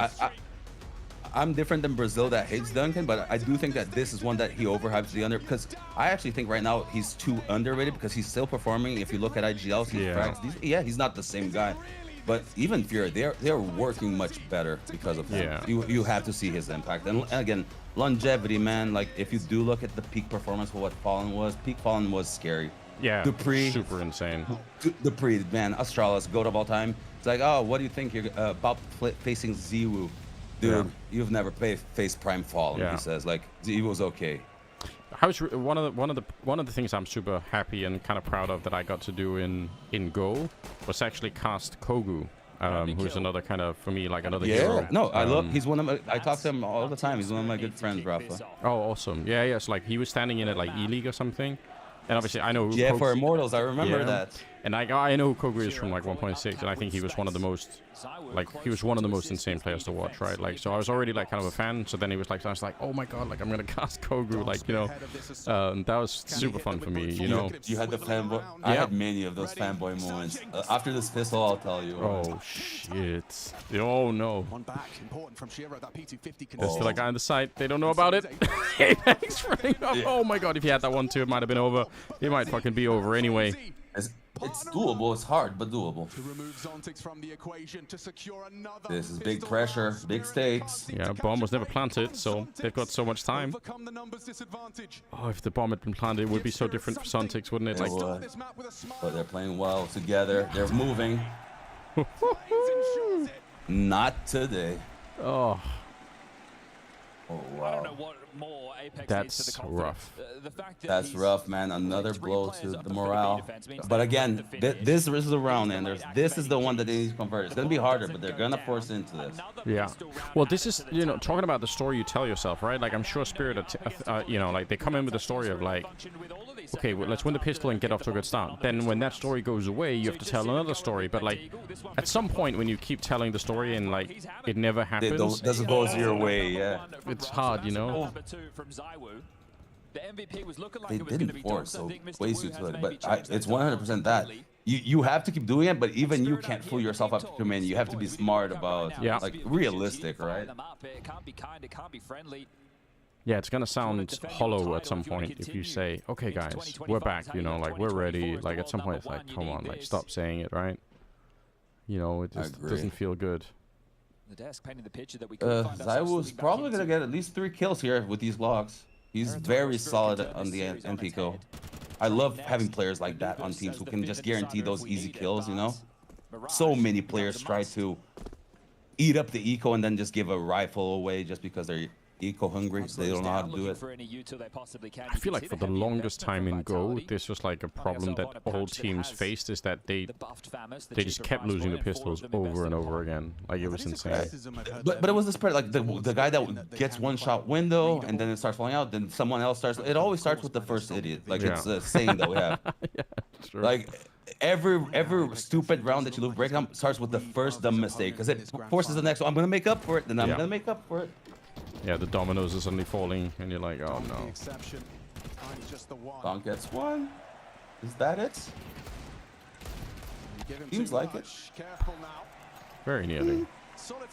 Fair enough. Only one deagle in the round, two guns down. That's decent enough. You're going to be happy with that. I had a general rule as a coach. If you're doing a light eco, if you can get a bomb plant or one kill, you're happy too. It's great. So if I'm them, I'm happy with that round. Yeah, I agree. Oh, Diha. Yeah. Polish, right? 100%. Yeah, he's Polish. Again, they love it. Spirit opening kills. You need to start racking them up. You need to give okay. some space to work with it. If you this is the big test, isn't it, for Spirit? Like, what kind of a game is this going to be? Yeah. It's a game. They're already out utilitied by them. Rifles are lightly favor Spirit, but not easy. They're going for the set piece because of the low utility, so they're going for an all-in kind of play. Will Vitality be ready with breaks? I mean, they're pretty much all utility was down. not good. Yeah, and the utility was not good to stop. Spirit is gonna get into the sites. Setting up so nicely, but but they have that guy. That guy, always that guy. Oh, and they're gonna go. Oh no, they blocked each other. Oh. No way. No. They. What a blunder, dude. Yeah, there's no way. Like, why is that happening? They looked like they were sort of thinking about, like, maybe they were going to get flashed in for a fight or something, but instead they just ended up standing on top of each other. That's got to be in communication or hesitation right there. They're not on the same page. That's what, when players say we got to be on the same page as this, it's not missing the timing, not missing the communication. That's big. It's clean. The economy for Vitality and Mirage is going to be so strong.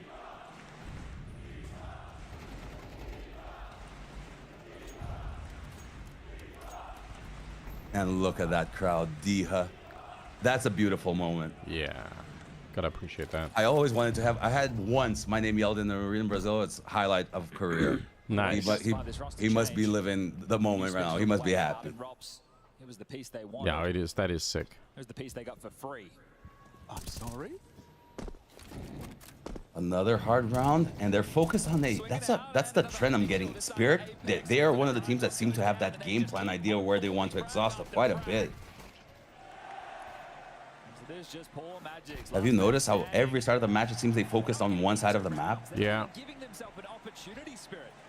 I mean, listen, if it's, you know, I think obviously the conditioning thing is going to work a little bit better if you're winning some of those rounds, but I mean, I appreciate the idea, you know. Yeah, I mean, he has an idea and he has his reasons and study, but it's not playing out for sure. That's another thing that high-level and in-game leaders have always said. It's even when things aren't going your way, you have to maintain the idea of what you're going, because normally the other team will expect an adaptation, and you maintain with your game plan, then it should fit. I think that's fair, right? I mean, if you suddenly start to improvise a lot, you're kind of also showing, I mean, even just on like a psychological level, you're sort of showing your team that, like, oh, we're really flying without, you know, any parachutes here, you know. Yeah, big kill by Chopper there. He got the info at least. True. All right, now reactions are already happening to Spirit. They just smoke window. They're gonna make Vitality sweat a little bit while they make their decision. It seems to be grouping up for B. Big responsibility on Mezzi here alone, if that's the case. Yeah, he's got an AK, I guess, but no utility whatsoever, right? No. Vitality is already piecing this together, but there is a guy in Hall. He might think it's going to be towards B because of this. Let's see if they rotate out. What's the timing? I wonder if they kill Robs, are they ever going to expect Flames to come back from the same... Oh, he's going further away. I was going to say Flames is... Oh, he came back. Oh, he's kind of going back now. 35 seconds. That's a huge kill. Wow. So a little part of me that was kind of hoping that, like, Robs and Flames could have played like a double position on ramp, and then you just, you know, you kill one, you never even check for the other. Oh, he's getting close. Oh. all right. They're on the board. That's what they needed. It's what They were really smart. They did that rotation, and as I said, it was that timing. He actually got a good read, but it felt like he didn't piece it together because he didn't spot two guys who were already left side con. He didn't think they were that close, and they were able to inch up and explode a little closer. And Zontex with the opening kill, of course. 2 maps to the good. And Flames. That's a big study thing as well. You know who the anchor guy is. If he's not dead, they'll be expecting. Doesn't get anything out of it. We'll block her towards Yeah, it's always... He got a lot of damage on his own nade there. Yeah, I was gonna say. Definitely not really necessary, but you know, fair play. I think he missed the pixel because I think that HE blows up beneath the thing and it doesn't do that much damage. It's one of those like small little bugs. Be able to hold a forward position for the defense, but pivoting once more. But yeah, it's always fun. Gotta get this I was gonna say it's always fun when you break up those normal positions. Like you have somebody, you know, who's normally on A and you throw them B, and it's like it's super hard for the other team to read. I agree. We didn't do this on Liquid. Funny, we used to do this a lot in my BR. We had a keyword for it, and it was just basically when we'd switch. We'd use this a lot against Astralis. Yeah. So like we'd put the guy in that was underpass going con, and when he dies, they forget about the underpass guy and just like they were the team that would always gain space off of it, and we'd be ready. Yeah. Oh, 5-on-5 retake, chopper. No flash to set it up. They didn't even have a flashbang. Oh my god, this is sickening retake. This round is done. They just this is disastrous for Spirit.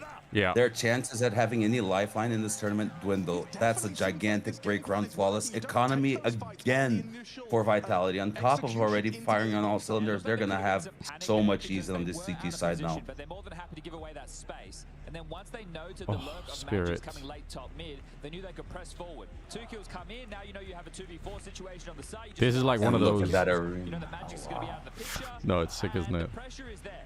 It is. When when you are casting, I imagine you love when the cell phone moment happens in arena as well. Yeah, it's just like that is so awesome. You kind of like get kind of carried away, like you get kind of carried by the crowd a little bit. You know, it's like when the game is really good and the crowd is really good, like suddenly being a caster is actually super easy because it's like. Yeah, like it's like almost like the crowd and the game and the atmosphere is doing like 80% of your work for you. It feels like, you know, you're just like, oh, this is sick, you know, like we're all just like in it, you know. Yeah, I never thought, but I imagine there's a gigantic difference in casting studio matches versus crowd, right? Like I think it's completely different style. One of the hardest things is to switch between the two, like so. Like in the beginning, before we did like too many arena events, you know, you didn't think about it. But then when you start doing the big events, and suddenly you have to go back in the studio, and you're like, oh no, like it feels so sad, you know. And you have to like reinvent how to do that in your own head, which was like I thought it was very hard in the beginning. It's like now I have to care about this without a crowd, you know. But you have to, and you can. But like, you know, it's just, you know, it takes a different kind of approach. Oh. Holy shit. Wow. They are shooting. They are, yeah, they're absolutely lasering them down. They are shooting. That's some hard fragging that we're witnessing right here. This is high level Counter-Strike. On one team at least, right? Yeah. Spirit is... Man, it's gotta be hard for them to keep reinforcing that story right now. What? Just one round, guys. We're on like no, the we're gonna get this one. We're on like we the got sixth close. story. No, you know? we didn't. It's like you can't even say, oh, it was close. It was in the details. No, we're getting shut down. This is rough. Yeah, Alpaca's bringing up a point. Like I feel like you need 2 styles of casting. Yeah, you basically need 2 styles of casting, right? Like you have to find a way to like your you know, the energy is different. What you're talking about is different. Like it's just everything kind of changes. You learn. The quality of the matches, I imagine. You of course you can get studio matches that will be like Spirit versus Navi, but I imagine it's also more likely that you'll get some blowouts as well, where you have to really focus on keeping the tone up and making it entertaining the story, right? Like making it have some stakes. Yeah, sometimes just genuinely having like a good time and just kind of laughing your way through. It's like, listen, if we're going to be casting a 13-2 victory, like we can only do so much, you know, in terms of analyzing it and keeping it seriously. Sometimes it's just okay to just have a good time, you know. That's something I honestly think that Brazilian content creators do very well. It's the downtime in matches because Brazilians, the truth is, they care about Brazilians. We saw that at the Rio Major. We see that in the stream numbers and everything like that, right? But we cast the normal matches as well. Yeah. And I think we do a really good job of talking absolutely nonsense at times, but it makes for good entertainment, at least for the matches. I think it's important, right? Like, you know, it's like because it feels weird if you're like, also just from an audience point of view, right? Like if you treat every game like it's the major final, then like, Jesus, like what's gonna happen, right? Like some games just are, you know, like we're at the group stage, this team is fucking up, you know, and what can we do, you know? Just enjoy it, laugh it through, you know, try and learn something, but also just try and have a good time, and that's it. And then, you know, when things heat up and it becomes more closer to the actual, like, you know, now it's serious or whatever, then, you know, we can turn it back on again a little bit. When you get more invested into it, like when the story shapes itself, kind of a thing. Yeah, I can see that. It's a lot about adapting on the fly, I imagine, like read the room. Yeah. Oh, that shot, Messi. Yeah. Mid-air, double kill. I'll always remember that. Oh, what a position for Magic to take. That's pretty sick, actually. I can't believe he's like, that's ice cold, because I guess if Zews somehow reads it, like he's eating so much of his own time to plant the bomb, right? He does, and again, it's such a hard angle to clear right there, like a full advantage. Nice shot, Shiro. He has some nice flicks. It's not the widest angle flick, but they're like snappy. They're clean. Yeah. Still not a great looking buy for Team Spirit by any stretch. 6-2, man. Chopper on 1 kill, Donk on 3, Sun6 on 2. What is happening? Fully strapped out Vitality, and we get to see the double. Even their celebration on the round win isn't energetic right now. No. They need something big to happen. They need a shakeup right now. Yeah. Yeah, we talked about this in the past sometimes. Like some of the best things that can happen if you're down like this is for somebody to win like a 1 versus 4 or something, you know. And it's just like everyone's like, when something nonsensical happens, you're like, yeah, this is crazy. What happened makes you laugh. Yeah. A good teammate also will realize that, like, if he does something wrong, like your teammate did something wrong, didn't play well that round, you have to hype him up. You can't let him get him down on himself. Drop him in AK. Ooh. Rob's his secondary AWP killing them. Yeah. Oh no. Oh. I even forgot what I was saying. That's just crazy what Vitality's doing. Yeah. Okay, this is actually a really good position for Sun6. Nicely done. Magic failed. Very doable. Very doable. 50-50 odds right here in this 2-on-3. Yeah. Both will hit the jump. That's nice. Needs to first and blocks himself off. Oh, Shiro, how quick are you going to be? It's not far off, to be honest. Like, he could have had that, but... Oh, let's see if this works out. We got Apex coming through the hallway behind him as well. They don't know. They never... They're not looking at the hallway at all. They don't think about it. Shiro. Oh, yeah, unfortunately running out of time here. That's big. That's big. Yeah. But again, like, this is something else that we sometimes end up talking about on the broadcast, right? It's like, if you win a round like this and it's down to like a 1 versus 1, you know, it's like, yeah, you're happy about the victory, but it's not the same as if you just crushed them and just like had like a round where you got all 5 headshots and you're like, hey, this is, you know, we're back, you know. It's more like, oh, well, thank God we did this one, you know. Yeah, it's because you're already in that losing momentum and mentality kind of thing. So you see the worst in it, not the best, right? Like, oh, we got the round. You're like, oh shit, we hit 4 of us died. This isn't good, man. In the end, we're only telling stories to ourselves. No, it's true. And how long can you keep him down? God damn. Was contributing on new, big pause right here. Enough to make the scoreline even competitive. I think it was Spirit that took this pause, even though it's them leading. But regardless of who did it, I think that this pause is a sleeper good pause for Spirit to change things up and not become predictable. Unable to get the opening kill, you need to take the space, and then somebody has to multi-kill. Yeah, I mean, that's something else that... Like, I guess right now we're just talking about, like, even just in terms of kills, right? But, like, you know, you'd love to see Spirit get back into a position where they feel like they're actually, like, they're kind of dictating more of the game from like a tactical point of view, you know. Yeah, I want to see how they make Vitality move. Look, that miss Molly and Khan, it's a big detail, but Zews had the information the whole time that they didn't have mid more than likely at most boxes right now, so smartly repositioning and adapting to it.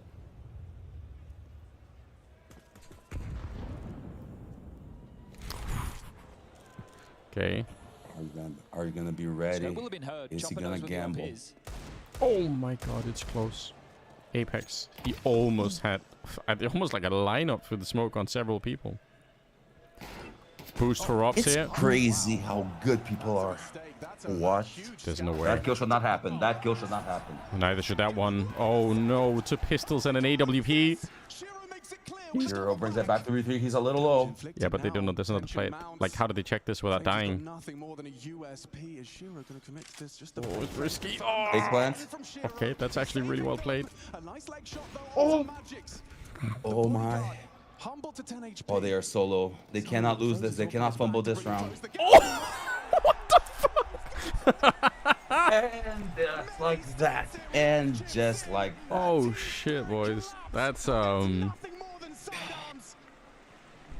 That's it. That is a bust moment. That is destroying their confidence and economy. Like we talked about. P2K? Yeah, it was a P2K at the start, yeah. With the P2K at that distance, he destroys the AK. Oh.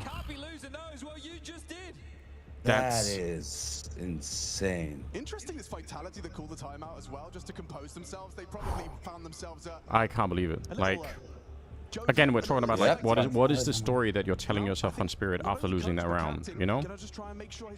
This one is going to be one of those losses where you're going to have a lot of lessons from, because there's so many things that Vitality is doing well and Spirit is not doing at all. At least that there will be a positive light if it finishes in the same way it looks to be unfolding, that yeah, this was an off match for Spirit. Next time they'll come back, it'll hopefully be a whole different team, because they didn't even participate for most of the final so far. Yeah, they really didn't. Vitality are lightning fast right now. Feels like a sprint in Vitality's book, and a missed shot from Zews goes into a nice. That's where like the, you know, coaching and leadership like things are really going to come into play. It's like, how do you collect the team again, you know, so that like this kind of knife out. What? Again, like everybody in Vitality is so sharp right now. Shiro, the timing is good, but it doesn't matter. It just doesn't matter. They're always grouped up. Look at how tightly knit Vitality's players were. Yeah. The pistol, both of them walking together. Right now, both together. Last round, both together. They are playing well. They are just playing as a team. It's simple CS and hitting every shot. You can't do much against that if you're Spirit right now. Oh my god. Spirit haven't come to deliver a competitive game of Counter-Strike today. Cheeky little knife attempt, huh? Why not? But again, like even that, it says something about like the level of relaxation, right, on the Vitality side. Like everything is so fluid, and you know, everyone's having a good time. They're probably laughing about it themselves, you know. Zero pressure on this moment. You can do whatever play you want. You have all the round leads, all the map leads. This is the most comfortable position you can be in the grand finals like Katowice. 13-6, 13-5. Not even close. With a win like this, I wouldn't even celebrate. Champions of Katowice humbled on the grand final stage. I can't even imagine the, like, again, there's a part of me, again, like as a, you know, from like a storytelling perspective, like I'd love to see Spirit make it back from this, just because it's such an inhuman thing to try and do at this stage, you know. Like most people would be like, I can't summon the strength to try to do this one more time, you know. So if you can, like, that's obviously mega sick to witness, but it's so rare. Okay. Okay. Okay. This is the start. It's what we want. This is it. They need this round and every other round after. That's what I mean. Like, if Sontics can do like 2 or 3 more rounds like this in the second half, like that's the kind of stuff where I'm like, you know, if I'm thinking about Sontics in the future, I'm like, yeah, he is that guy who's gonna, you know, when they really need him, you know, somebody has to be the person who says, okay, I'm gonna do it, you know, I'll do it, I'll find the triple, you know. Yeah, someone has to pull that responsibility for Spirit, and to create that narrative, to make it truthful. When you are so down, that's when Vitality can get comfortable. They don't seem to be letting their foot off the gas. They seem to be taking this seriously, but the more they inch towards that moment, the more relaxed they will be. And if Spirit, out of all maps, can start with just this one, make one impossible comeback, they will potentially bring all the energy back and everything, but everything rests on this one last half. Jesus Christ. It's not an easy feat. It's happened before. I'm not sure I've ever seen a best of 5 full comeback reverse sweep before. That would be history. I think, did it happen once in the past? I think somebody in chat will know. I feel like every time this conversation is brought up, there is like an example. I just keep forgetting about it, but regardless, like, surely not from this position, right? Like, this is they're so far down mentally, Spirit, that it's like... They're down mentally, statistically, emotionally. Yeah. Look at their expressions on their faces. They are bummed out. It reminds me of that major final when we beat Na'Vi in map 1. I look over, see them just down on themselves. I knew it was over back then. I think Vitality's thinking the same thing right now. Yeah. They can feel that trophy, Manders. Yeah, and at the same time, like, we're in an age of Counter-Strike where even if they can feel it, the professionalism is so high, they're gonna like do their job all the way through, right? Because like back in 2014-15, right, like you could actually lose a lead like this by just being like, you know, almost celebrating early, right? Like, oh yeah, we saw that all the time. Way more common than we'd like. Yeah. But players nowadays are way more prepared. They don't make those basic mistakes anymore. Yeah. It's much harder task. Hence, if they are able to pull this off, this would be probably one of the most epic, if not the most epic comeback. Yeah, they have to. Right now, it's that kind of scenario where if Spirit finish losing like this, I don't think they can even get a ride home from people. They didn't show up. Yeah, it's true. Oh, Jesus. Chopper's lost the nose tape. Donk is not looking happy. He's doing the Aristotle's thinker right there, just like contemplating what he's gonna do after this. That's another soundtrack of like, how could this happen to me? But that's another thing that we always talk about, like the emotional impact of like winning, but like, you know, many of us also will never like feel what it's like to have this experience. Like, you put so much work, so much practice, you know, you haven't seen your friends, your family, because you've been playing Counter-Strike and all this stuff, and then you finally make it here, and it's like just nothing works on that day, you know? You just get crushed, and you're like, oh, okay, cool. It's awful. Unfortunately, I've lived through this moment many times. Yeah. And just like a picture book of your life, everyone will remember the moment you were on stage lifting the trophy, where you were celebrating, everything like that. But most of the time, to get to that, you will have gone through all the losses. It was a gigantic leap for us to start making finals. Then it took us another 6 months to learn how to close out those finals. It's a different game. It's a different position to be in, and it requires experience, man. Spirit's getting it. They're amazingly talented, but look at Vitality. They're all legends that have been doing this for so long. The youngest player there in terms of professional scene is Mezzi, probably, and he's been doing it for a long time already. Yeah. Apparently G2 versus Big at DreamHack Masters Spring in 2020.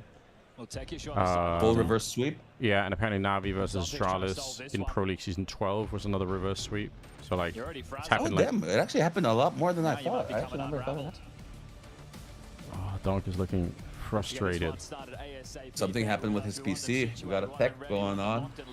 Just to help out, you're already low on your mood, and then you have that moment of silence where you just have to dwell on the fact that you're 2-0 down in the grand finals, 8-4 on the last map, and you're getting ridiculously stomped. Yeah. There are teams that were masters of this, Anders, and I think you know who I'm talking about. When the other team gets going, all of a sudden some team speak issue happens. Momentum dies out, and 8 finals go the other ways. Yeah,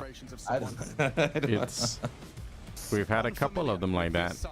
I mean, if we want to talk about that, like, we know, if we go way back to like you know, the 1.6 days, like the original Navi team were so good at abusing like the whole tournament, you know, by like, you know, showing up late for games and like having weird issues and, you know, like just like really like playing to the maximum that they could, you know. 1.6 days. Do you remember the stupid rule where up until round 3 it would restart the match if someone froze? Oh, yeah. So you'd lose the pistol, and then like on a dry eco you just kick your PC, and all of a sudden it's pistol again. You're like, oh, we're starting over. I need a do over. Yeah, we've come a long way. We have, thank God for that. People used to play with their rule book under their arms for that kind of shit. Yeah. Rob's the Vitality looking like a cheat-coded fully freeze up Mezzi because there's less pressure on him to offset a rough Spinks game. Simba, yeah, in the chat, yeah. It's, I mean, it's, you know, you never know how these things work out. But yeah, it's sick, isn't it? It really is. Can I just bring a low point here? And I don't even know, this is unfunded, but it's like, imagine your face. How do you like go for cheap, like Twist, Rops, all these things? Look at the caliber of players that are going away to competitors. Like this, that's gotta hurt. Yeah, I mean, you're not wrong. That is, it's just like, I mean, this has like been a running joke on the stream, right? But like, and maybe in the whole community, but this concept of like all these players that do so well after being in an IP, right? And it's, I'm not even like, it's not even that I really want to shit on an IP or anything. Like, I know they're trying hard to build stuff, but it obviously becomes kind of a reflection on you too, right? Like, no matter what, if like Brolan moves on to Mouse and suddenly he's playing really well, it's like, damn, people are gonna notice, you know. Yeah, it does, and that happens way more than people like. Cause a lot of the time the player will move and he'll have that fire under his ass just to prove the other teammates wrong, kind of a thing. Right? It's human ego. I'm not gonna leave this situation on the low. Are you crazy? I'm gonna prove to you. Yeah. Yeah, I was never the problem. It was like it was everybody else basically. Yeah, no, fair enough. I'm a museum case that's under glass. I should be studied because I'm perfect. Yeah. You're good. You're good. Everyone else is a work in progress. We just look like those scaffoldings everywhere. So you gotta believe, right? By the way, guys, if there's any new viewers on the stream, remember to follow the stream. If you got any primes up you haven't used, then throw them our way. It's appreciated. Come join the cult. It's there's also Discord if you guys want to come hang out. It's an interesting place for sure. So do that if you haven't already. Yes, sir. Join the community. That's it. What do you do on your Discord with the people? Is it theory crafting? Newsletters? We actually have a theory crafting channel. There's also like clips and memes. I mean, I'm not gonna lie. Like in the beginning, I feel like I had a little bit of control of the Discord, and now it's just kind of doing its own thing. But I appreciate that in some level too. It's like it's its own ecosystem. We're all along for the ride. Again, people that share the same interests, and we'll talk about the things that you like. And sometimes you drop by and interact, right? Yeah. We have streams where we just try and throw like grenades for like 3 or 4 hours in a row. Like try and come up with new things. So I will always remember. No one did it, and there's no one used the auto sniper on train to wallbang that wall that we talked about. True. No one never got that kill. There's some, like on the new train, there's some insane wallbangs. Like it's. I will be just truthful. I haven't theory craft at all on the new train. I'm actually kind of excited to do it, but I want to watch some matches to see what the takes are, because I'm really good at like coming up with an idea that someone has, and I like to like tweak it or see the the flaw that's in it. Yeah. No, it's great. Dude, train is so fun for that. Like the wallbang stuff, I think is amazing potential. I feel like for Vitality though. But one of the funniest things for me always is going to be, you can come up with something, and you can be like 99% sure it's going to be sick and it's going to work. But like, funnily enough, getting pro players to actually use those things is so hard.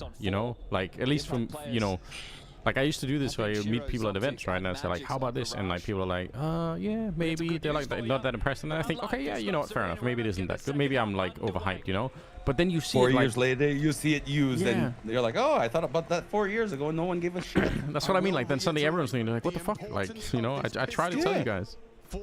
I'll give you an anecdote with a real story here just to exemplify quickly. I won't say the player, but early on, I had to try to convince a player to bind one of his keys to do a jump throw, and he's like, no, I'm not going to do this. Blah, blah, blah. What's the jump throw now? It's like the most basic thing, and you had to convince him that this was something good for you. He's like, come on. Yeah. Like, no, I'm never going to jump throw. It's like, oh, suddenly it's the meta. Oh. B-pop. Oh, no. Okay, good shot from Donk. It's on tick. Oh, no. Oh, no. That's a bomb plant. Oh, and Donk is dead. Oh, shit. They picked up the USB. Oh, my God. They can't. Oh. I was going to say they can't afford to lose this. They don't have a choice. What do you do here? Like, if possible, you get a shovel, dig a hole, and hide yourself. That's about as much as you can do. Yeah, hide in the middle. Just hope they don't see you, because you are screwed, bro. That's so brutal. That is. And Vitality, just clean and composed. Not overdoing it. Already focused on the next round. Looking like a well-oiled machine here. Gotta give him the props. Donk got 1,000 yards there. Yeah. Oh. Best of 5 last year. Crushed. Rops was on the receiving end of Spirit's Awakening. And one Deagle again. To get 23 rounds. Yeah, I mean, and now we're way more directed in terms of Vitality. B-pop with the split, just looked at mid info just to see if it was a push, could react faster. If not, keep going. Yeah. Send it in the Mac 10. If there's a stack, you're gonna know about it. Chopper 1 and 12, yeah. I mean, it's obviously that's easy to point at, but like it's obviously way more than that. That's the problem right now. Yeah, for a moment there was nobody firing off on this team. This is a blowout. This is a bigger blowout than last but year. I will say, this 1 and 12, if his rating for the series was already 0.38, it's gonna take a hit if it's like this. Yeah, that's true. It's crazy to think. It's gonna be like one of those career lows in the grand finals for Katowice. Again, that's gotta hurt. In Spodek for 2025, where a map was taken. You know what's? Whoever was winning. This is going to be such an interesting test for like the story of Donk, you know, because I think you're right, like what you said earlier about like these are the games you learn so much about, you know, but like, yes, you know, I don't think Donk is going to be broken by this game, but these are also the games that can really like, you know, that can kind of, you know, shock the system if you're, especially if you're a young player, right? You're like, you know, might kind of feel like the end of the world. Obviously, it's not, but hopefully they have the leadership and the system to kind of like walk away from this and say, okay, we needed, this was the lesson that we needed. It was a hard lesson, but now we know, you know. Yeah, it's the only takeaway they can have from this. They can't let one big blowout as being, unfortunately, derail them from everything else they've done. #1 team, winning the major, doing all these things. Yeah, they are an amazing place. Some days it's simply not going to work. You learn from it, you move on. If they let this get to them, that's a big failure in their leadership. But seeing their coach and their IGL, I do not believe that will happen. Yeah, I don't think so either. Ooh. Okay. They're trying this. It's got to be here. It's always got to be here. There's no more chance for error. Definitely not. Okay. Killed by Shiro. They have 3 players on side. Oh my God, Robs! How does he get that shot straight down? How does he shoot straight down Look below at this him? duel. That's ridiculous. And oh, Donk is so dead. Robs is. That is. You know what? Shooting like right underneath you is so hard in this game. I don't know why, but it just is like it's one of those things that like you obviously really never practice that kind of shot. It's so easy to fuck it up. That is scary for every other professional team out there. The fact that they pulled this off, and it's Rops and Zews. The small details. Rops in this last kill had the bomb in his back, so he knew that it could be there, that he had to clear the site and the smokes beforehand. The amount of details that they are outplaying Spirit here is, it's a completely different level. And I cursed it. Yeah, there we go. The curse Perfect is in. round for Spirit, of course, of course. And now Zywoo. Only Zywoo remains. Okay, okay. 11-5. I don't think I spoke too 11 to soon. 5. It's a start. go right round by round, they need 7 in a row to at least guarantee overtime. Considering if they make one mistake, they will give up match point. It's going to require some perfect CS here, which has not been shown at all until right now. And it was needed. They got 3 AKs on the CT side though. That's kind of sick. That is kind of sick. And the FAMA's on Chopper. Everyone's saying that's been the #1 gun in terms of cost efficiency right now. Yeah, people are really taking to it. Oh, hold on. Cheeky little pop. Zews low, they know. Ane, what are you doing? Flames hit on that you. Robs is so sick. They know that he's here. They must know that Chopper is here. They're just ignoring it. It's so smart for Flames. Yeah, he knew. He walks past him and just Shiro's rotating in and it's like there's no way anyone's pushed past. Nice shot by Magix to try to keep them alive in this 2v3. Needs to pick up the 2 versus 3. They are worse for wear. Apex the only man. Apex keeps going. He's not giving space. An important kill, but it's still not the round. Oh, 2v2, no bomb planted, Enders. Yeah, the nerves must be hitting now. Okay, hold on. They're both low. Pistols Look out at the the side. pressure. Oh, he's ready. He wants it. He's gonna. Yeah. You know what? I respect that so much from Saiwu. He's like, he has to try and just crush him, right? He knows the health is low. He has the advantage. Yeah. He's going for it. He's got all the rounds in his favor. That's one of those rounds. This wasn't that crazy round with the turnover, but it was the one that was last second back and forth and gets the communications hype. We may see a Spirit revival here, or at least we can hope for it. Jesus. Them into 6 and likely securing them 7. Yeah, it did take them a long time to plant, like, it's true. P250 in a flash. An early tag. I'm excited to see how they will shape up after this. They need to get a nice clean round here and one more round win, and I believe they will start believing. Backs himself into an Angel, so 2 Deagle bullets have connected. Yeah, like at 11-7, 11-8 kind of scoreline, that's winnable. That's super winnable. Definitely not 0. Yeah, 4 rounds, you can do that. That's like put an eco or 2 in there, depending on how the rounds go. Now taking pole position as far as the MVP is concerned. So we get the job done. 2 more rounds. No fear. I love how Donk plays mid. Everyone that tries to come under pass under him normally gets screwed. Oh, why is it freezing on my end? It froze both. Oh, Twitch okay. and back. Okay, we're back. A very late resurgence. Yeah. Jesus. Just a 4-round game. Well, 11-7, they got it, so 4 rounds. YouTube having a hiccup. Couple of oopsies to slip past the keeper. That's fair enough. Oh, good to know it isn't us, right? We're doing everything we can. Yeah. Yeah, production is trying to delay the tournament. Yeah, I mean, I think some people still haven't returned from the break in the first map, considering the speed this has been. Yeah, people are showing up. They're like, "Oh, it's a best of 5. I can get there a little bit later." It's like, no. Yeah, they're not even gonna see the stadium build up with the pace they take these things down. Oh, that is such an entry for Flames here. They should be able to trade Magix. Oh my God. That's big, that's big, that's big. That's gigantic, Anders. That's gigantic. He's giving them a real shot. Yeah. That's a really well played round coming out of Magix. Oh no, there's no way they lose with Apex. Is there 1 versus 3? Chopper with only 3 kills. Oh my God. Apex doesn't even know he's out yet. Say he's dead. Yeah. Okay. Okay. Jesus. Oh, you're a little ahead of me. Oh man. Big 11-8. It's starting. We're starting to get a game. If you want to catch up, by the way, I think the easiest way to do it is like if you go into like the little playback speed. Yeah, just like set it to double for a little bit. Yeah, that's what I'm doing. Can get a little bit crazy with it.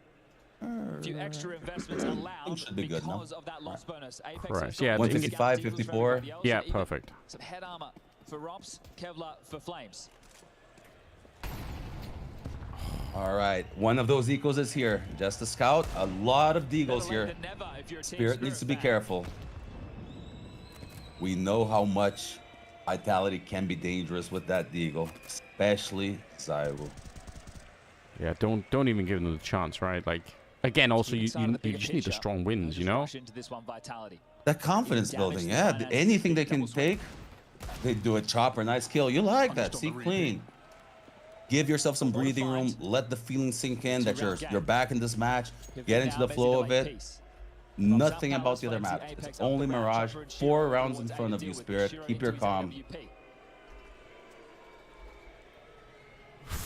If they get another map behind this, again, like, I'm sure Vitality are gonna say, oh, okay, you know, oh, what? Okay, Chopper is gonna be dead too. Oh, no. Oh my god, those deagles, man. Okay, Messi.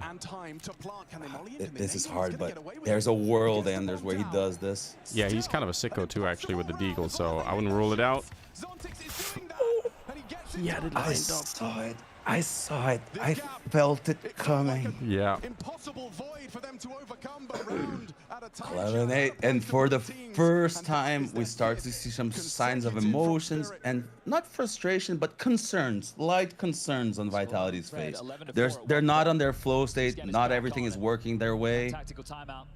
Nice timeout, Vitality coach. Good job. Just probably trying to reset the scene and the mood here. Get his team back on point. They have a lot in their favor. They just can't get ahead. They just need to close it out. Simple rounds. Let the other team make the mistakes. So no AWP in the mix. Does that imply something more direct where we see an execute? Okay, okay. Just saddle up, pick a site, feign your mid control, and hope the team spirit. You can feel the tension in the air, Anders, in the arena. Yeah. Everyone's starting to. It's so crazy. Like that feeling of like it's over, you know, like they've already won this Vitality. It's like that's now it's back to business. Some people you know? were heading to the door. I promise you, some people were heading for the door already, and they might be upset if they already went out thinking this was over. Push us to a 4th. And again, like Sontix, the way that he ended that, like look at him now, like 17 kills. He's really picked it up. Donk, nice opener. Flames is already very low here. Oh my. That Molotov. 8 HP. 8 HP. The Molotov just didn't even catch him. Okay, okay. Shit. Things are pretty even. Zontek's low. Flames is low. 4v4. Yeah. A info gathering. All right, they're gonna know it's probably not towards A. Let's see what they're gonna rotate off of this. B blocked. Good time to let the rotation get over to your side of the map. All right, Spirit is looking to be well positioned, Anders. They really are. Look at the position though for Rops. Like, can he actually get the kill on Sontix here? Chopper, he's here to help. This is a big first kill for Shiro here. Oh yeah. Rops. Not bad. Do it again, Shiro. Oh, they're coming in. Oh, the sandwich is in full effect here. 30 seconds. Survive. He's so cold, Shiro. So smart, so patient. Yeah, he actually is. Oh, he almost. He's gonna get it anyway. It's gonna say like. Yeah, that is a sick round for Shiro. Like, those are the moments where you're a player, you just feel the silence in the arena, everyone waiting for that shot to happen, for the mistake. Your hands start getting sweaty, your feet, you feel it. This is a big sigh of relief for Shiro, and it was a quick scope. And you know what? Fair play to Chopper as well, right? Like 1 in 12. He like this is another like, you know, famous meme that we bring up on the broadcast, right? It's like sometimes you just have to wait for your one moment to have an impact, you know? Even if you suck the rest of the game, like find that 1 or 2 rounds where like you make a difference. That's all you need. It really is all about that. If I'm making an example, think of it like if you put a ball on a straight plank of wood. You're emotional. If you get too high, when it swings, it's not that it just comes back to the middle. It's a full swing. The ball will roll all the way to the other side. So it's like even when you're winning, you have to make sure that you're trying to maintain focus in the middle and not be overconfident or anything like that, or something like this might happen. Damn. 11-10. Oh, this could really be it. Nice little opener there, 5v4 to play with comfort the round.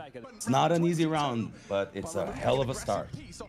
That's been a difference maker. The big conversation was pistols and opening kills, and Spirit have been starting to get more than a couple of those.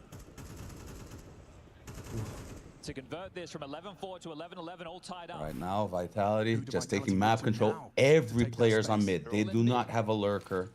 They are playing block CS. They're just trying to find that kill. It might be on Zontics here. Throws out a smoke, blocks con. Oh, he's going forward into it. He saw at least two, probably a third with sound from the Molly who threw. That's a lot of information for Spirit here. How are you going to react to it? Oh. Scary stuff, but fair enough. Pulls us into a 4-on-4. 50 seconds. I will say though, Rob's with 8 HP, it's still like facing a 100 HP player. He's the lurker. He's used to this. Yeah. Given the space. Oh, look at Vitality just calling the freeze here for a second. They're like, let's see if anybody else shows up.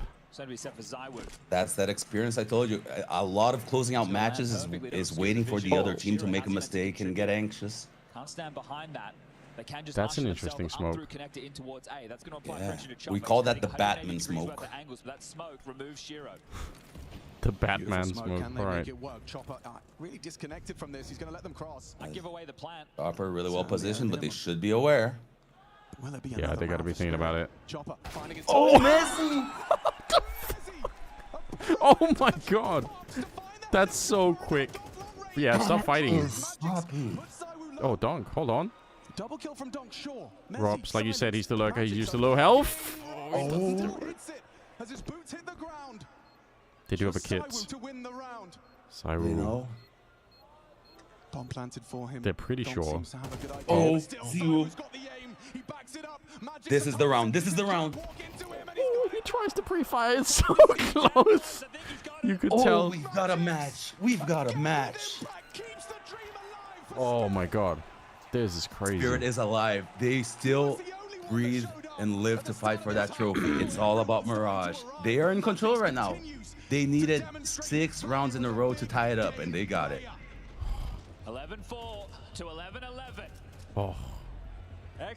That's there's probably a moment when they get the bomb plant where they could have called like a disengage from fighting Donk or anybody else, but like it just comes in like a little bit too late, and Donk is like, oh, I've got 2 kills. Yeah, and it's hard as well because you have to choose a position because you know the retake is going to be coming from one force area. Either the main strength is going to be coming from CT spawn or from the jungle area. So you kind of gamble where it's not going to be coming from to get space, but sometimes if you don't have that information or if you hesitate to get out of sight, once those smokes are down, then you're screwed. That's a really big area of emphasis in teams. It's the efficiency of spacing and after plant positions or retake positions in those 18 seconds of the smoke. Smoke lands window. Chopper playing from ticket. Donk from stairs. What's the timing? Money here is still alive for Vitality. It's not the best of vibes, but it's more than doable. Seems they have. It's too quiet. Straight A execute. Apex going to be lining up. He's lining it up the whole way. It's so funny, that lineup for the Molotov. First contact, Another op. Missed shot. Break of the smoke, a boost on the AWP. This could be he hit that and it doesn't kill. How? I don't even know. Oh my god, flames. It couldn't be any better. All the bullets in the Galil. The bomb's being planted as well. They should never lose this, right? 5-on-3 after plant.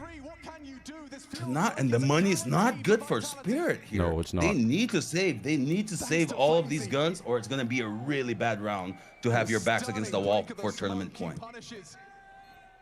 Chopper on the walk up. Pushes through towards the triple box. They're playing this passive. They're playing for the round. They're playing for They're going for it. They're being given nothing. Magix does find Robs, and there's Chopper with 1, but the time is too far gone. And Vitality have blocked the trend. Good kills for Spirit here. It's a lifeline. It's of course not the result they want, but out of all the situations, they keep an op and then 4 and take 3 guns away. I have a feeling Vitality is not going to have all the utility they want. The question is, they repeat a set strat, or are they going to let this round play the long game? This is an important piece of Counter-Strike right here. Yeah. So much responsibility on one round. to overtime. Flames. A double kill from Flames. Right now it's when it goes overtime or GG. New Katowice champions, and Apex gets this new trophy after 11 years. It's insane, isn't it? The stories are, they talk for themselves. It's true. And the crowd is completely against Spirit right now. We said we didn't think it phased them that much. Maybe it had an impact. Massive stance from Vitality. Yeah, man, something is definitely up. Letting the play come their way. Knowing that Spirit are on the back foot. Okay, I mean, forward A set up that on the ramp there for Chopper. I kind of like that. Yeah, information. He has the smoke to block it off. He's doing magic. But the fake exec just pull rotations. Sontics stays mid. He's the mid responsible. Donk's gonna get some info now. Saw 2 or 3.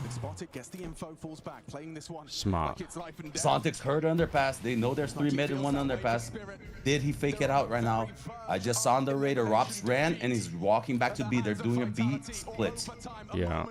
Yeah, they canceled the fake, turn it into a split. Oh my god. Alone in the bomb site magics with 1 base just getting deleted. They can taste it. He's dead. Oh, Apex. How sick is this? That's After 11 years. Vitality has done it. Oh. That is unbelievable. Oh, look at the relief. He's not even standing up. He's just... Oh, that is beautiful. Damn straight get on that fucking desk, baby. You deserve it, dude. You deserve that. He needed a moment, didn't he? Oh my god. You can tell it. You know how much this game means to him. He is the guy who's done it all. He sacrificed in the beginning as an entry fragger, gave it up to be an IGL, now leads one of the most respectable teams across like the generation, and has probably accomplished almost every trophy that you could want. Like another Hall of Famer contender right here, easily. Easily, yeah. And those emotions show on Donk. Yeah. I mentioned it on the Snake and Banter. We mentioned it today, but yeah, it just goes to show, even the #1 player in the world still has much to improve that he can, which is a positive sign. If he is the phenom that he is as is, imagine when he reaches full force and actually learns to control his emotions. It's like Dragon Ball Z. He's going Ultra Instinct at some point. Yeah, I mean, that it is what it is, right? And obviously, like, again, you also want to see that he cares about losing these kind of games, right? Like, it's not nothing, you know? Like, it's, you know, it would suck if he just, you know, shrugged it off. Shrugged it off, yeah. Like, you know, you want to see that it really means something. Yeah, there's no way this doesn't. You can tell he's this good at this game. He's passionate about it. I think I've read on social media that after a best-of-3 match official, he sometimes would play 12 Pugs or FPL games in the same day. That. It's like that is. It reminds me when I was 15 and 16 because I'd pull those all night. Like, if I do that now, I'm gonna have a bad back. I'm not gonna sleep well. You know, like things that I just can't do it. So that's insane. To him, all the best of future, but to the champions, much fucking deserved. And Rops, what a signing, man. Yeah, like that's scary as fuck. Get the ground running. Yeah. Vitality have to be feeling on top of the world right now. Katowice champs, Rops in the lineup for at least a couple of years, I can imagine. You have this much star talent, leadership. They're in a great position right now. And Apex, dude, enjoy the moment. Yeah. How crazy is that? And look at that. It's still golden glitter. I remember exactly that one in my backpack when I lost. That's the one that I hated it. It's exactly the same thing. Yeah. But I was standing behind them with a box and a bar of soap. Not the same. Doesn't hit quite the same, does it? It doesn't. Oh. It really doesn't. Exitus as well. It's a cool storyline for him, right? He was quoted as one of the best coaches, and a lot of people doubted him after he left and the whole debacle. Wow. And now seems to be going back to that old motto: just I'll be quiet and work, and the work will speak for itself. Yeah. Yeah, that's how you do it. But it took time, but I feel I finished the game. Won every big tournament. Finally, it took time for me. But finally it happened. I think also probably my best final 4 years individually. I don't know. I wanted it so much that it's crazy. Thank you everyone. Thank you. That's Thank you, it. Spodek. Yeah. Fuck yeah, man. See, that's what we're talking about. That's what we want to see in kind of people that are in it. Like, you can tell he's invested. Not that the Spirit aren't, but it's like so many years of his career dedicated to his life. Like, he gets it. Yeah. Well, to be honest, we have a pretty similar map pool because Dust 2 is also one of our best maps with Nuke. So in a way, we are happy to play our best maps. It's just normal. So They just like pretty confident on it. again, like We the played really difference well. in And yeah, I think sharpness. Like I think we pointed it out like in the beginning, like in the middle of the game, like how much harder Vitality was shooting on an individual level. Yeah. There's like Everyone. Can you name one round where a Vitality player made a big boo-boo or mess up? No, not I really. can't. Yeah. It's amazing. That was lights out CS. It was quality CS. Unfortunately for Spirit, they weren't on the same level today, and Vitality showed that when they shift that high gear, man, they can be bulldozers themselves. They can stomp out anyone. And maybe they are the team that stopped Spirit. Spirit seems to be having an ease against other teams. With Vitality, we hadn't seen this matchup much before. If they start stepping up, they might be that rock in Spirit's foot. Yes. No, when you win Cologne and Katowice, yeah, Absolutely crazy. Again, like it immediately builds the next storyline for like Spirit as in like what is gonna happen next. Also, like this is like actually low-key kind of a. I mean, I wouldn't recommend this. I don't want Spirit to make roster changes, but here's the problem, right? There's so much talent in the CIS scene that I think the pressure to make changes is going to be way higher, you know? Because there just are so many talented people out there. I don't think they should, but I'm just saying that like that is something that can happen, right? When you got too many good players in a space. I think it's almost inevitable that it will cross your mind. It's what are they gonna do when that thought crosses their mind, right? Yeah. They've done so much. I'm with you. Even though it's interesting to theory craft about it and imagine, they'd have to be insane with the year they've had and what they've accomplished. Like, you have to maintain faith in your group. You guys had a hiccup in the road. This isn't the end of it by far. Yeah. It's it's a crazy time. Look at that, Mr. Robin Cool, now for Vitality signing. Amongst him, Apex, obviously, and Zews, the first French players to ever hoist the trophy here in the Spodek. And I think Zews was already an MVP at Katowice, right? He's probably going to be the MVP again. I'd take a guess, considering his entire tournament. Yeah, that makes sense now. Like, with the way he was playing. I mean, he had so much impact. He played such a great final. Right, I mean, we would have wish we would have been, you know, more maps, obviously. But, a few more maps, a little bit closer, but it's still, we still saw some good CS. It just wasn't back and forth. Yeah, wasn't the same. Yeah. It wasn't, and as I mentioned, not as bad as you'd think compared to what it started, but Chopper ended with a rough 0.47 rating. A rating is not the full story, guys. I have to be the guy that says that, but it is damning when it's like this far under. He had a minus 33 kill count in the series. That's like under double digits on every map, you know, that difference. That's something, one of the takeaways that you're going to look and reflect individually, and then it's going to come the big team mistakes. You see Chopper and Donk take their medals off. You gotta wonder if that's like a. We don't feel like we even like, you know. We're not gonna be proud of this kind of thing. I wonder if it's like that hardcore. They're so giddy for it. Yeah, I'm gonna break one of your not rules, but one of your advice already and speculate. I'd guess it's exactly that, because if it was me on that stage, that's what I would have done if I felt like that we didn't play our game and we didn't deserve the second, or that it was underwhelming.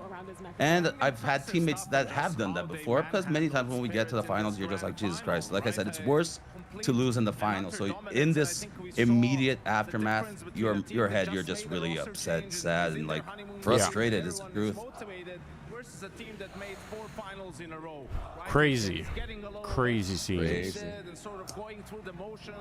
Mr. Rops' trophy cabinet must be insane by now.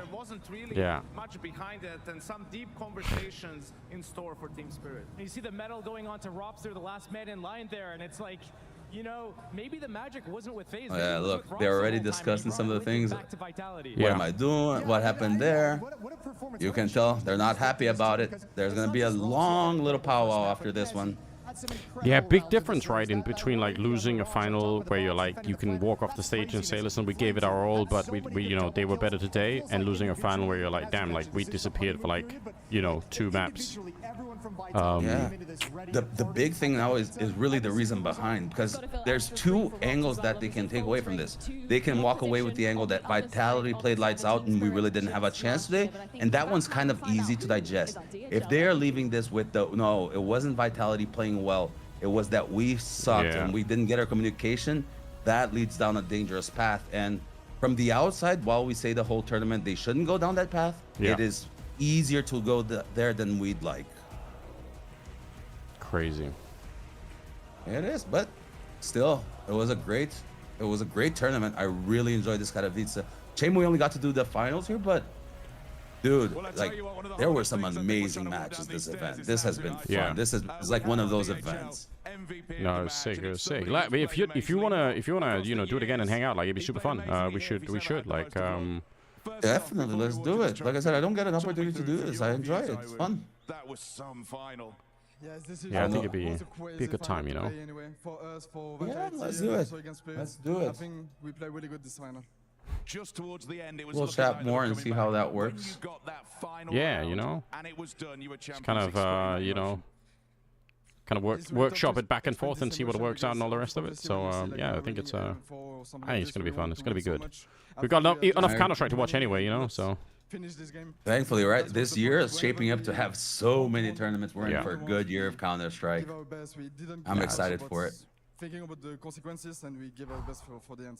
Well, we know French is the language of and there he is. We like to criticize, say he's calm, but at the same time, as his teammate, you must be incredibly proud that he is kind of like he is. He doesn't want the spotlight at all times. He must be really good for morale. He's probably like, to have your star player be the guy that sets the morale and tone for your team. Yeah, that's a great blessing to have, you know? Yeah, it's huge. It really is. Yeah, it's hard to be that humble when you're that good. As you mentioned, you have to have an ego to be that good, and somehow he doesn't. It's our criticism, but it's probably what makes him him as well. It's what makes him stand out. Yeah, it's like it is kind of crazy that he's just like that chilled out, like you know, again, like one of those players where like you'd love to, at the end of his career, you'd love to like ask him like what was his philosophy about all that stuff, you know? Yeah, you always want to ask the greats what's in their mind, right? And there's no denying he is one of the greats of Counter-Strike. Since he stepped on the scene, he's been quoted as one of the greats. It's like, it's one of those stories. He is different.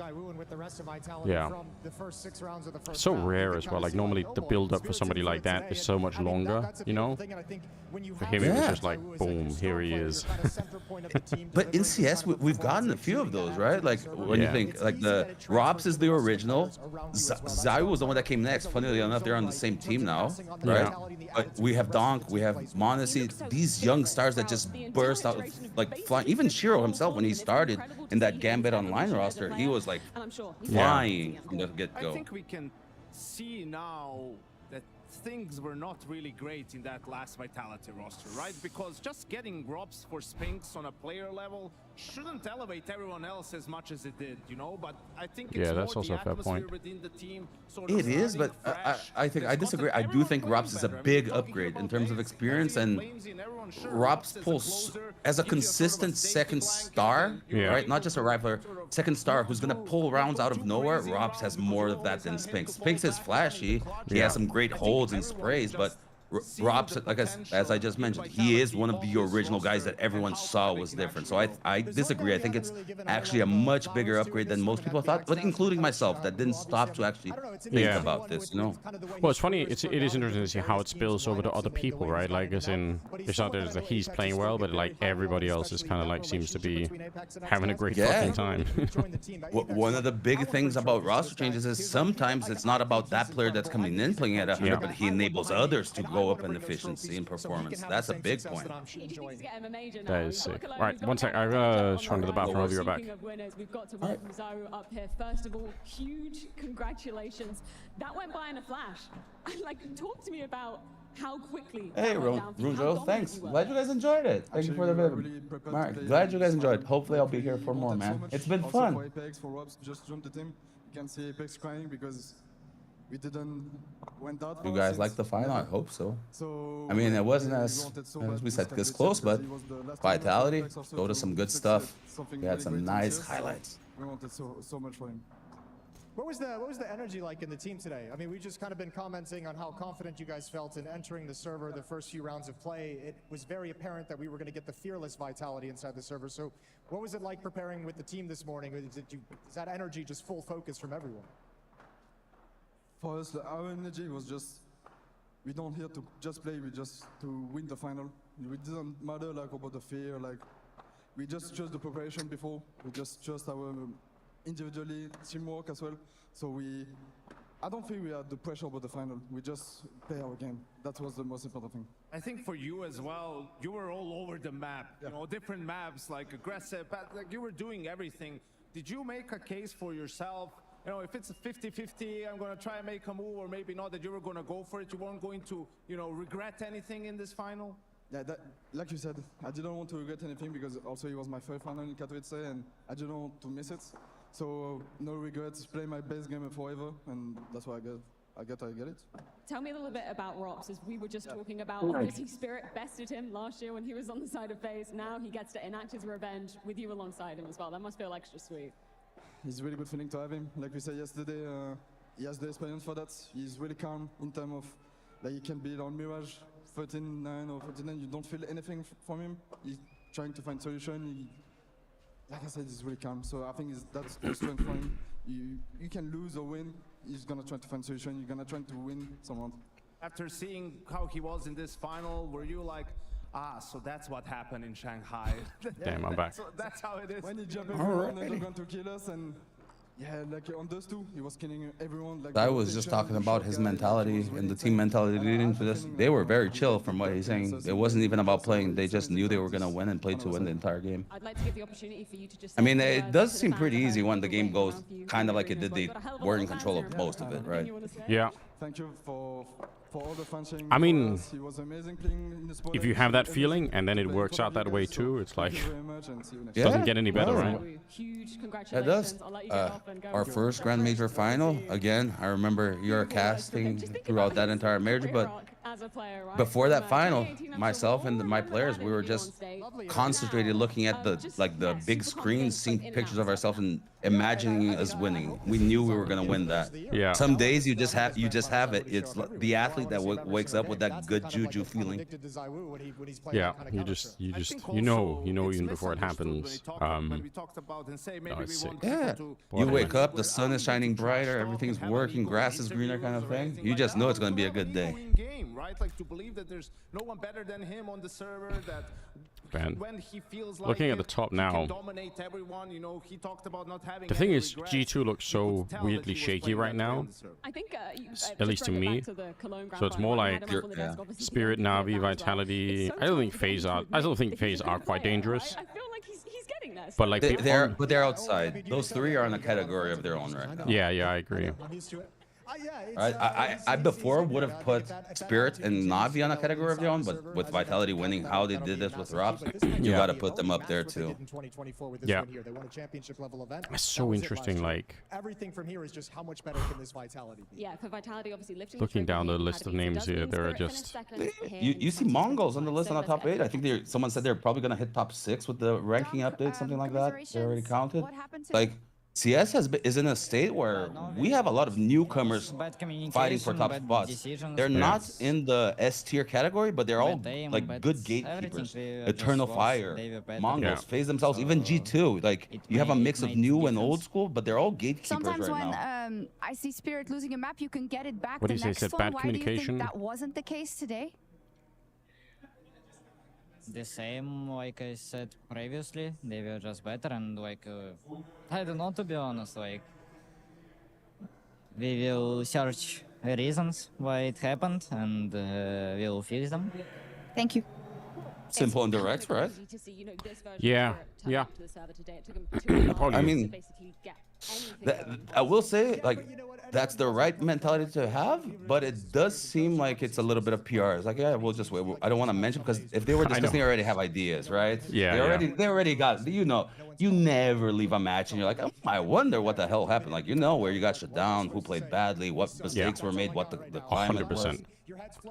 Yeah, and I mean, like, I guess you can't really go out and say, hey, listen, you know, this guy let us down, and, you know, like, it's like, you know, you're never going to be doing that. It's not a smart move unless you're Brazilian. I think Cold Zero and I are the only ones that do that shit. True. I like it, you know. Makes for interesting conversations, so... Yeah, again, it's about being different a little bit. Want to be bland? Damn, just to say again, like, that Astralis Paravision match is still happening, and like it started at the same time, and it's like on a third map, and they're playing like 9-9 at the moment. So, like, again, Paravision are just like they're so much better than people are realizing at the moment. Resident sleepers. I mean, for the people who like betting, that must be a great find. Yeah, that's... Now it's gone. You gave it. It's already gone. We've given it away. Yeah, it's true. Once the big voices talk about it, all the portals know. People realize it's good. We're good to go. Damn. But yeah, I mean, like, I'm probably gonna try and see if I can get the rights to co-stream some of the PGL stuff. So, you know, if you're around for that, it could be fun. But yeah, let's do it. We'll keep in touch. Let me know what goes on, and we'll try to work it out. Nice, super awesome. I'll send you on your way then. So it's awesome, Wilton, to you know, coming out. I think people appreciate it in the chat. There's a lot of people saying like this is good fun. So I certainly had a good time. So yeah, just, it was fun. Thank you for inviting me. We'll chat more. Enjoy always. The rest of the stream there, and we'll chat soon. GG's. Peace. Bye, chat. Thank you for everything. Hope you enjoyed it. Those are there. Sub if you have them. Bye. Nice. There we go, guys. There we go. Damn, that was great fun. I should do this more. I feel like having Zews insight into some of these things is fucking banging. So kind of a unique opportunity. Today we take into what is season 5 of the Intel Grand Slam. Yeah, and we have just witnessed the grand final. We witnessed the result of it. How are you guys feeling? Now out of contention. They needed to win this event. How are you guys feeling? I feel like it's like a big emotional dump almost. You're like, oh, it's over, and you know, we kind of got denied like some of the action that we wanted to have, you know. Whew, what a day. Well, if you're Vitality, you've already locked in Cologne. Now you've locked in Katowice. So I would say it's looking pretty good.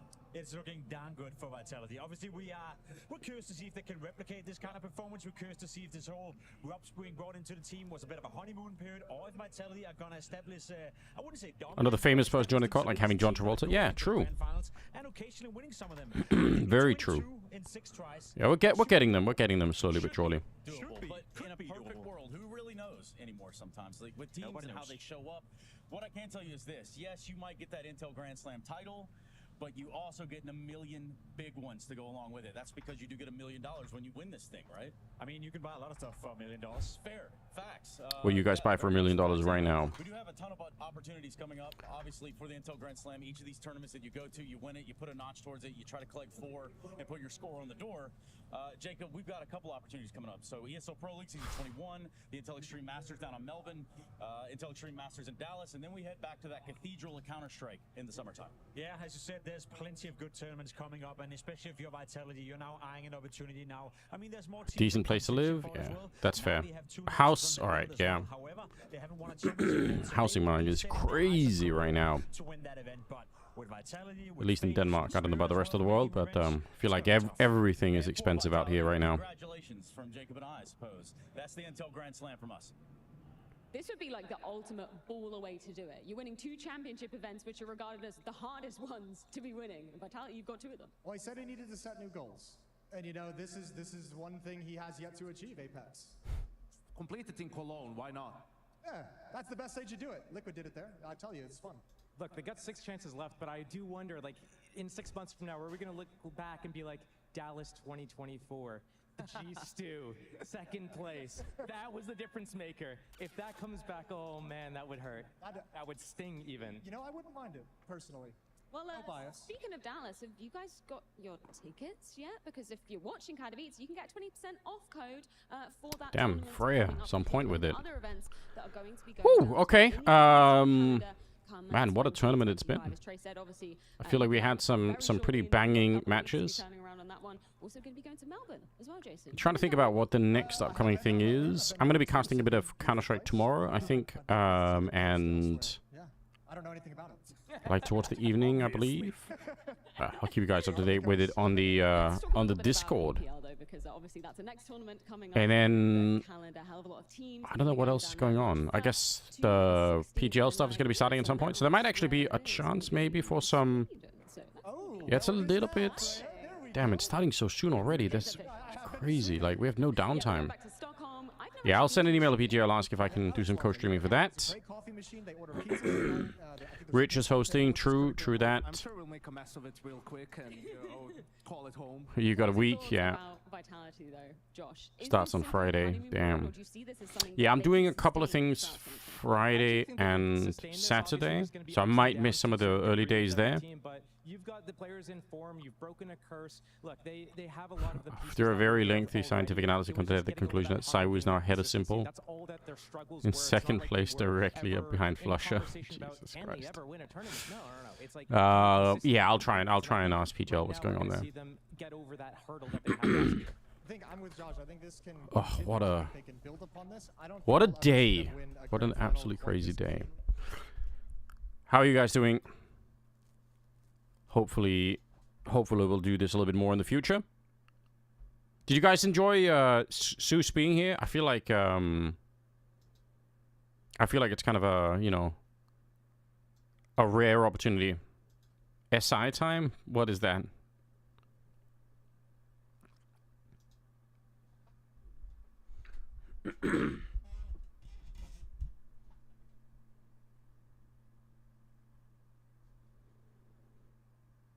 Oh, the R6 event. Don't think I can just go and co-stream that. Presumably, even if I did, I wouldn't even know what I was watching, so.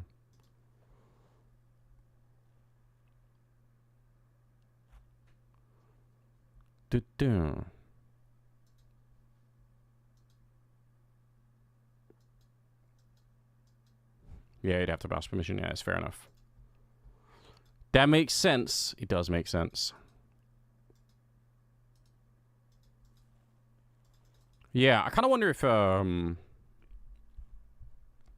even at the stage. Okay, fair enough.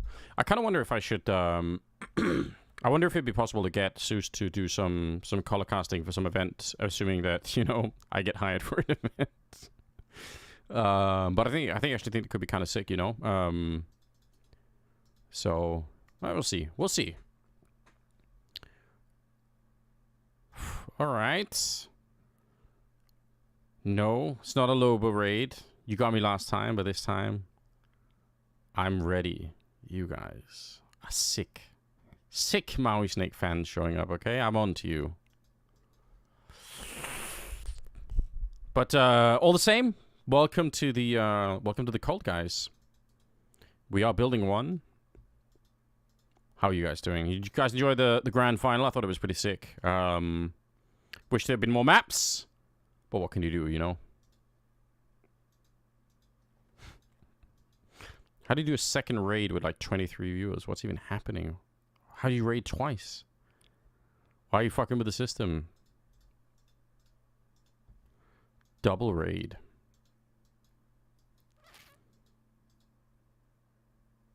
Shroud showed you? Alright. Just drop it. Just name dropping famous people.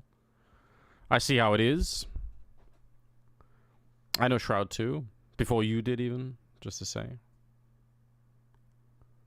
I'm just claiming that for myself. You're going to go to Hassan's house for the Super Bowl? Yeah. Don't get shot by the private security, but fair enough. Damn, guys.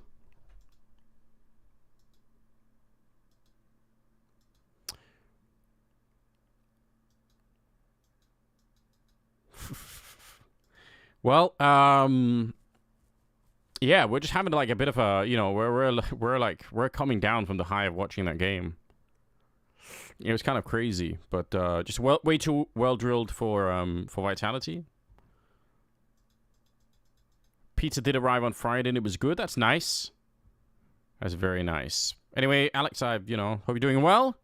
We'll catch up one of these days, I'm sure. Yeah, before you leave, go on. Who was the biggest fraud in the finals? Oh man, who was the biggest fraud? I mean, we've said it all along. Like Chopper, like he was Chopper has already been called out. No, you gotta listen. The bar for Chopper is lower, right? Like it can't be Chopper. It's gotta be Donk. He's 18 now. He's washed. It's over. You know. It's done with, unfortunately. So nobody's expecting Chopper to step up, right? All eyes on Donk. That's how it is. Damn, it's such a what a rough position to be in. And people are gonna be. People are gonna be comparing his performance this event for the last one. And people are gonna want roster changes. Kiyasuki's already being, brought up left and right. I don't know if I think that's the right move, but the pressure's gonna be on, man. Donk on Fraud Watch. How quickly the mighty have fallen.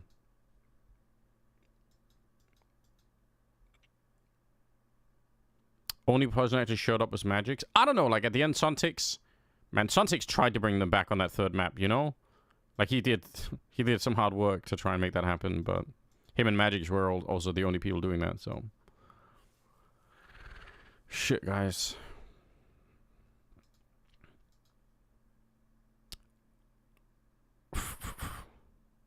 Donk, IGL, Arc. Suntix body block Donk, yeah, I know. Jesus Christ. That was one of those moments where you can see like a real visual representation of like the fact that the team is just kind of fucked. You're like, okay, like you guys are wrecked. Pull a twist and kick the IGL, yeah? I don't know, man. Kick Chopper and bring in Boomich. Listen, I am a certified Boomich fan, so hard for me to disagree with, but at the same time, you gotta remember, like, this is the lineup that won the major, right? So, like, how quickly do you want to throw it all out the window? You could do that and just say, oh, shit, we're fucked, You never know.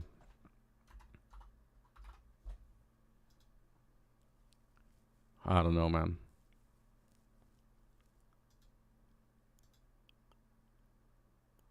I wish we had more tape on Vitality in general with Robs, right? Like, it's going to be a while.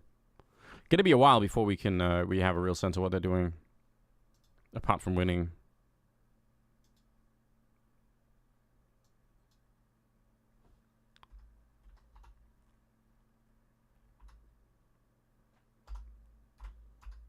Hello? Can I stop? Can I do anything with this? Mongols.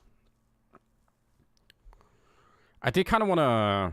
I don't know if you guys are into this stuff, but I don't know. I need a wind down from all this craziness. I'm gonna be honest. So I kind of want to spend some time looking at something different. I feel like I can't just disconnect. What's the next event that I'm doing? I don't know yet, to be honest. Like, I'm doing some online Counter-Strike, but it's tough competition out there, for getting hired for events right now. It's partly why I'm streaming and making content. I'm kind of hoping to, get more fans on my side. So hopefully the voice from, is going to grow for me to come back and do more events. That's the dream, So, yeah, if you guys want me at events, you've got to tell people, otherwise it's not going to make a difference, Like I say, tell people when you're out shopping, if you're at a supermarket or whatever, just find some people and tell them. They're going to appreciate it.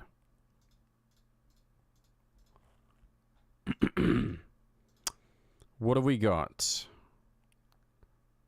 for the Mongols in the last 3 months? Ancient and Anubis? Or do we go a little bit further back?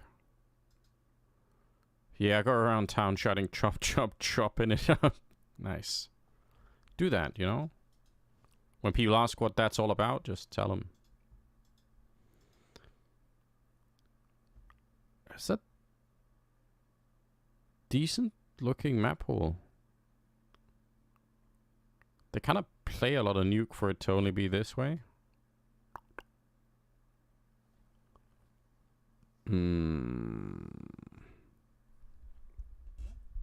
Trying to think if there's a map that we...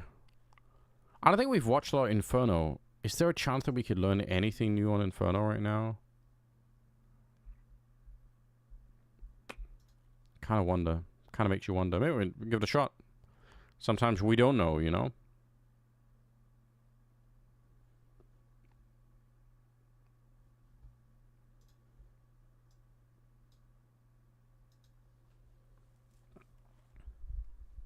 Maybe 6 months is a bit aggressive. Maybe we just do 3 months for the sake of the data.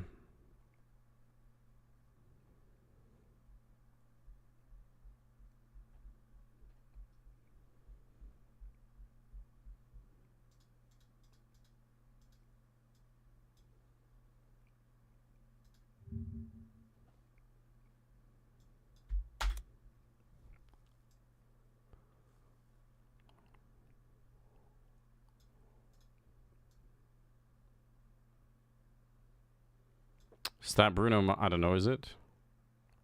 Oh yeah, apparently it is. I have no idea. Shout out to Bruno Mars, I guess.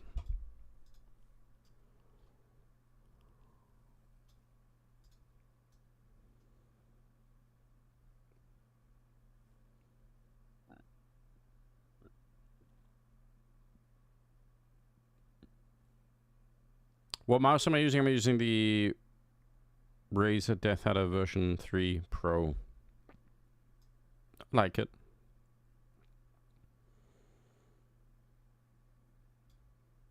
I had another one that was black, but JL took it. True story.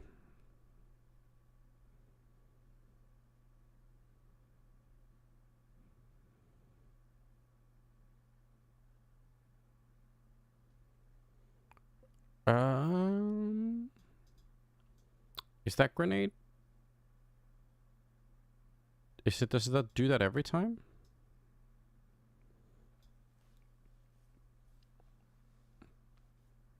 How does the copyright thing work on Twitch?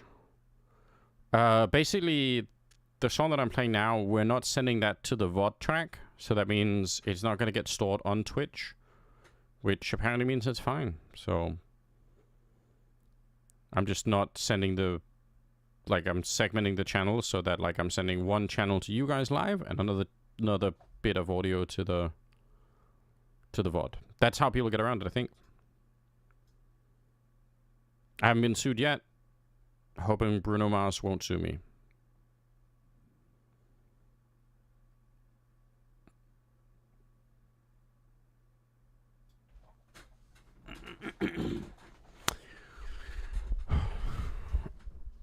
I wonder how many other teams have this protocol. I feel like this is low-key kind of sick.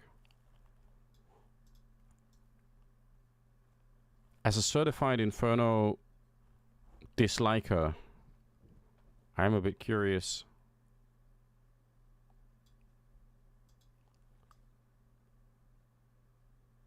Oh, that's a bit different. Oh, hold on.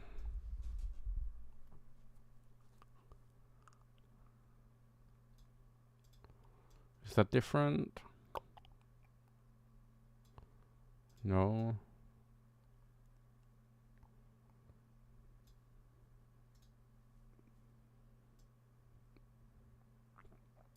I'm just wondering if this...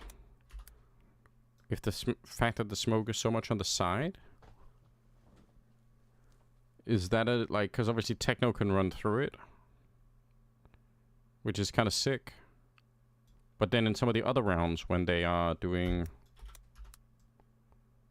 this smoke instead, it sort of makes sense that they maybe not the only thing that dictates it, but it sort of feels like they are ready to say, okay, whatever, like we're just gonna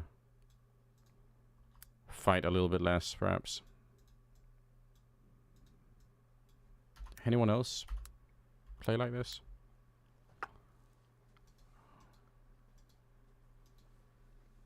Hold on.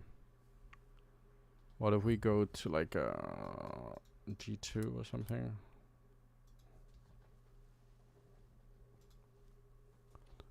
Okay, they've got the same kind of setup.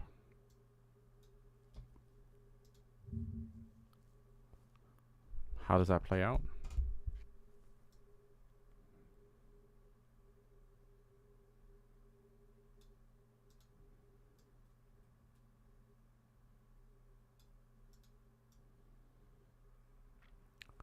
Okay, they kind of use it in the same way, at least some of the time.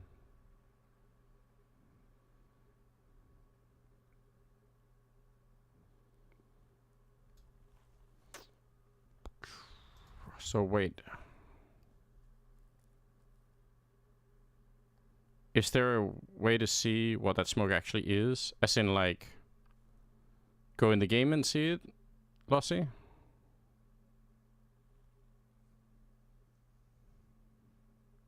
Do you think it's time? Yeah, I mean, so let's see if I can remember how to do this. But we can go and... how do we do this?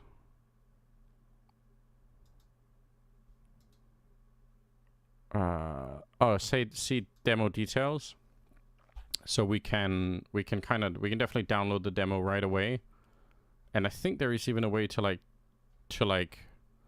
copy the demo tick, so you can like go to the exact tick in the demo. I just can't remember how that's done, but I'm pretty sure we have a way to do that too. So you can definitely go there pretty quickly. Do you think with time it's just going to be fast aimers meta with all the data and demos? People like Donk could just change. I don't know if it's going to evolve like that. I think it's always going to be more cyclical. Like, this has happened in the past, even before we had all this stuff. Like, sometimes you're like in the age of like the big strategy, you know, big system strategy kind of game, and the aimers become, you know, kind of consumed by just being out positioned, and then suddenly someone's like, okay, we're gonna break through and make like a really hard aim, you know, and then we fuck your strategies. We're just gonna win on, you know, like it kind of comes and goes. I don't know if we're ever gonna get to a stage where it's gonna be just only one thing and then that's it.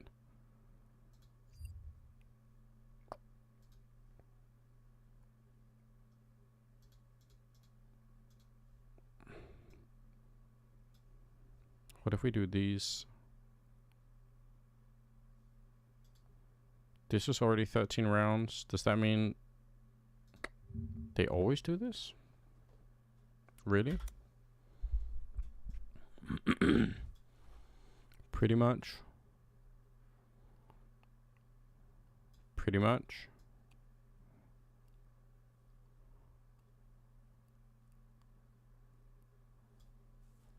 Okay.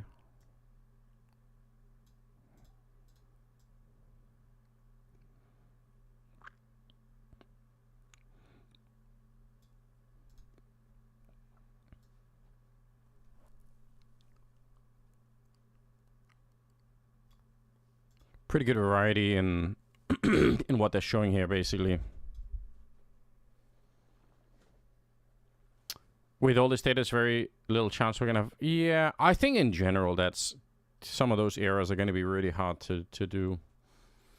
It can be done, but it is obviously very, very, very hard to stay consistently ahead of the game when, like, one, there are so many more good players than there was back then, and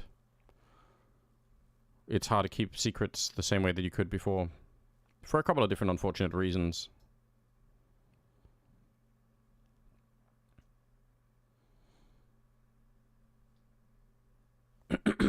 Okay.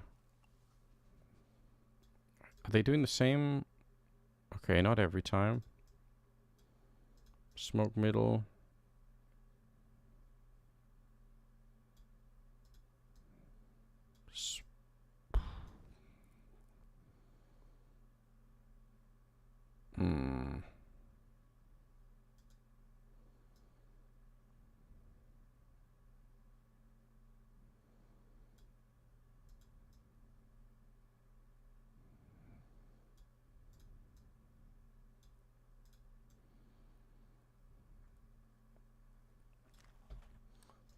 Okay. Interesting.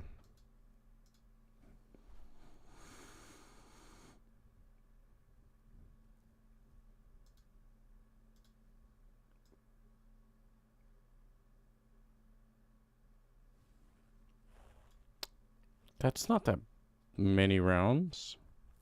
Have I been lying to people all along? Wait. Throw position. If I do this. Oh, shit.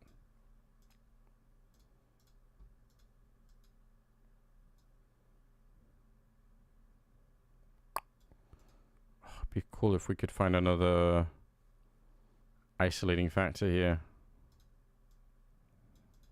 I guess we can... Oh, we're using throw position.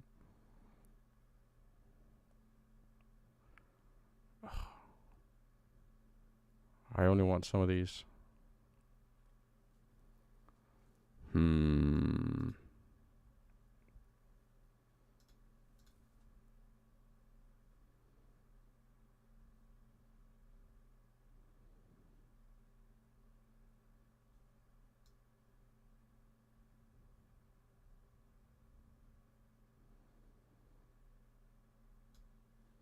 Are they really never throwing it from further away than that?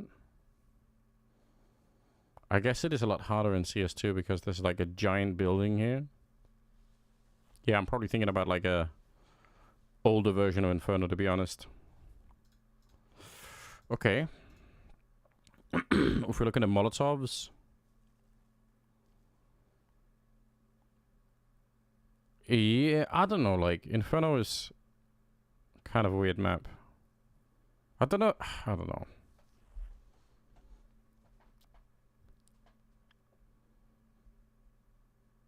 I don't think it's far off of making a lot more sense. Okay. We're working on the CT side just for the lols.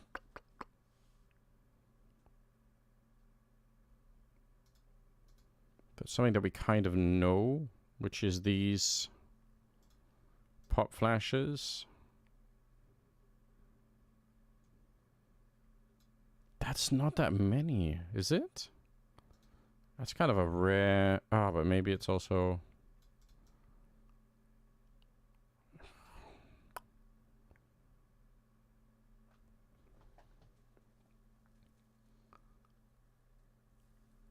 Yeah, did we... maybe you're right, Lossy, I don't know.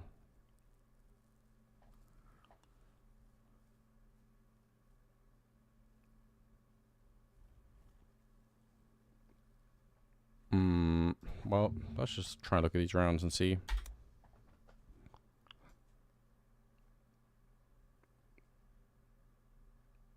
Nope.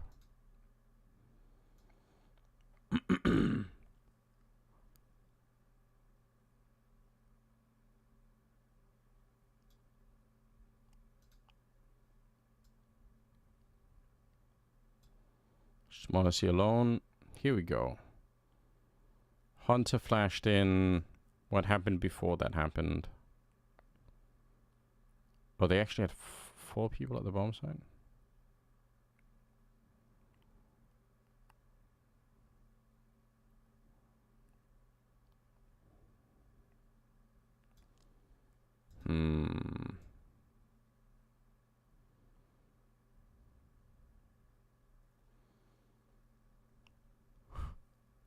It's not a bad move. With like Malps crossing to... They're gonna hear him, and then they're gonna forget about Hunter being boosted, is the theory.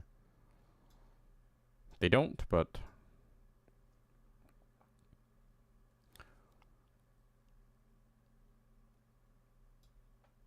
When is this flash ever working for them?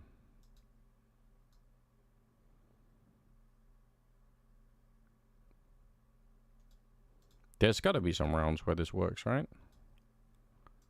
Hello?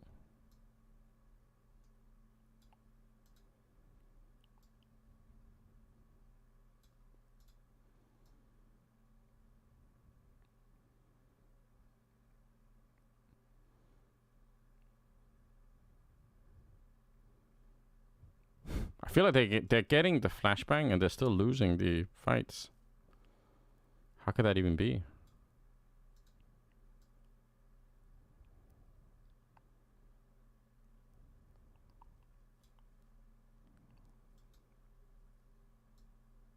How's it possible? All right.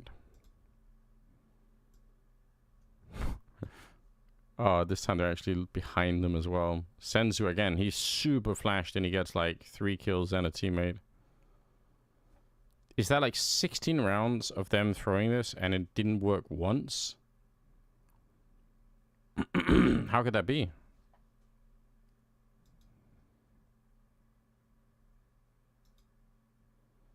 Like, I mean, I guess you'd have to...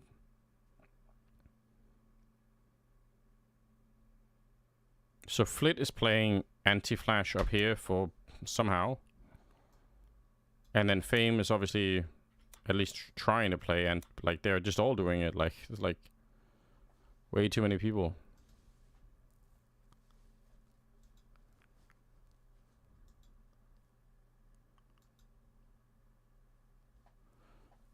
That's a bit curious to me. I feel kind of dumb because I feel like this is something that I would say on broadcast a lot. I say like, yeah, I love the retake flashbangs from these positions. Maybe are these ones the more successful ones? How do we find? I guess we'd just be satisfied with these. Let's find out. Fuck it. Might as well investigate, right? So these are thrown right at the start and they're just for that swing. Okay. Again, pretty much at the start for that swing. The flashbang itself kind of...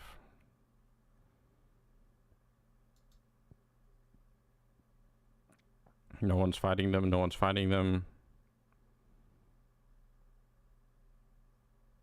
No one's fighting them.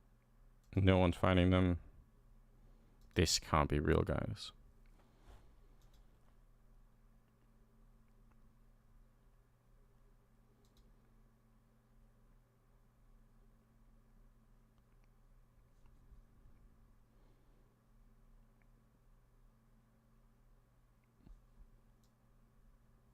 Okay, so there's a flashbang thrown from Hunter. It goes pretty deep. They still lose. What's happening? Am I crazy? Am I missing something? I think we just like... I think we've essentially just watched like 32 rounds of them throwing flashbangs at top banana for literally 0 effect.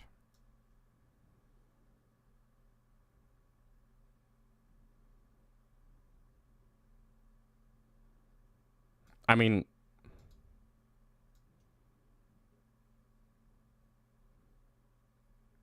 Is this just some weird relic from like...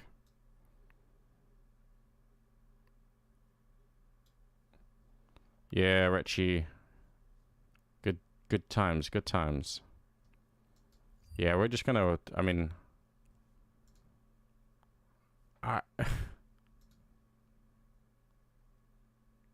What about these grenades?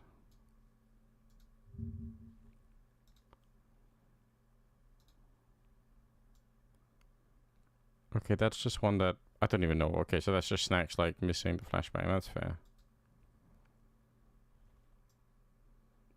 Monacy alone buying time in case. Flashbangs just for nothing.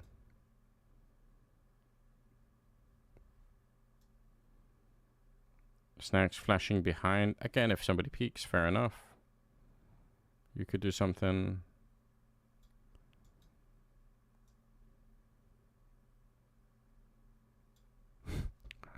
I'm confused as fuck. What happens if we look at Mongols? That's where we came from. The Mongols. CT side, last 3 months. How many maps? How many rounds? 11 rounds, wait. 6 months? Retake. What's up, guys? Welcome. Håber I aften, hyggelig aften. Sorry about the Danish guys. What a final it was, though.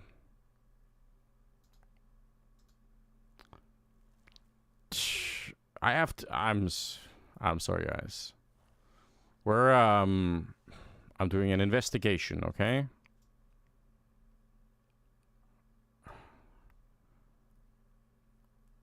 I'm trying to figure out if anybody is actually throwing grenades to this position that even make any sense whatsoever.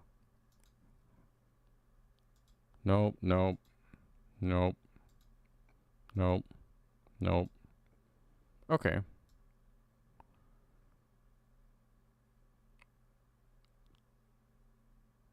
It's kind of fair, I guess. Maybe a little bit mistimed, but...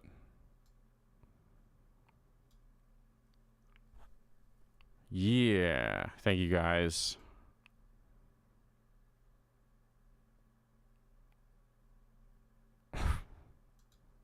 There's got to be some component in this that I'm just totally missing.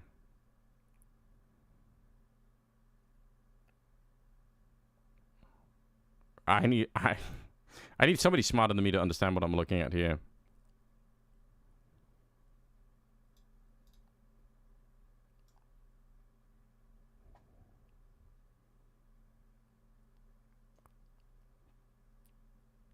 Again, like...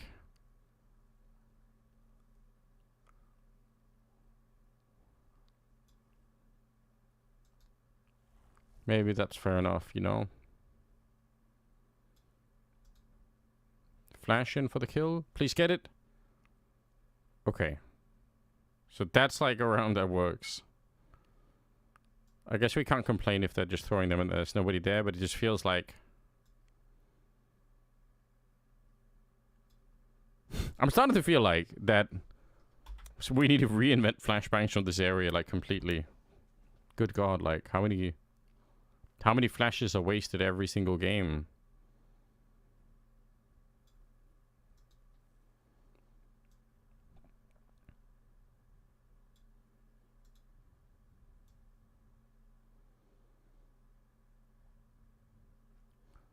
Like, this is one of the problems that they keep having is, like, how do you time these things?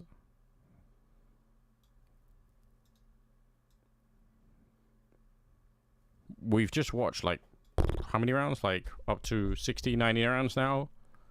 And I feel like it never works out the way people want.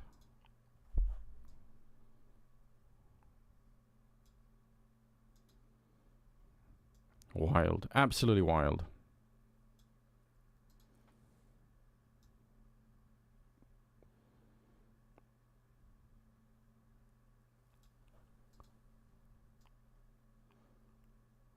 Okay, here's the flash. And that's fair enough.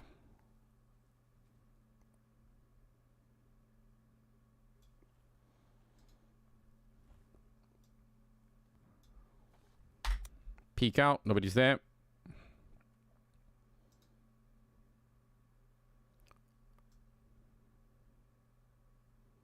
Like the even when you flash them, you can't kill them anyway, because they hide somewhere.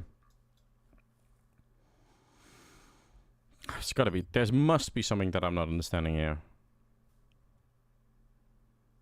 I don't know what it is, but... What about the smoke molly combination?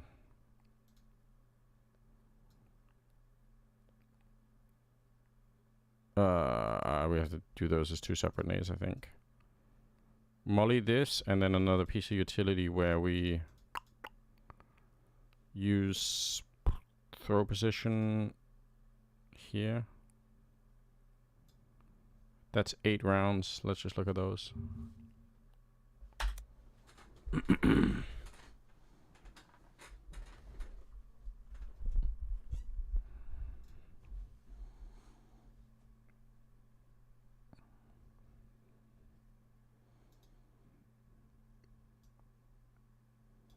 Wait, let's think about this critically.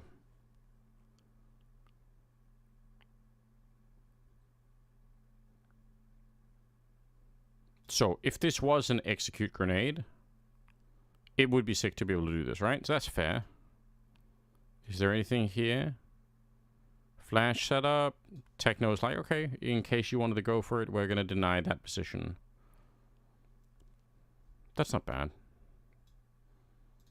That it's not meant to necessarily kill people. It's meant to interrupt, like, and execute.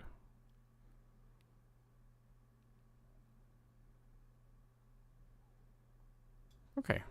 Okay. That makes me a little bit happy, because I really thought I was losing my mind for a second here.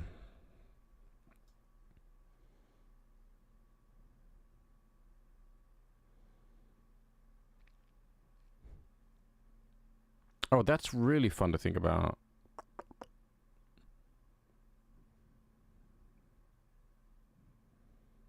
So when they don't have, like, any real information, it's kind of hard for them to get the timing right, I guess.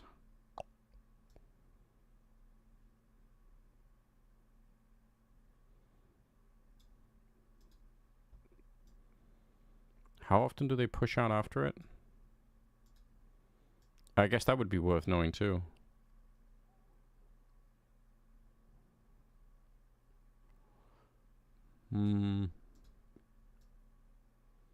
This is in 6 months?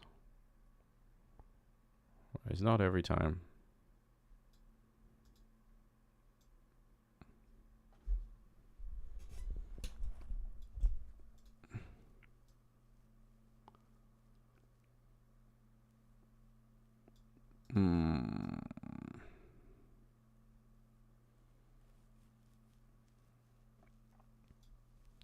Okay.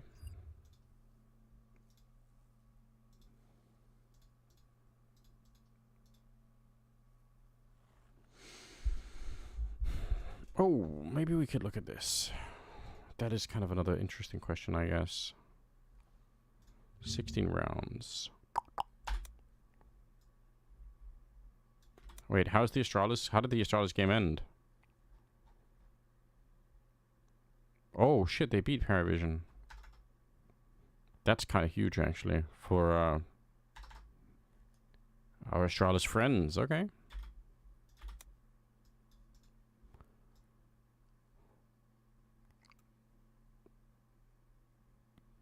So that's nice. Smoke down. Metnos, what's up?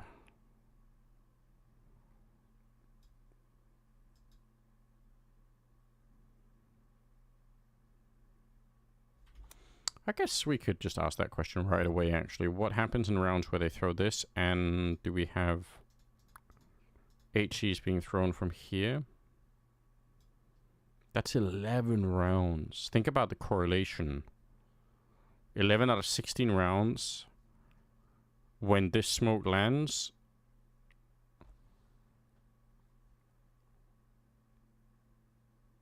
Yeah, I knew. Super... Keiju, you're not wrong. But you have to take the W's when you can, right? I guess it's not so much about beating Paravision. It's more about beating like qualification for Blast, right? It's kind of a big deal.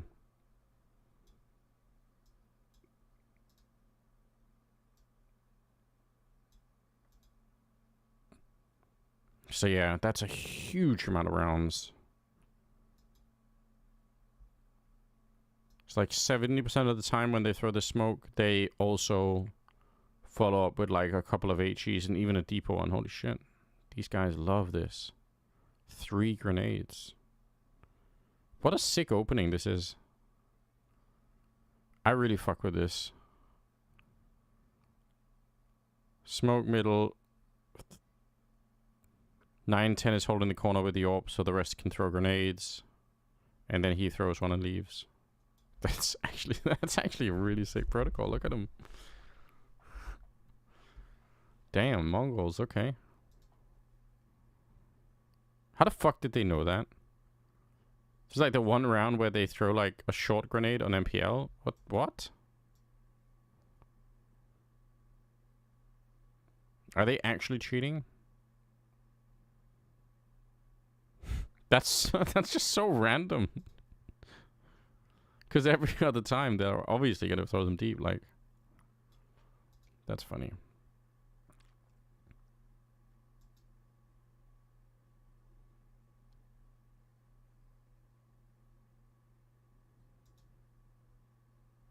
Oh, okay. They like doing that every once in a while. But that's a fun story in and of itself. Wait, how many rounds did they have? 3 there, 3 there, 3A, 3A, 3A, 3A, 3A, 3A, 3A, 3A, and you guessed it, 3A. So every time you see this, you know it's going to be 3A. What do Mongols do on the banana position to stop this from being like a... Okay, so they throw more grenades. Jesus, they love it. They really...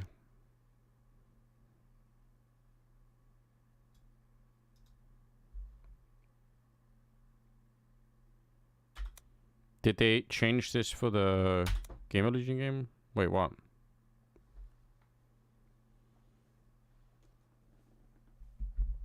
How's the dog? And have you all recovered from the illness? Yes! Dog is doing fine. Family's better. Everything is kind of improving a little bit. My life is still a complete mess, but apart from that, at least we're not all sick anymore, you know? So that's good news.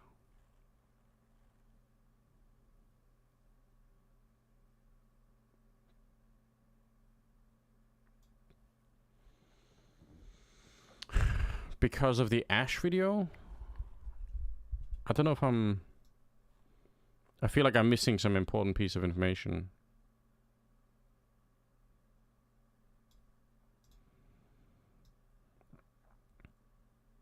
Deep nades. Okay.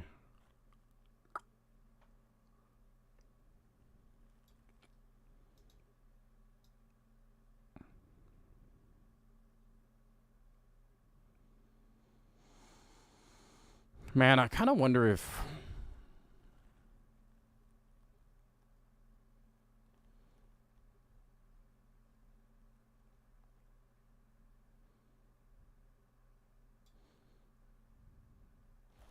Just kind of see... I mean, in a way, this seems like such a dominant strategy because what do you really do here?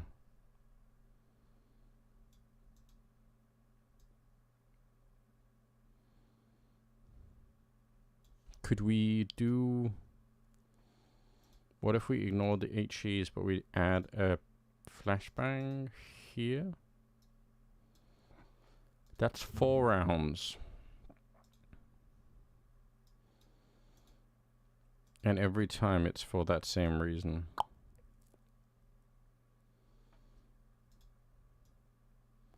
Could you...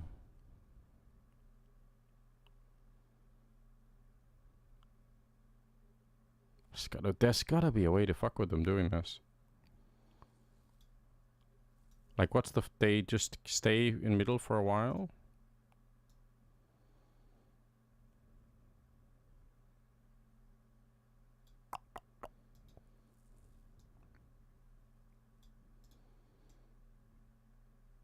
Okay, this is actually around where there is at least an attempt to try and do something apartments related. Nope. Wow. I would say this is a... Because the problem is if you don't kind of fight them in the middle, then you're conceding so much. And you don't want to be doing that either. Jesus.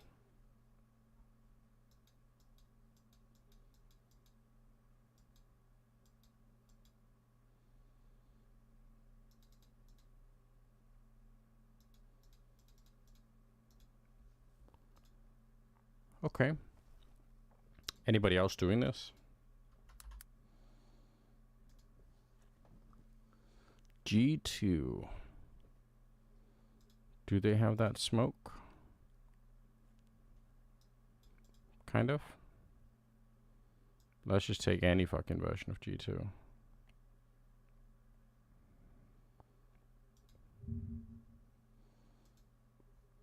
Not nearly as much, but...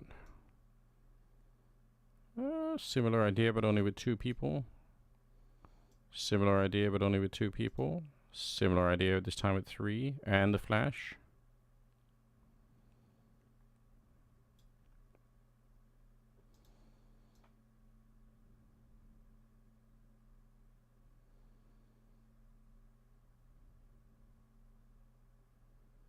Okay. What's another really good Inferno team? Who's playing Inferno? My hatred for Inferno is, you know, shrouding the fact that I still need to learn something about it, you know? You know, it's going to sound crazy, but Stu predicted Vitality 3-0. Well, you know, I mean, listen. Why the fuck not, you know? Good shout out, Stewie. Let's go. Young Stu.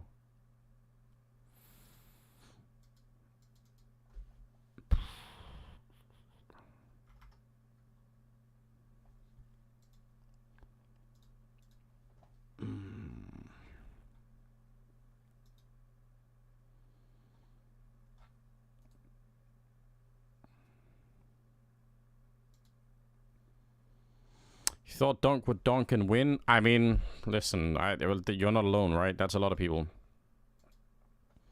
That is a lot of people right now. FaZe. How do FaZe play this?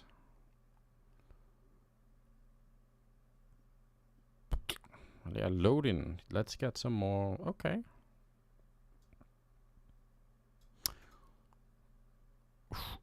Oh. People used to throw, I feel like, a different kind of mid-smoke. Maybe that was at the end of Go, and I'm confused.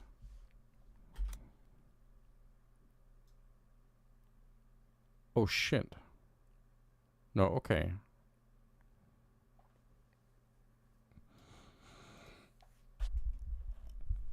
That's a lot more rounds, isn't it? Is that really that many rounds? 32 rounds? Holy shit. FaZe love that. Wait, let's do the last, sorry, let's do the last 3 months.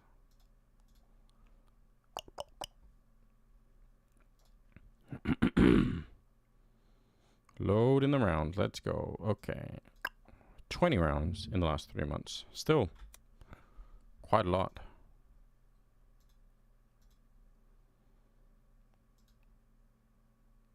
For a 4-man setup, 3-man, 2-man. Quite varied, to be honest. But they don't throw that many grenades behind it. So what do FaZe want with that?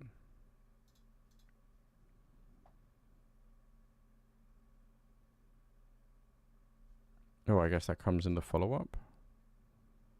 Sometimes they want to go aggressive in apps. Sometimes they want to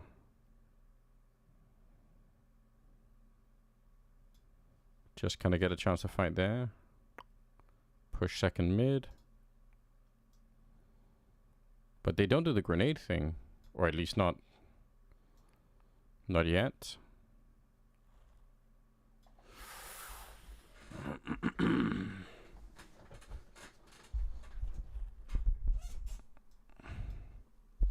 That's kind of... Okay, here we go.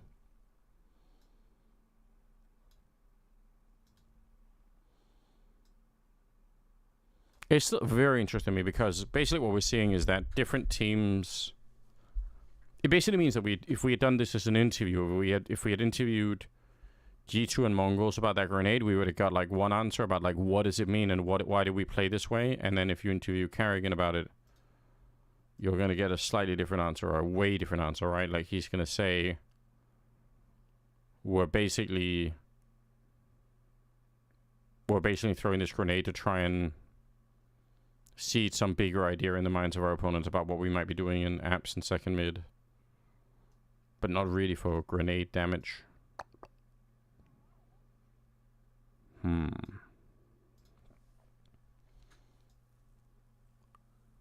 Is it like one round where they've done this?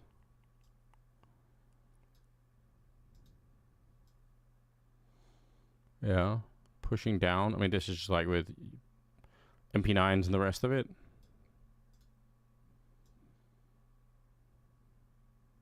Okay, another round.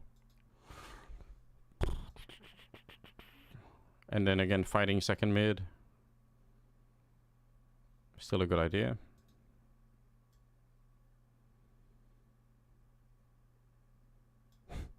Just range shot him through the smoke with an AK, why not?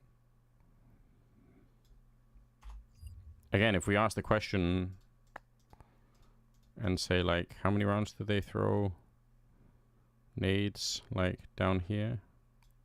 Yeah, it's like 5 rounds out of 20 where they actually try and nade this after having smoked this. Okay. What does that mean?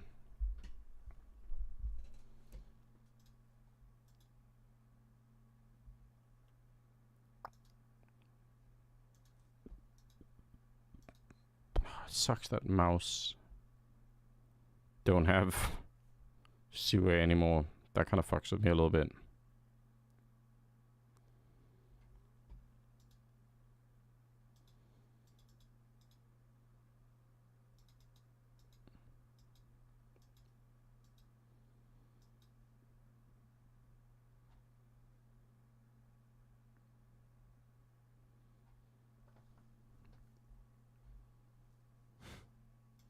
What a wild fucking time. Damn. All right. That was nice. A little bit. I've got new questions. I won't try and answer all of them today. It's a little bit too much.